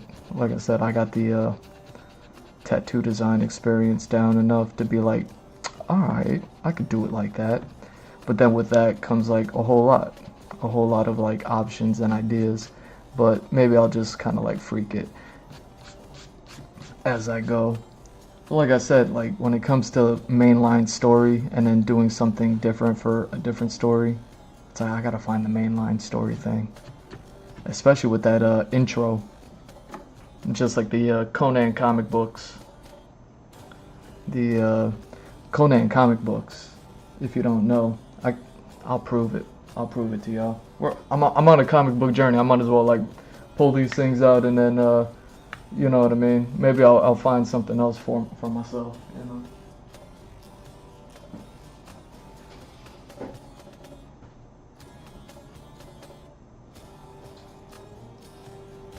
Where you at, Conan? There you are.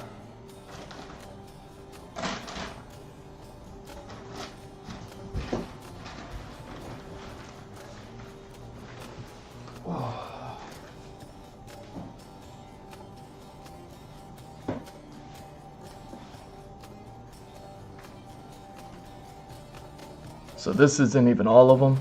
I just kind of grabbed a handful. But I have Volume 0, but Volume 0 wasn't done by Carrie Nord. I found out later. You know what I mean? Like I bought Volume 0, read it, loved it. So I got 1, 2, 3, 4, 5. Fell in love with the artwork. And then it was basically Carrie Nord worked on all these things.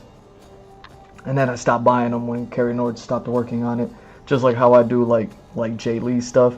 I'll buy Jay Lee's work, but unfortunately I had to stop reading The Dark Tower because like Jay Lee stopped doing the artwork for it, and whoever they got after Jay Lee, I was just like, you know what I mean? Like, unfortunately, that sucks. But yeah, so check these out. All these volumes.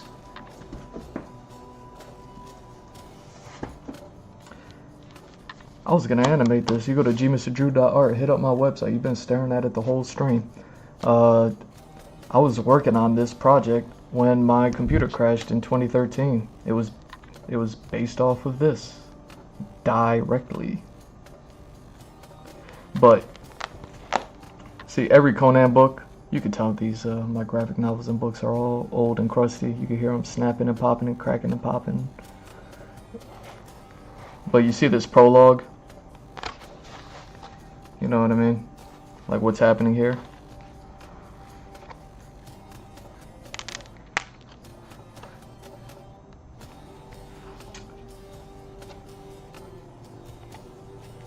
Like this is in the beginning of every Conan comic book. Again, it's the prologue, so it's like, yo, this Conan, you know, lamentation of women, sandaled feet, he be hacking heads off. You know what I mean? And then it jumps into chapter 1, you see. A lot of my books are starting to, the pages like fall apart. I love the art style in here. You know what I mean? What they did was it was just pencils in digital color. No inks. So yeah, the Frost Giant's Daughter. I was gonna animate this. I was in the middle of doing that. You might recognize these from my website. I was just like, alright, let me take this and then like, you know, basically do the opposite of what I'm doing now, where I do the storyboards and then the comic. I was taking these comic panels and then turning them into animated storyboards. And I was gonna do all of this. I was gonna animate the story. It's such a good, secluded story that I was just like, perfect. new demo reel for me, and then my computer crashed, and I didn't have a computer for 10 years, and that's why I haven't animated in 11 years, stuff like that, or 14 years, who cares, but yeah, so, you know what I mean, these Conan stories are so great. I love the art style. It's a bit simple. I started, I think Karen Nord went on to like work on Suicide Squad and things like that afterwards, like DC Comics, Marvel a little bit.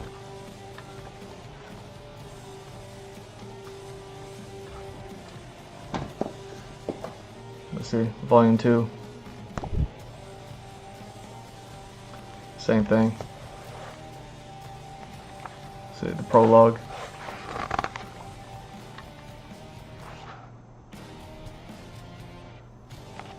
Is ripped. And then, I mean, some of them, they're a little bit changed, but like, as far as like, he roamed the land, he conquered things. These people, they had like silk, and then these people, they had gold, and like you know what I mean. The prologue is like kind of the same. They just kind of copy and paste some of the panels, some of the pages, depending. You know, Volume 3. Let's see, prologue, before we get into the chapters.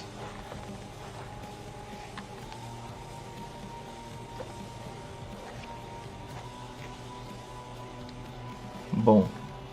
You know what I mean? It's Conan, Limitations of Women, Sandaled Feet, he be crushing people. Samesies. You know what's funny about this guy? This character having to read this stuff in every prologue is because he's Conan's main bad guy. He's the wizard to like the king or whatever it is. He's basically the Jafar of Conan, and you know what I mean. That's why I love these Conan stories, because one thing that they teach. Yeah, you can see like the style started getting fast and loose with it. All these Conan stories teach is like you can have all this like myth and magic and do this, that, and the other, but at the end of the day, when magic fails and magic is gone, the only thing that's going to be left is like just man and the sword and the power. You know what I mean? Like just physical strength, no magic. You know what I mean? Like when I talk about like the internet and how the internet was made and how it's like cyber crimes, that you could be in one country, commit a cyber crime, get away with it because it's like, you know what I mean? It's like a form of magic. You know what I mean? So when you have like hackers, there's something like wizards. You know what I mean? Like they're just producing incantations. See, look at this. Volume 5. We got some rogues in this house. Got some rogues in this house. Got some rogues in this house. Got some rogues in this. Anyways. So that's like always Conan's whole thing. That's why he like fights all these monsters, and he'll get caught up in something because it's like some wizard somewhere is trying to pull some magic trick, and Conan just over there with a sword like alright son, you might have everybody fooled. I might have fell into your trap, but you know what I mean? Like Conan just be like, alright, at the end of the day, like the sword is mightier than the pen, sort of deal, you know?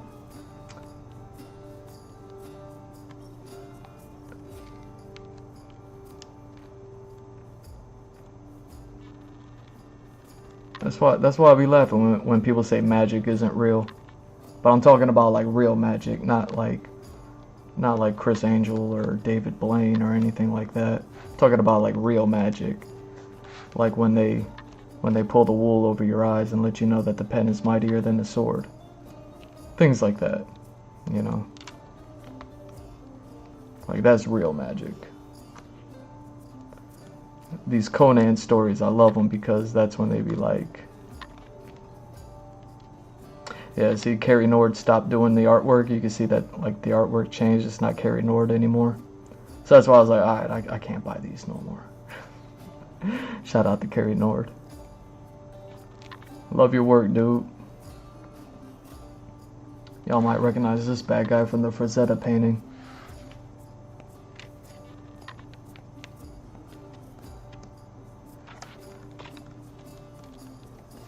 Yeah, I can't find it. I was hoping to find something somewhere.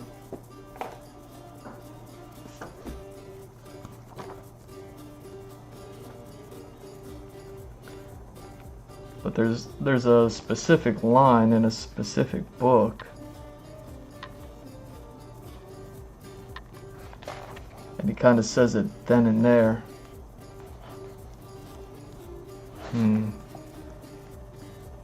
But yeah, he faces so many magicians. See what I mean? Like this dude, like he's like taken in the form of locusts, or locusts are taking the form of him. It's probably like in this story where they kind of said it straight up. Conan's with his bad girl. You know what I mean?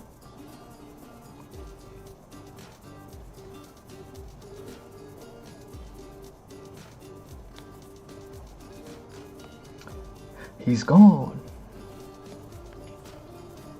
But yeah, you could see things like this isn't all that different from the Spawn comic where the narration was being like a rectangle, but it's broken on some of the edges.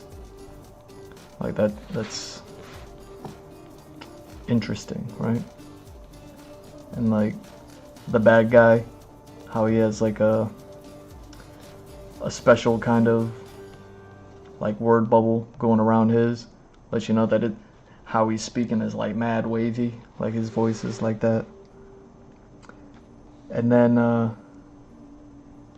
yeah, even Conan's speech bubbles are they're not circular, even though like other people's like regular people, their speech bubbles are pretty circular. Or, you know what I mean, like pretty typical. Are all of Conan's not circular? Yo, I didn't notice that before.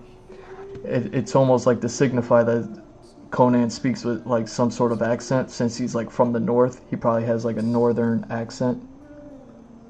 So his speech is probably a little bit more like how, I don't know, you would have somebody from like northern Europe speak English, and then they have that accent where words are kind of like short, blunt, curt, you know what I mean? Stuff like that. And these little jagged cuts to his speech bubbles where hers are, you see what I mean? Or anybody's are like smooth talking, like we talk, and this is how we talk, and this is how we sound. And then Conan come in with this northern accent, you know what I mean? Simple words, and you know what I mean? Sticks to one syllable words type style. Like, I never noticed that before. But see, that's what I'm talking about. Just like Spawn has his main character thing where he has like that little metal graphic going around his with the lightning bolt. What do they call that? A tail? The lightning bolt tail? Like, Conan has like these little jagged edge type, you know what I mean? Like a little bit dumb may not be the word, but you know what I mean. And same thing, you know?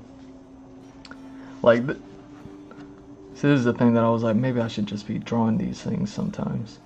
You know what I mean? Like, there's a little bit of style to this. There's a little bit of a perspective shift and all that going on here.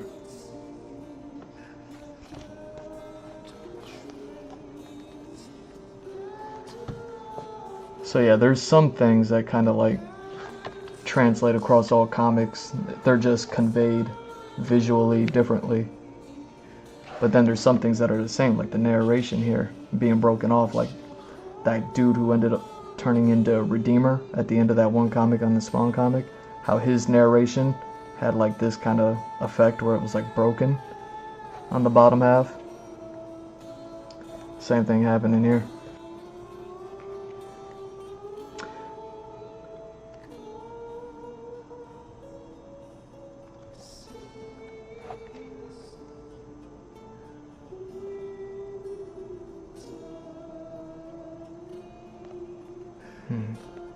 I'm trying to see if it's ever said in this comic, because I think it was.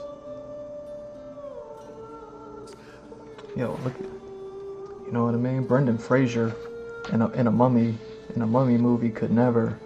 Brendan Fraser in a mummy movie could never. You know what I mean?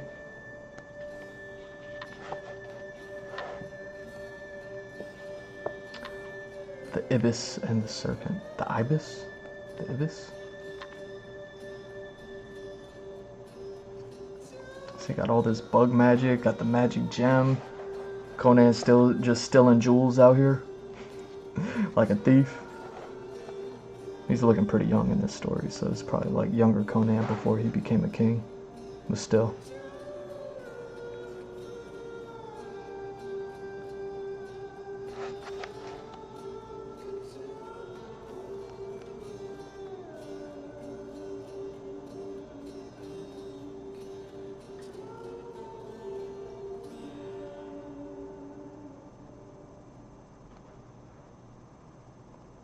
Interesting.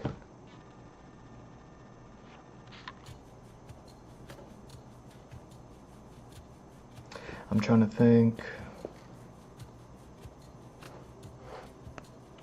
See, Conan just be fighting magic with a sword, and the magic just be like, yo, I'm magic, you can't cut me with a sword. Like, that's what I'm talking about. Like, that's what all these Conan stories are about. Because then he's kind of got to, like, use the one brain cell that he has to, like, figure it out. Meanwhile, he's just all sword and muscle. There it is. So, steel against magic. No. Or he goes, no. No chance, no hope. Thank Ibis. Passes out. Time pass. But yeah, the sword versus magic thing. There's a bigger quote, bigger saying. I guess it just isn't here.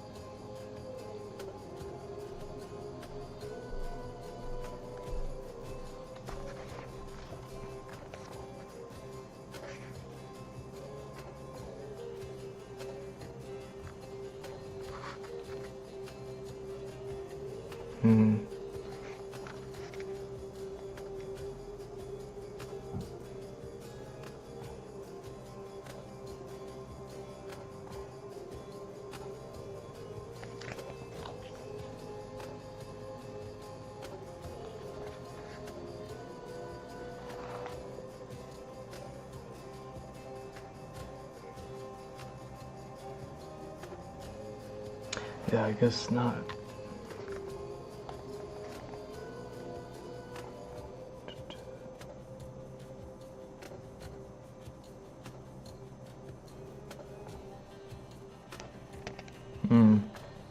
Yeah, I guess it's not in there.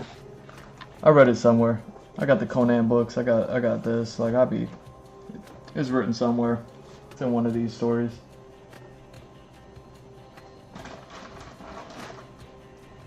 Anyway.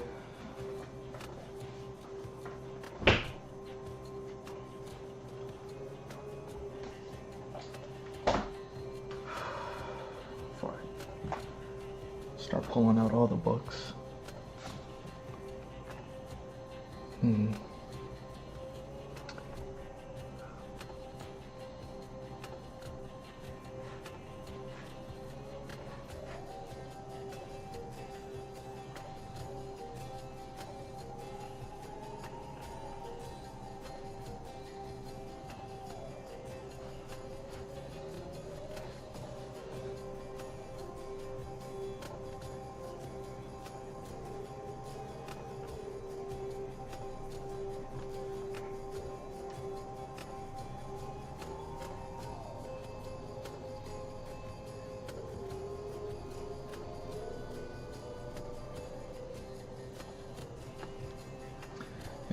much of this I need to draw in order for just to remind myself.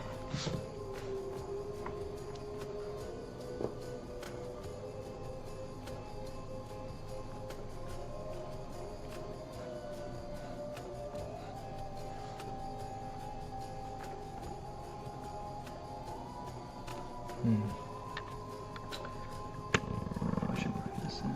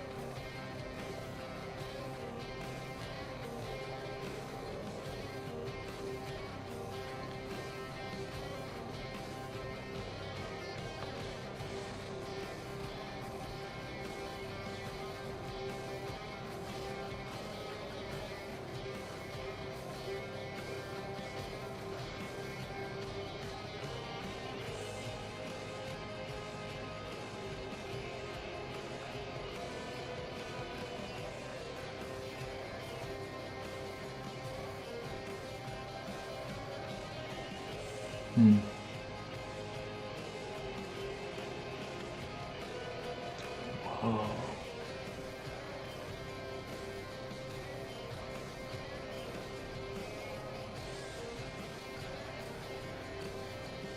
It's crazy.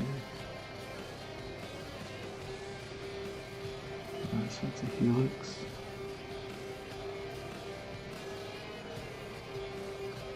Is it a helix?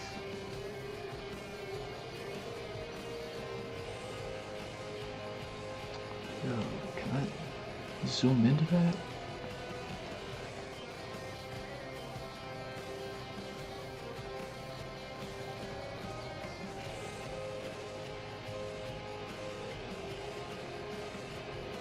Yeah, that looks crazy. I can't really decipher what it is. It's clearly light.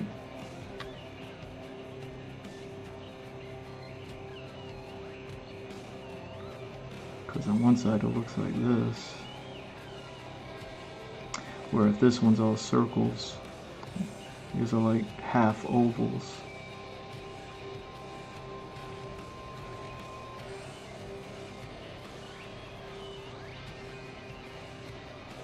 But then,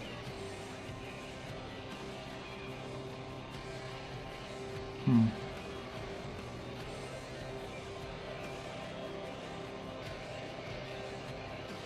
those are all aiming in. And then it switches down there. That's what I'm saying. I don't know if it's like a double helix, kind of like this.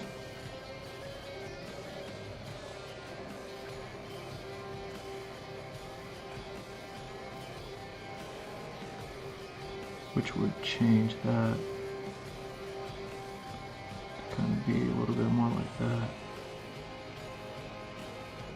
So it's like a double helix, but it's less angular and just rounded on the edges. It's a bit much.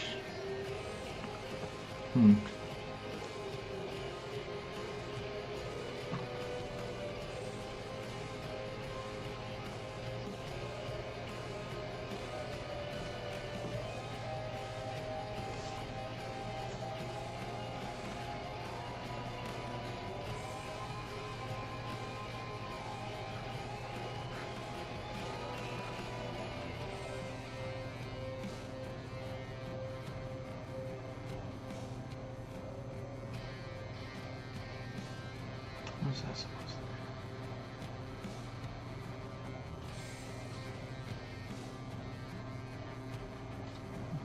That's wild.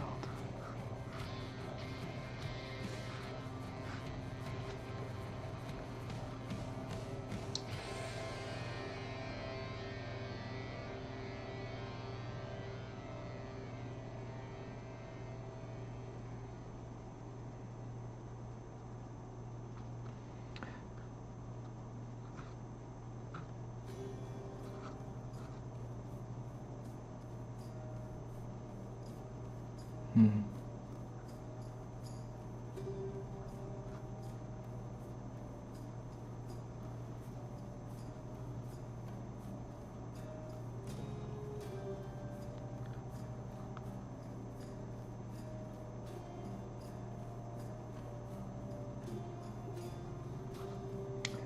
So what, this is just like a paisley pattern. I'm not really all that interested in that.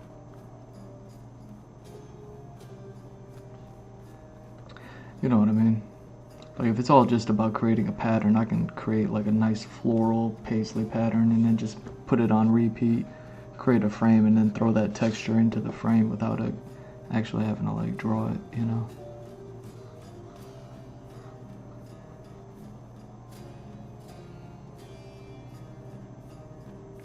Yeah, and then that's the same thing. Then this one.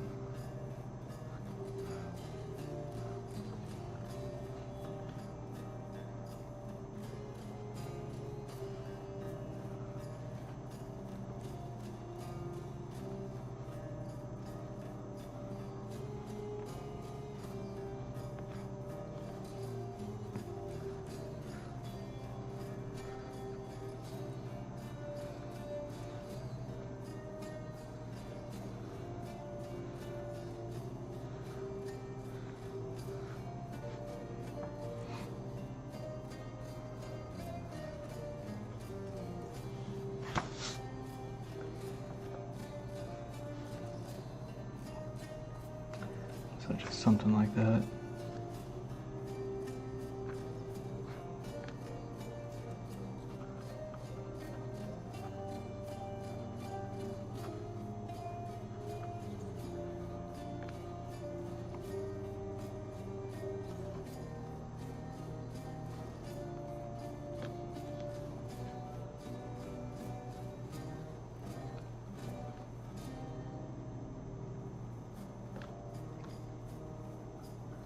Just in case I ever need like a grandiose frame, right?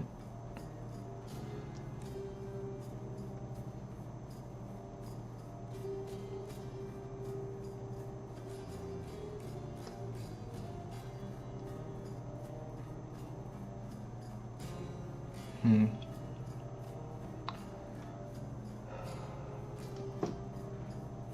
Oh, those are different. Interesting.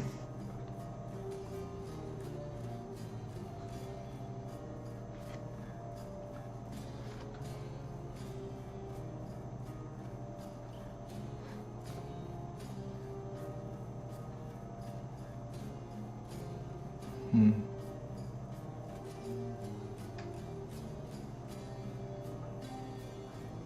Interesting. So it's the same but different.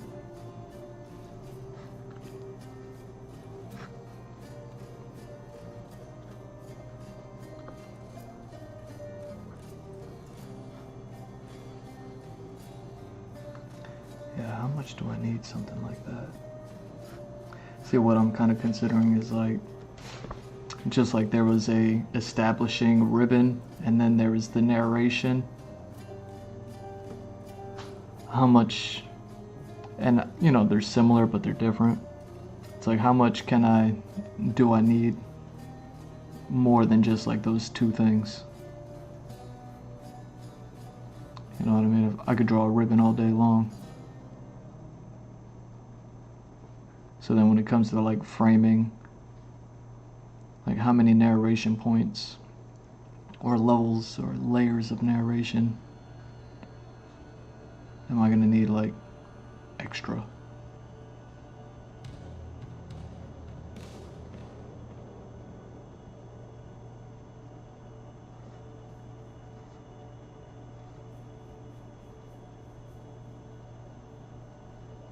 Hmm.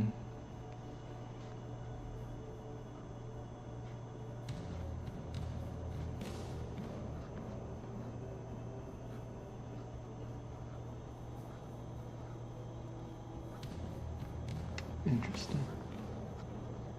So it's that, and that goes different.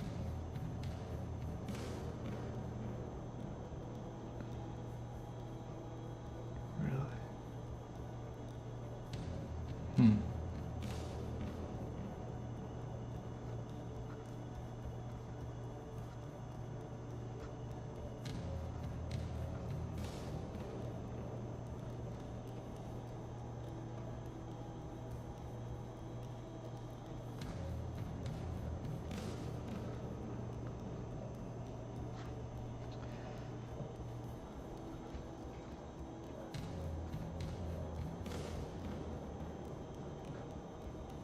And then same.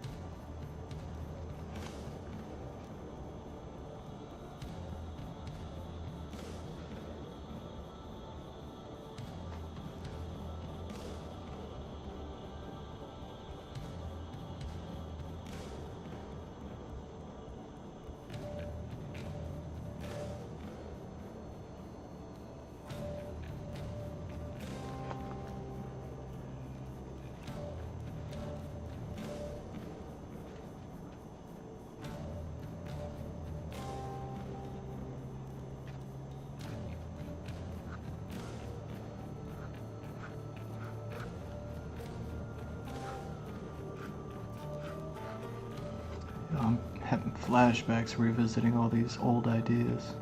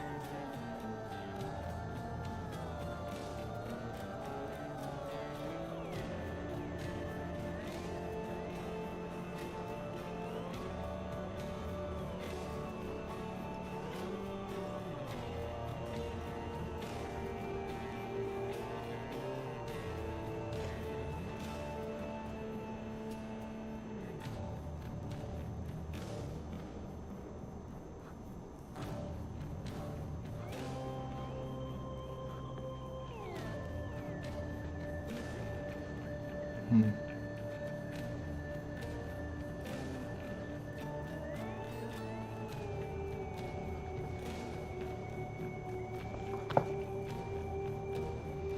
And again, I'm just drawing all this stuff to try to get some ideas. I'm not actually going to use any of it. Well, I shouldn't say I'm not going to use any of it, but anything like this, it's a little bit more detailed. It's like I'd rather just do my own thing. But it is interesting to see how people play with shapes and design in this specific situation, you know?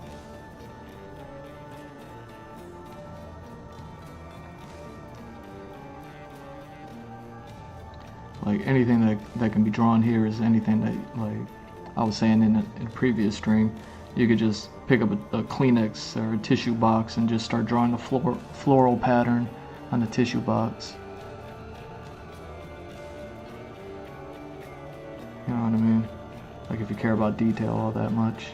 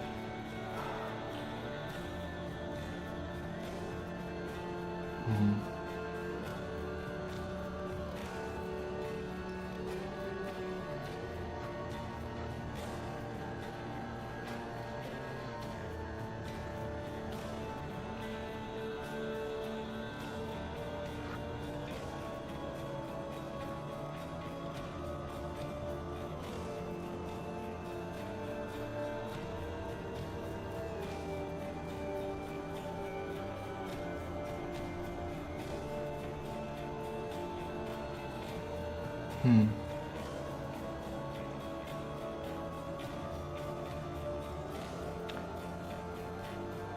That's wild.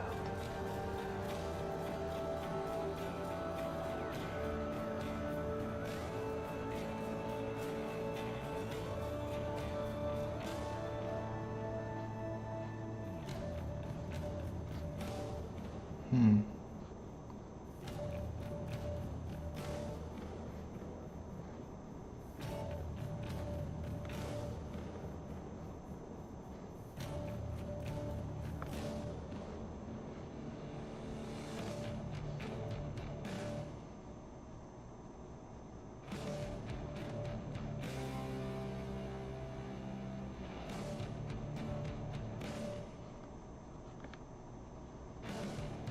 Hmm.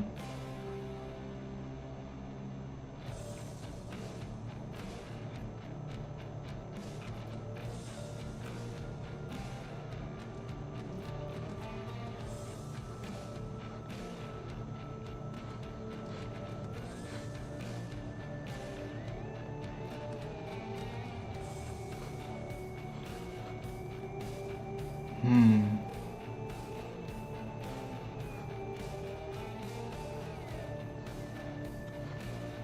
That's interesting. See, once I get my hand moving, it's different. It's different.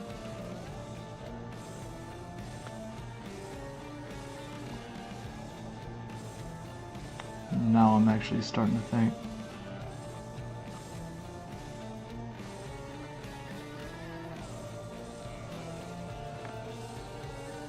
Hmm. I like it. So what happens if I explore that thought?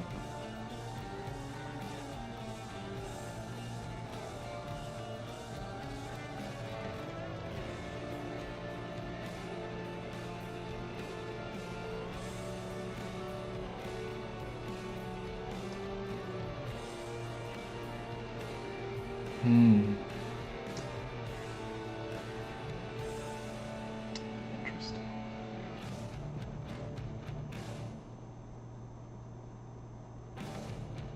Oh, and they're different.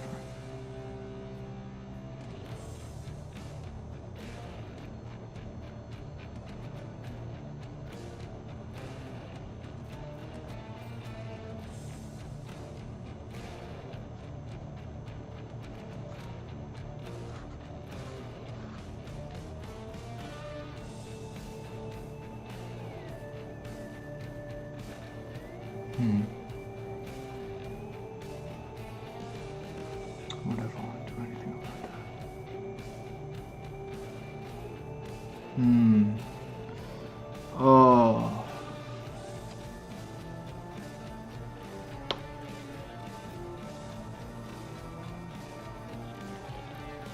Dude.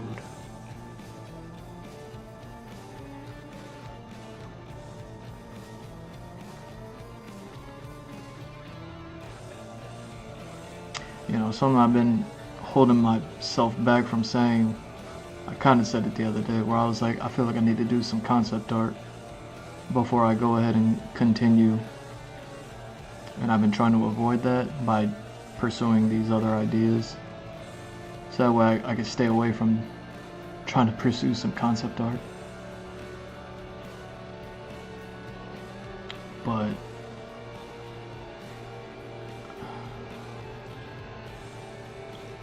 I might actually need to like write down notes and actually like,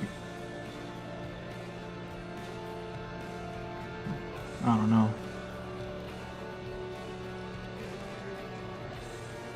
Cause yeah,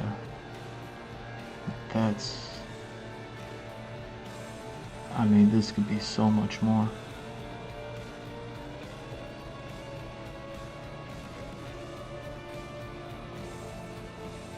This could be so much more.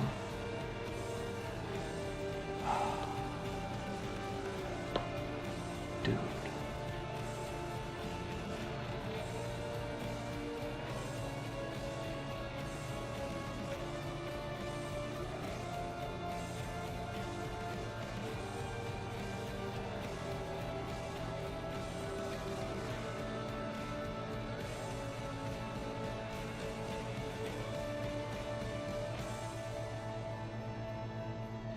Hmm.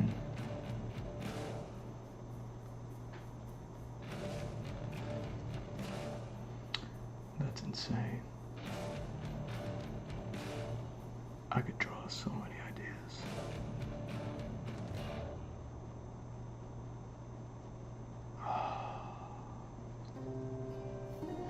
Dang.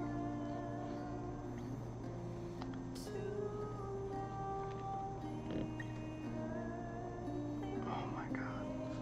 Okay. Yeah, look, I don't really need to draw that. Okay. Alright.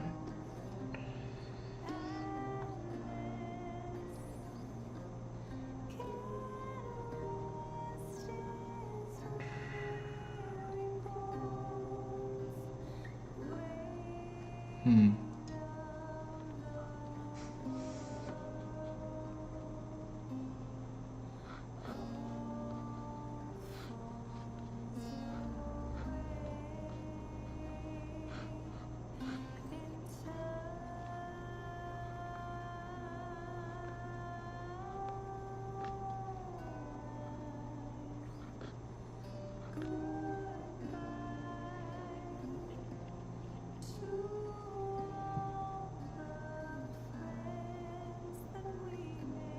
Hmm.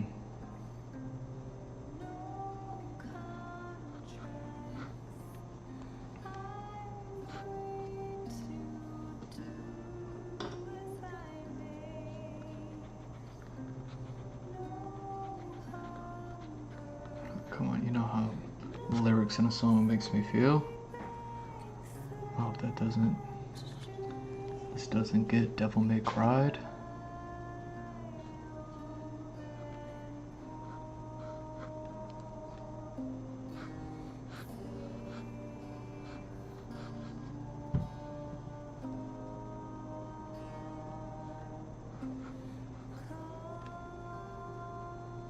Hmm.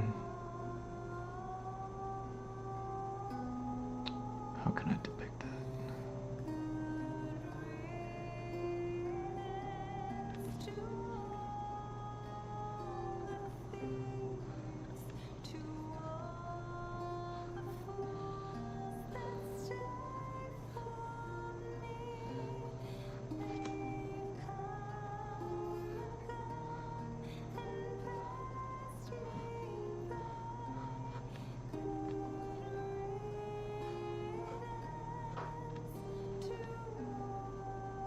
Hmm.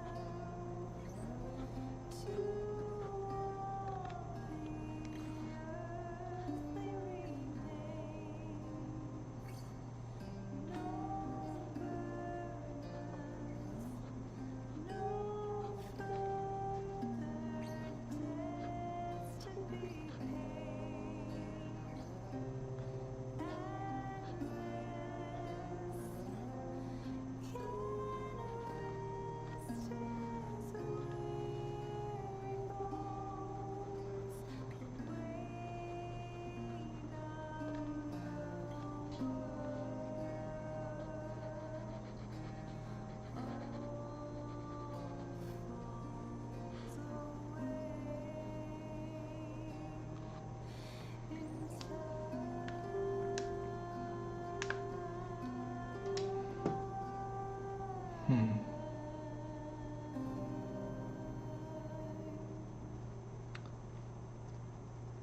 Oh man, that means I could do so much more there. What a bummer.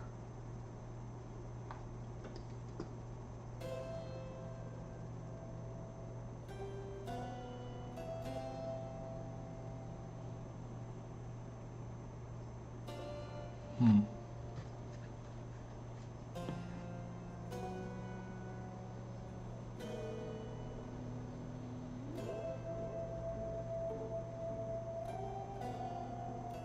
Hmm. Okay.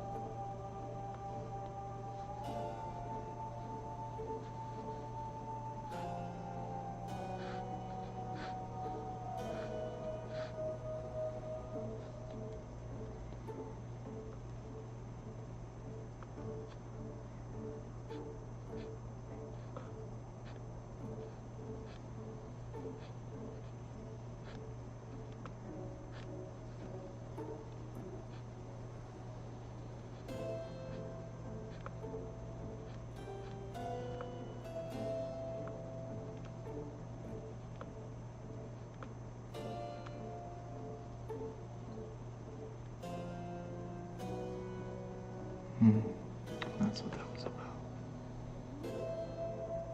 Okay.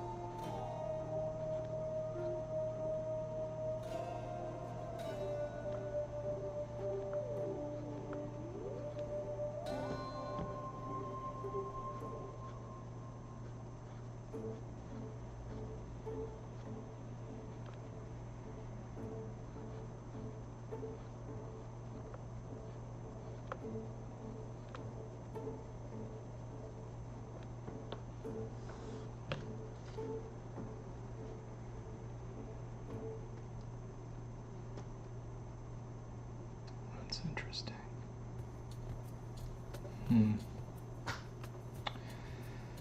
Oh.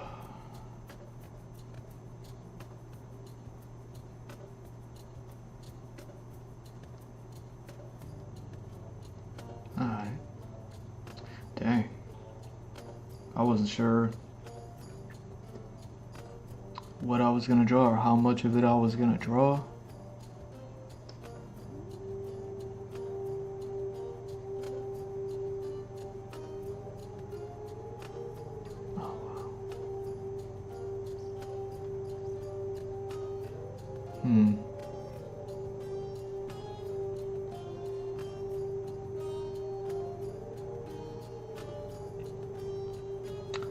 Whoa.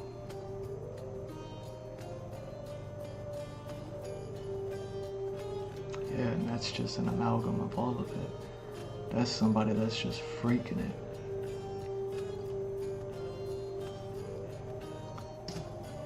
That's somebody that's just freaking it. I love it.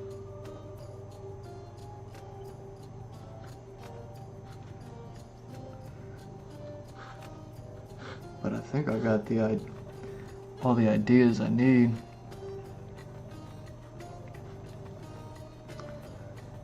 So between the concept art that I feel like I need to do, that I've been trying to avoid,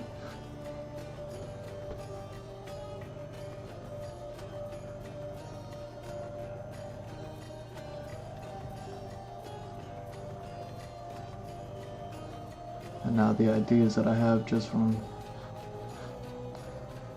drawing all this stuff and kind of really seeing it for what it is.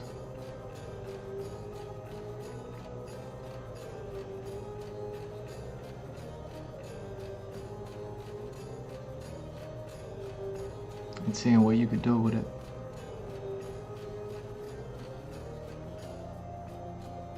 It's amazing.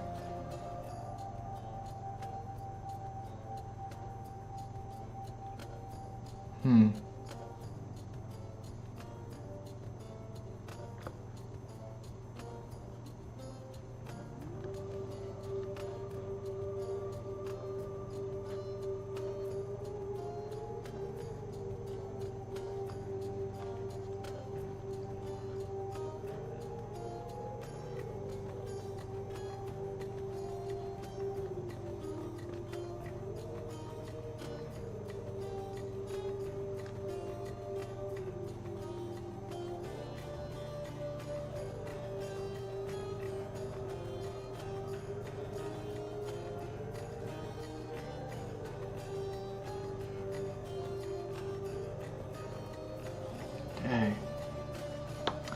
You can get real freaky naughty with this stuff. That's crazy.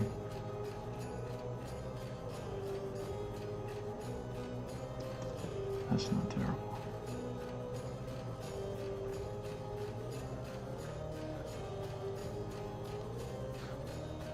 All things depending.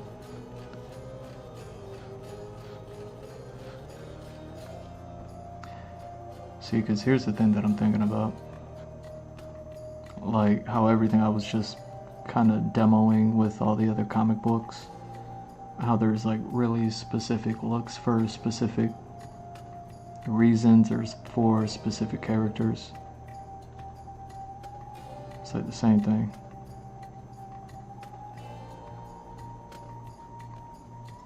Like, just trying to understand like how and why to apply these things.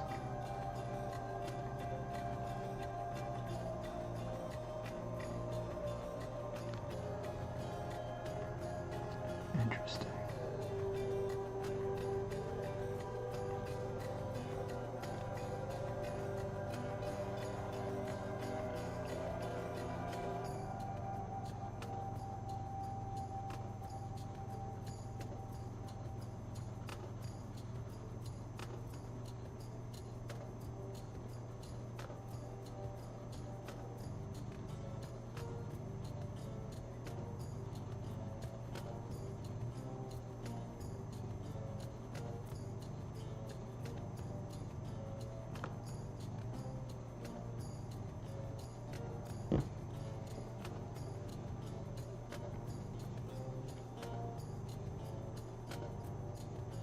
Oh yeah.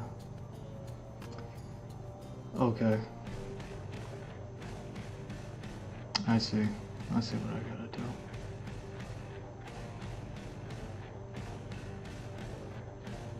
I mean, I need to shave is what I need to do. Yo. I didn't have to exercise today and I didn't shave. Yo, what am I doing? What am I doing?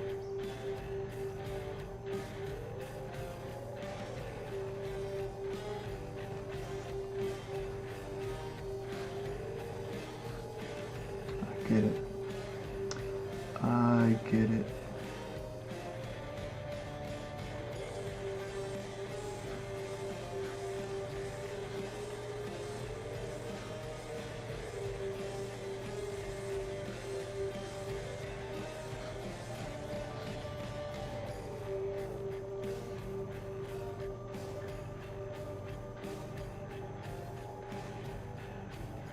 Alright. I'm gonna have to draw like a million more things. And I love it.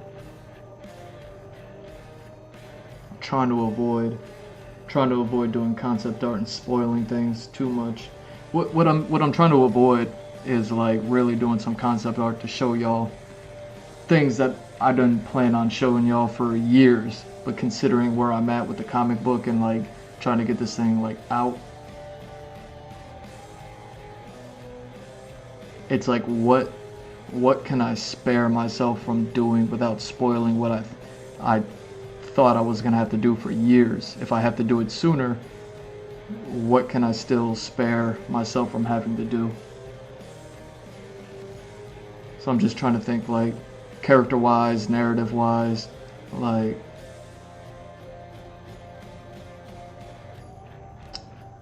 how can I apply what I need to apply with everything that I've been talking about as far as like, you know, word bubbles, narration boxes, sound effects, all that stuff. Like I'm not too worried about sound effects and even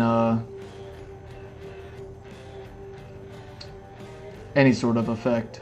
Like moving forward, I'm like, oh, okay, I'm definitely just gonna draw those things from now on. You know what I mean? Save myself the trying to composite.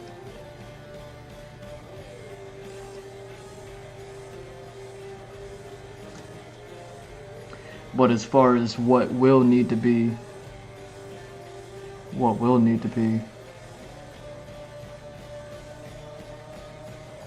like word bubbles, very specifically.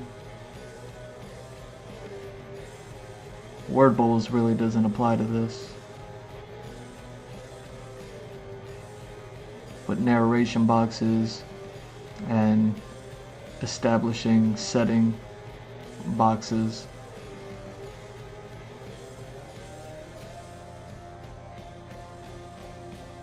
can be so much more.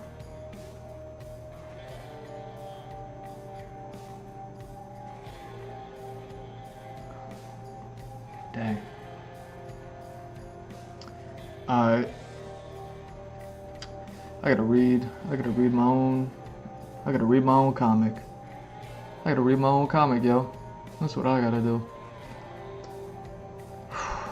I gotta read my story. I gotta read the script. I gotta read the overall story, the overarching story. And then I gotta look at all the mini arcs. And then I gotta start breaking all these things down. You know what I mean? If G Mr. Drew on YouTube, check out the landing video. G Mr. Drew on Patreon, check out the video that I have there. I got a couple of them, but one of them is like the 30-minute one. I talk about the stories that I have and everything like that, and that's all I'm thinking about. Not spoiling any of that, but just talking about what I've already talked about in those videos. You got to go there to watch it. You know what I mean? Yeah. I gotta go refamiliarize myself with that and then take notes on those stories. Dang. And then those are gonna help me determine. I like it. I like it. I'm not even mad at it. I forget how many mainline stories and how many tangential spin-off stories I have. But the spin-off stories, now I'm starting to like look forward to it, because then I'll be able to break the panel framing, and I'll be able to break like what I'm establishing with the mainline comic, which is something like what this first issue is. But that's why it's chapter 0. Also, it's just because it's going to be random. You know what I mean? It's the learning chapter. It's the chapter that, you know what I mean, I'm going to be giving everybody. But it's also going to be the chapter that is like, I needed to figure out a whole bunch.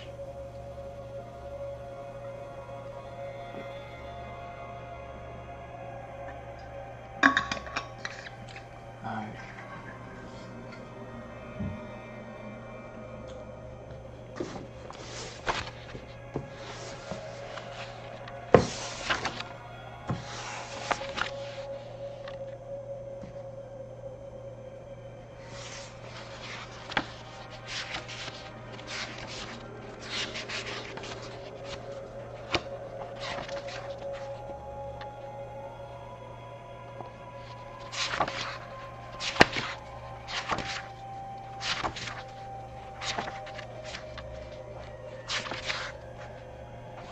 There we go.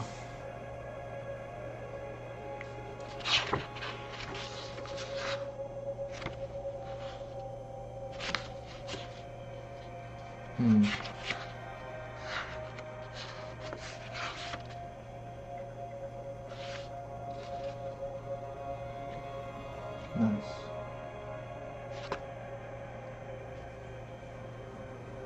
I have to go back and check that.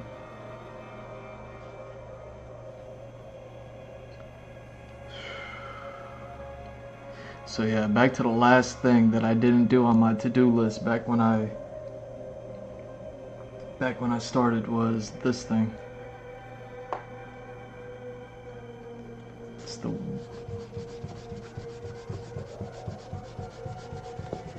one thing I don't have checked off that list. I'm actually like not all that mad at that. I kind of want to keep that.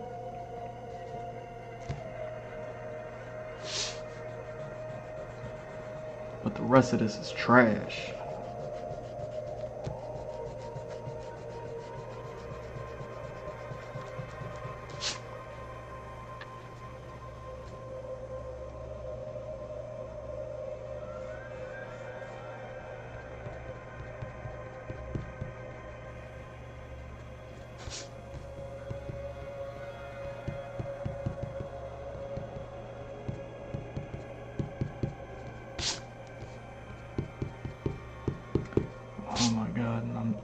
seeing it right here. That's crazy. That's crazy.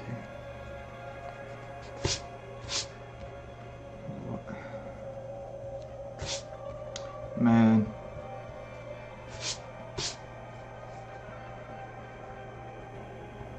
Yo, shout out to people that make things, yo. Yo, if you make things out there, whatever it is that you're making, you know what I'm saying? Shout out to y'all. That's crazy. That's crazy that you make things. Shout out to you. Because this is wild.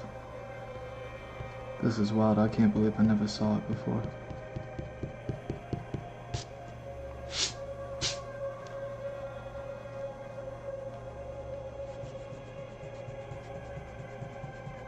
You will see the way in all things.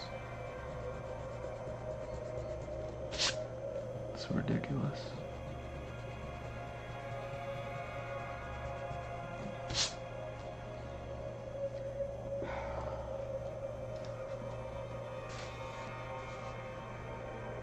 It's ridiculous.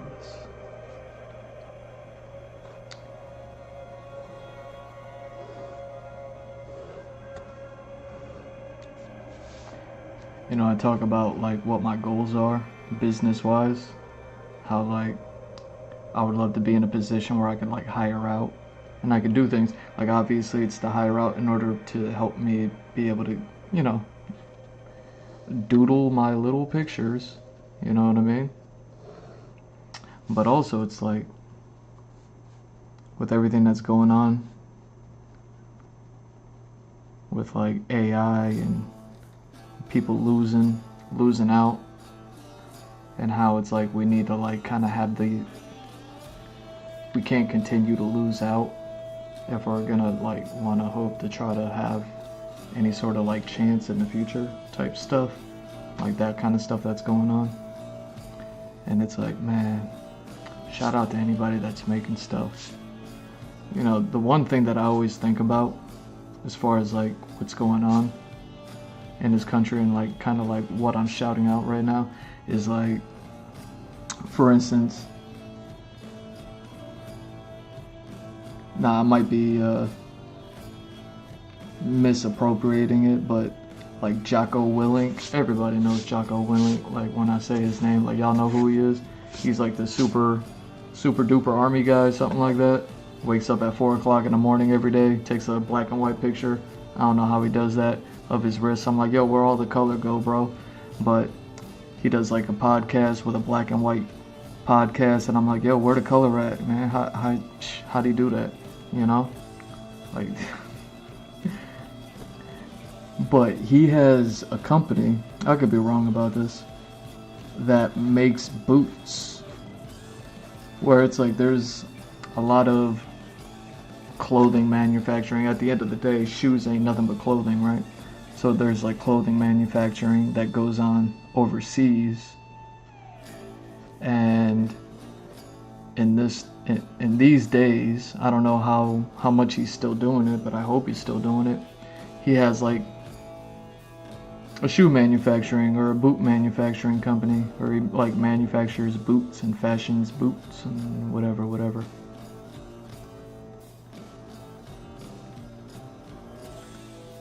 You know, shout out to you if you're out there making something. You know what I mean?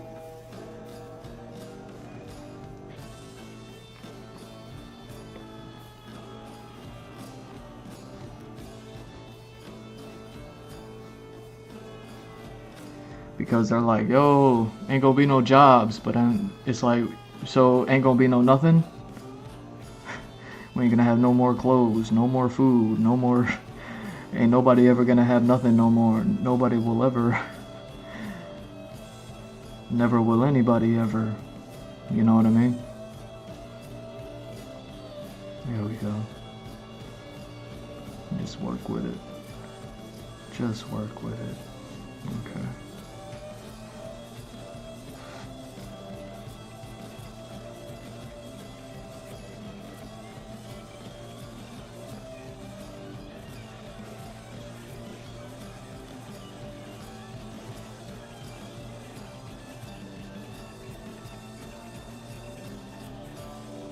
Yo, G Mr. Draw on X, yo. Try to find me. I think I'm shadow banned.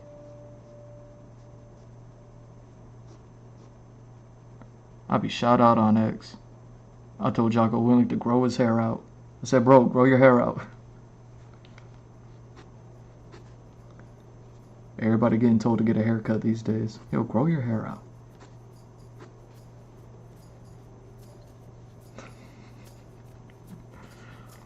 I saw one picture with that man with hair. I said, yo, grow your hair.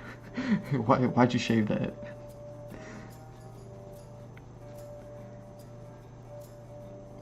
He's probably mad. He's like, I ain't got none left. Like, nah, bro. I see that stubble.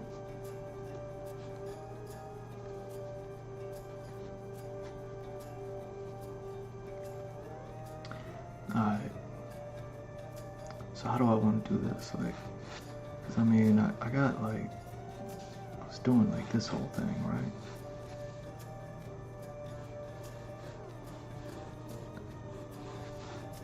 And I mean, how should I do this?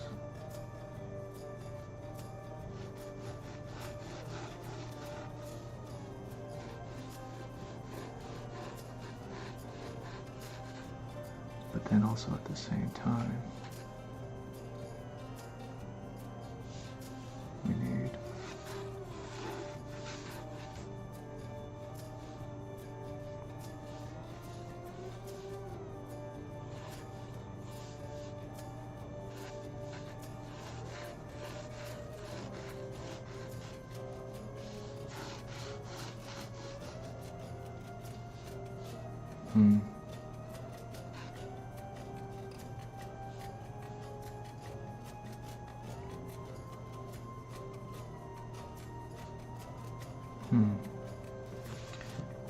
Y'all can't even see what I'm working on, can you?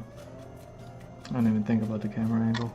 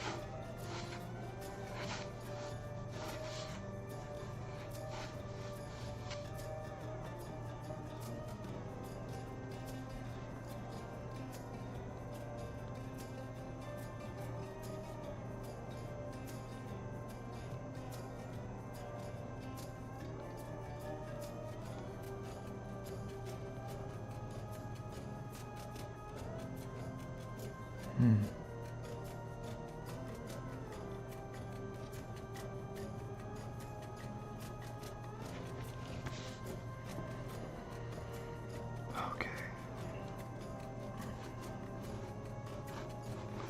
So what do we got? We got this, got that.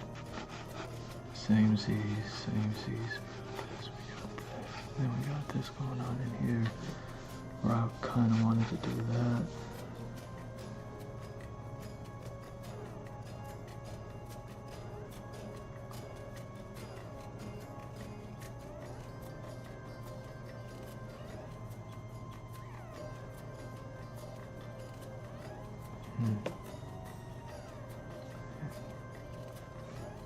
Same but different. Do this but do that. Now I wonder if there's anything. No, I don't think I'm actually going to get anything done with this picture, to be honest. But I kind of need to. It was on the to-do list for a reason.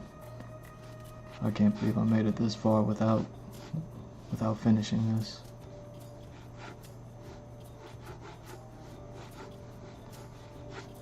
Probably because I need to study a lot of things in order to get this piece done.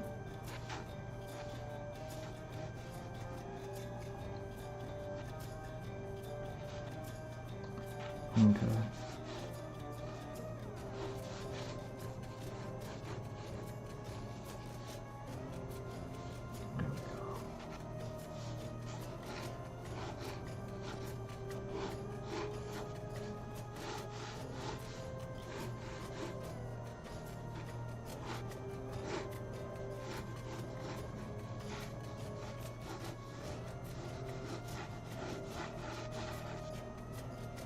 Something like that.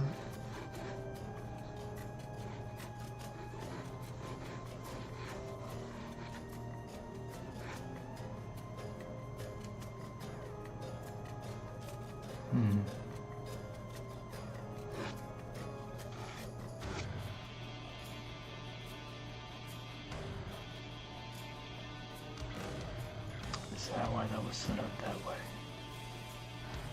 Damn, I need to research. I need to research. Yo.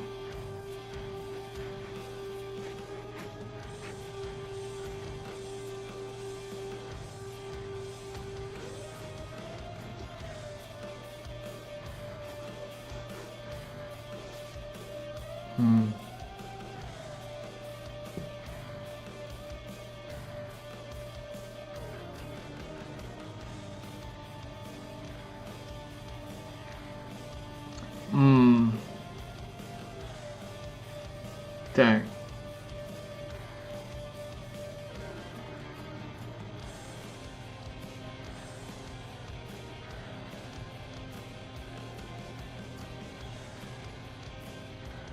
I don't know how any of that stuff looks.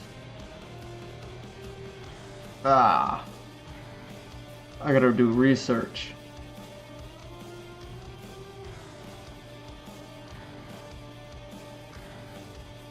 Well, I gave myself homework. I finished that homework assignment.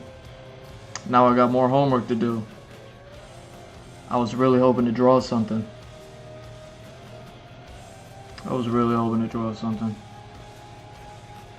But now, dang.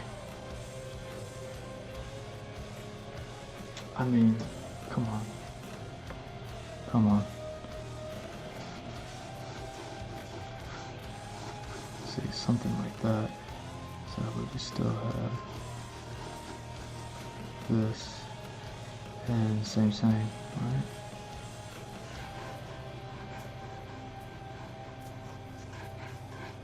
Something like that, and with that we still have this. With that, still, no, we still have this. What can I do with that? I mean, because essentially,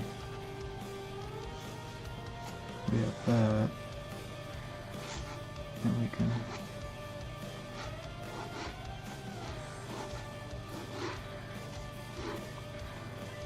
dang.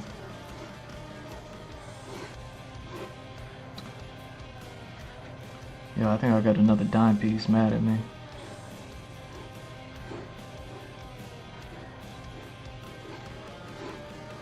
Yo, don't be mad at me. For real.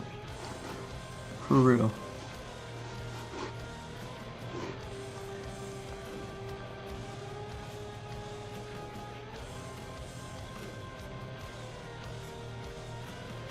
Okay, so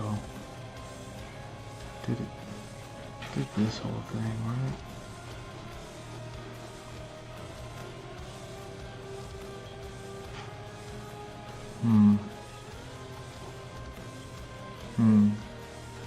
There we go.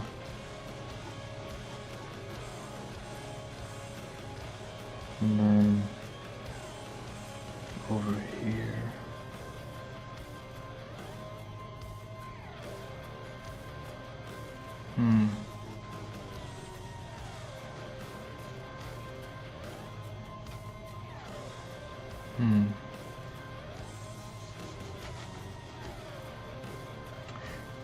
Interesting, so that's what it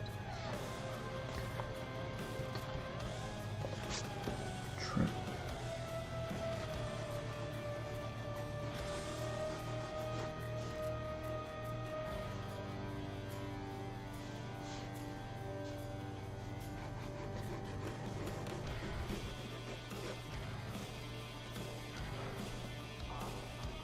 And over here, same thing.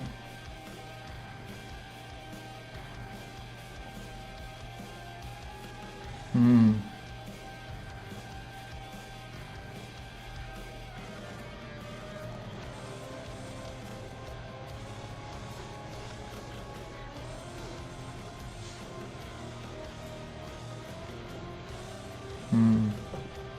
That'll take that up. Okay. It gives me an opportunity.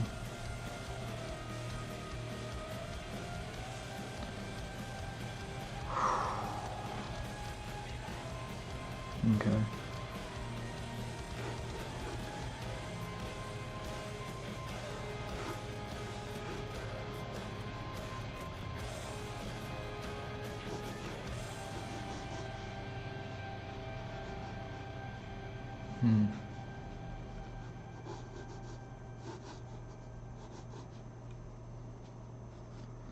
Something like that.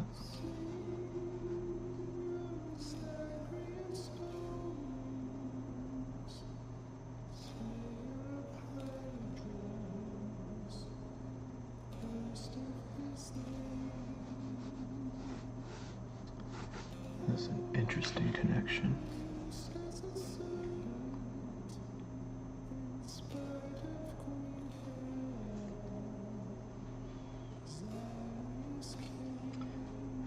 So with that,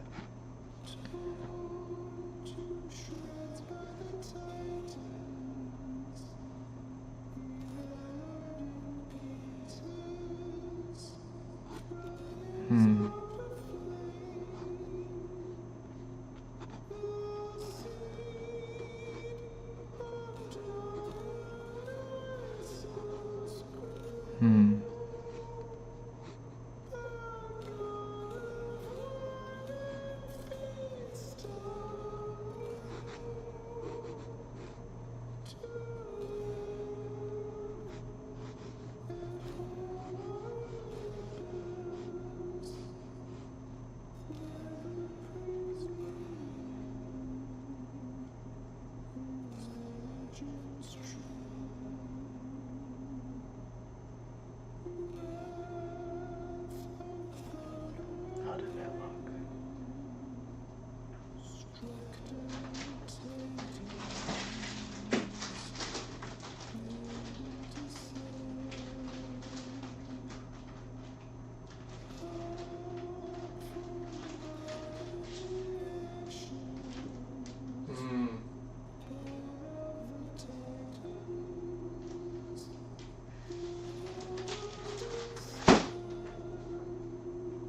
Tight. I'm not mad at it. I actually forgot I got the digital right here. I could just double click on it. I forgot about that. Okay. So with that, how do I have to draw that?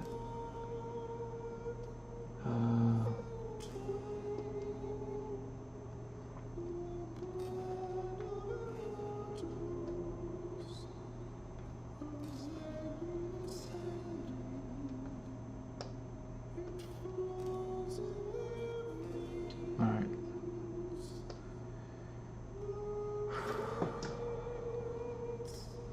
Oh, that's crazy.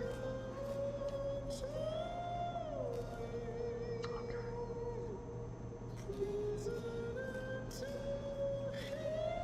Y'all have no idea.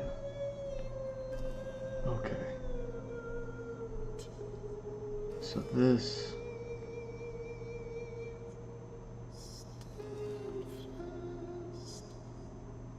this can be it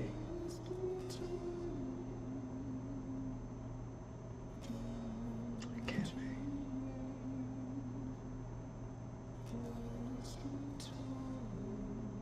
In order to do this, I gotta essentially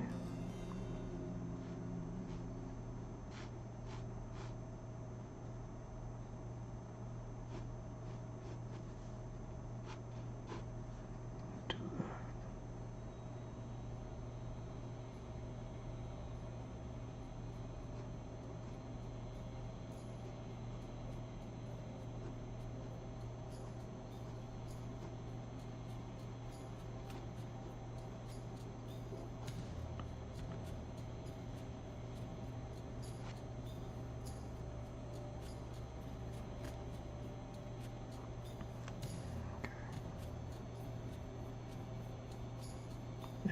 stand still. It's gotta be.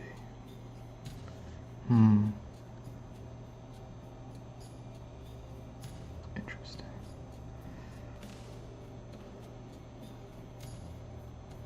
So I wouldn't see it here.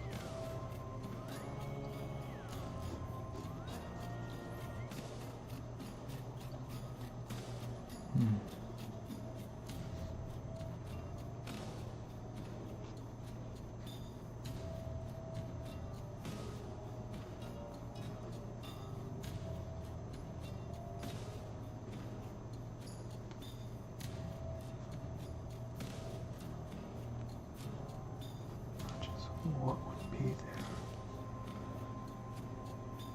Because we're dealing with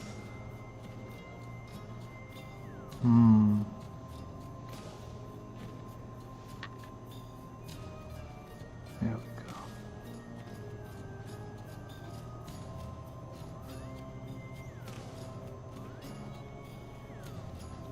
That's wild.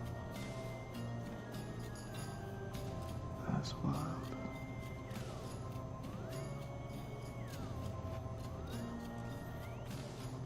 What do we got?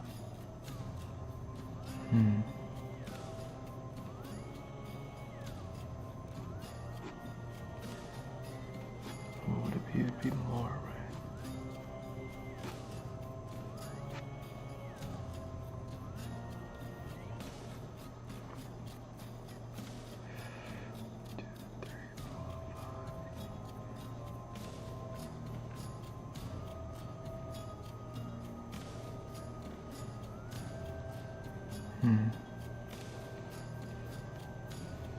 Interesting.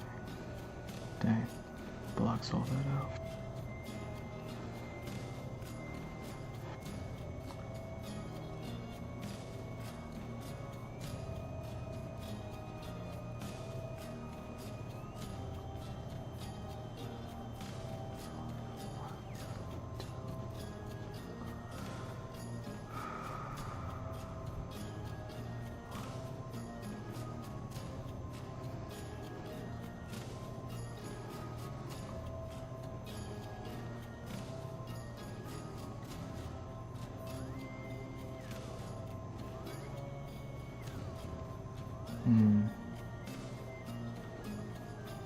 Dang. Takes all that out.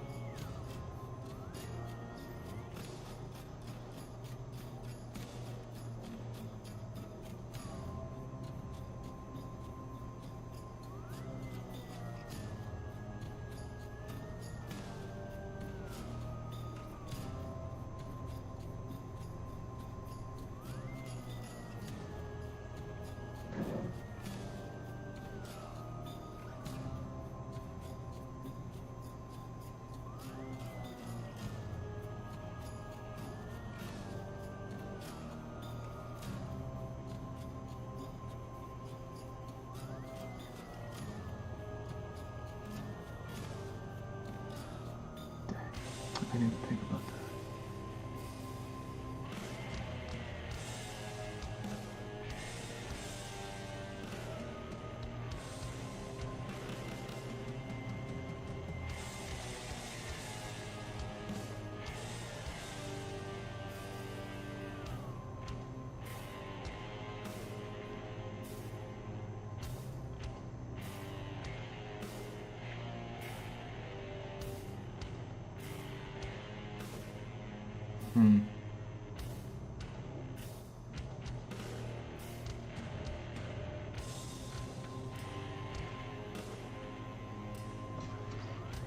Okay, so if that's like that, we got all this going on.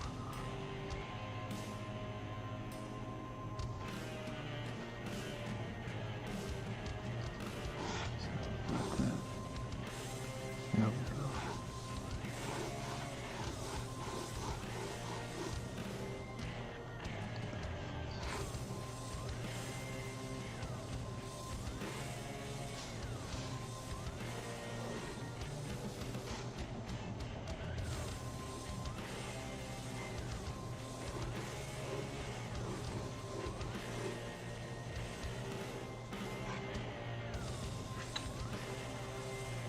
Alright, kinda almost sorta maybe trying to get somewhere with this, right?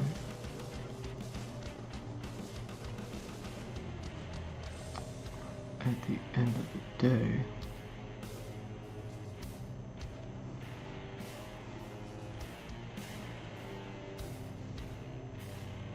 between that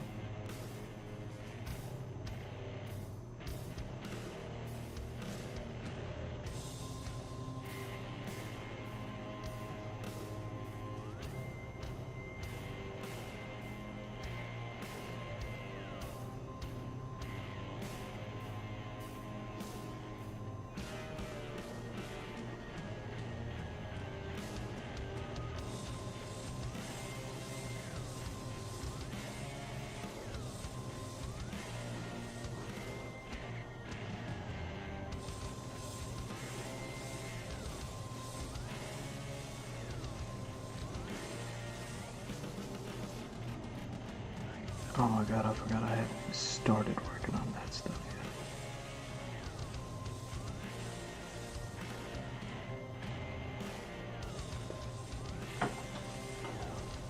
Oh my god. There's gonna be so much dope stuff to draw. I can't wait to get around to it.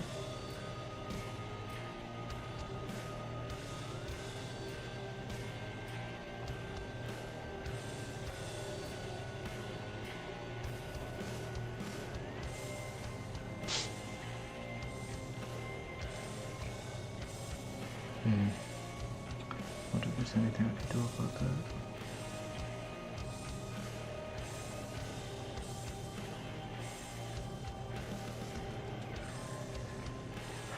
I mean, technically, I guess I can like...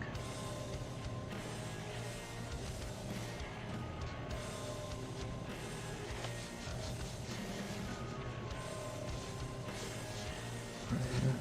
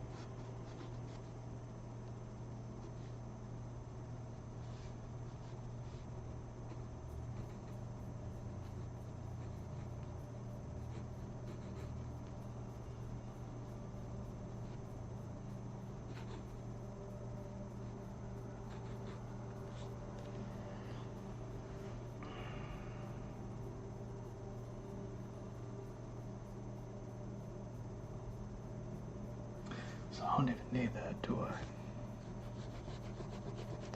Get rid of that.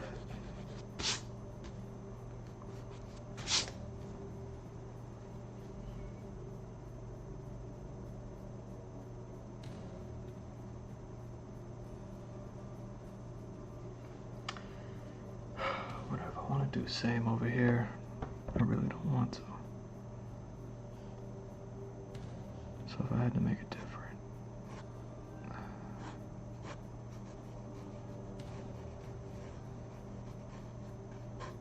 Something like this.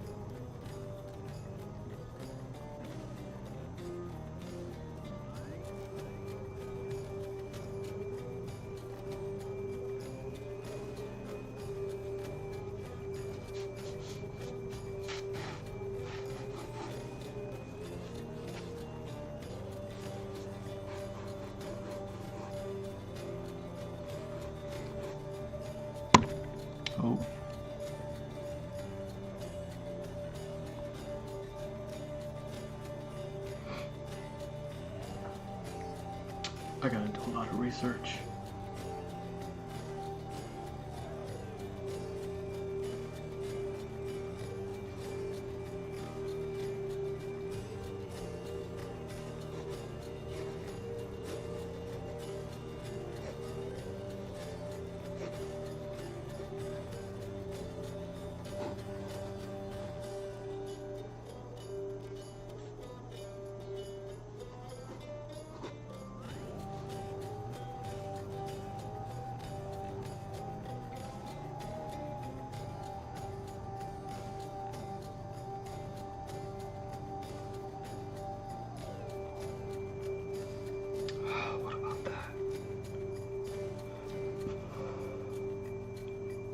I had to do more research.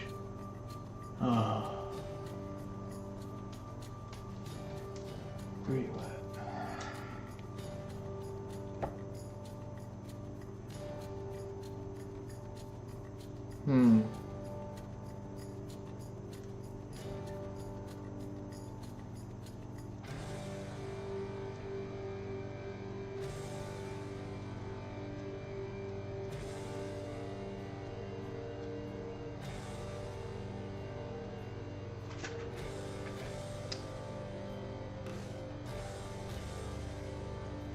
Okay, I wonder if there's any...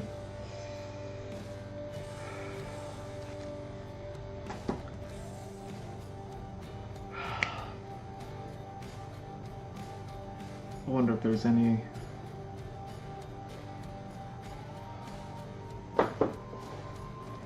concept art regarding that stuff. Do I got anything? What do I got?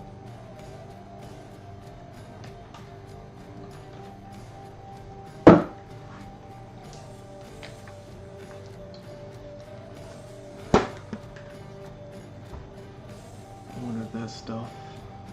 Wonder if that'll have anything.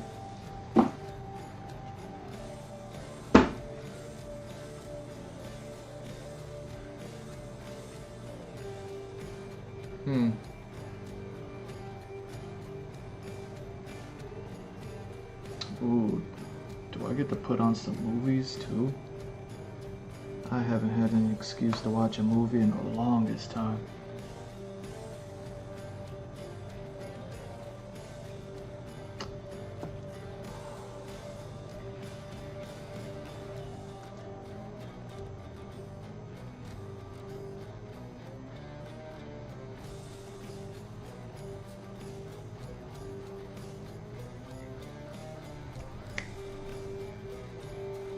Inspired me to draw that.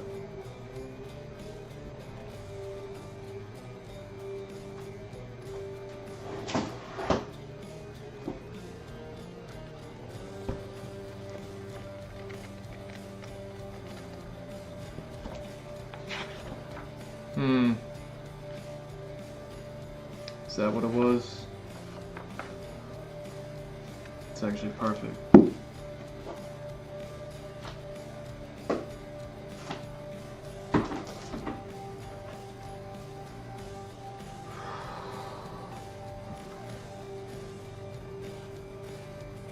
Oh, snap.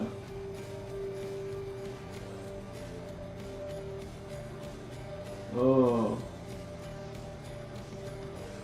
Okay. Oh.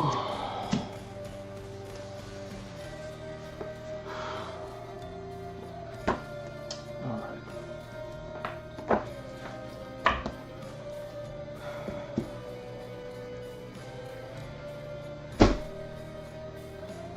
I got homework to do, and that's a good thing. I need to finish this, but I can't do it. I can't do it right now. I figured something out with the other thing, and I feel like all my brain went kaputs with that. So, with that said, I want to thank y'all for stopping by. Thank you for watching. I'm Jim Mr. Drew. It's at Jim Mr. Drew on all socials. Follow, like, subscribe, all that good stuff. jimmysterdrew.art, the website. Been staring at it the whole time. Links everywhere there. Merch stores. Patreon. I want to draw something for you. You can join Patreon for free. You don't even have to, like, you know what I mean? And OnlyFans 50% off, safe for work. None of that, you know what I mean? Love y'all, peace. Jordan, Johnson, Jackson, take a pic. Oh, you did it again? You did it again? How dare you?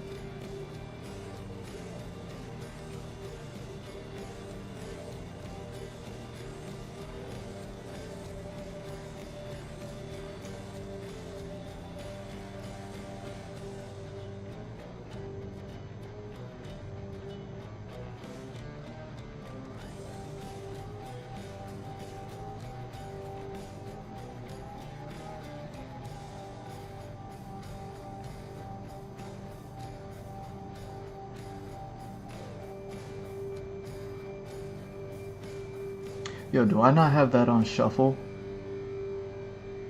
I don't have it on shuffle. Look at me not having that on shuffle. It's all just playing for you in order. Looking like one of my lights in the background just changing colors like that. Oh man. Oh man. Oh gee.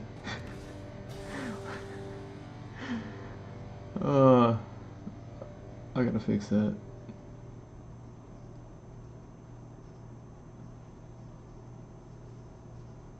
What am I doing?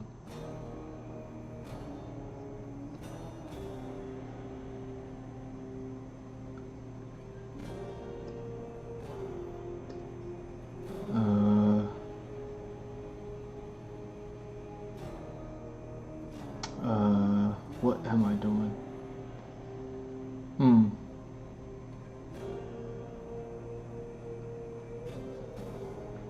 Yo, we did a lot today, huh?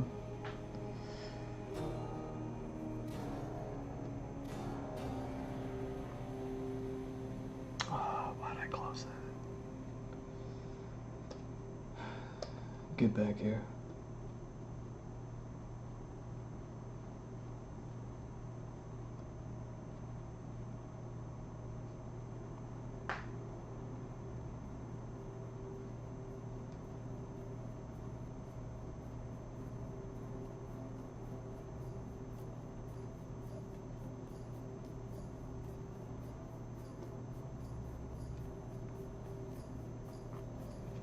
Okay.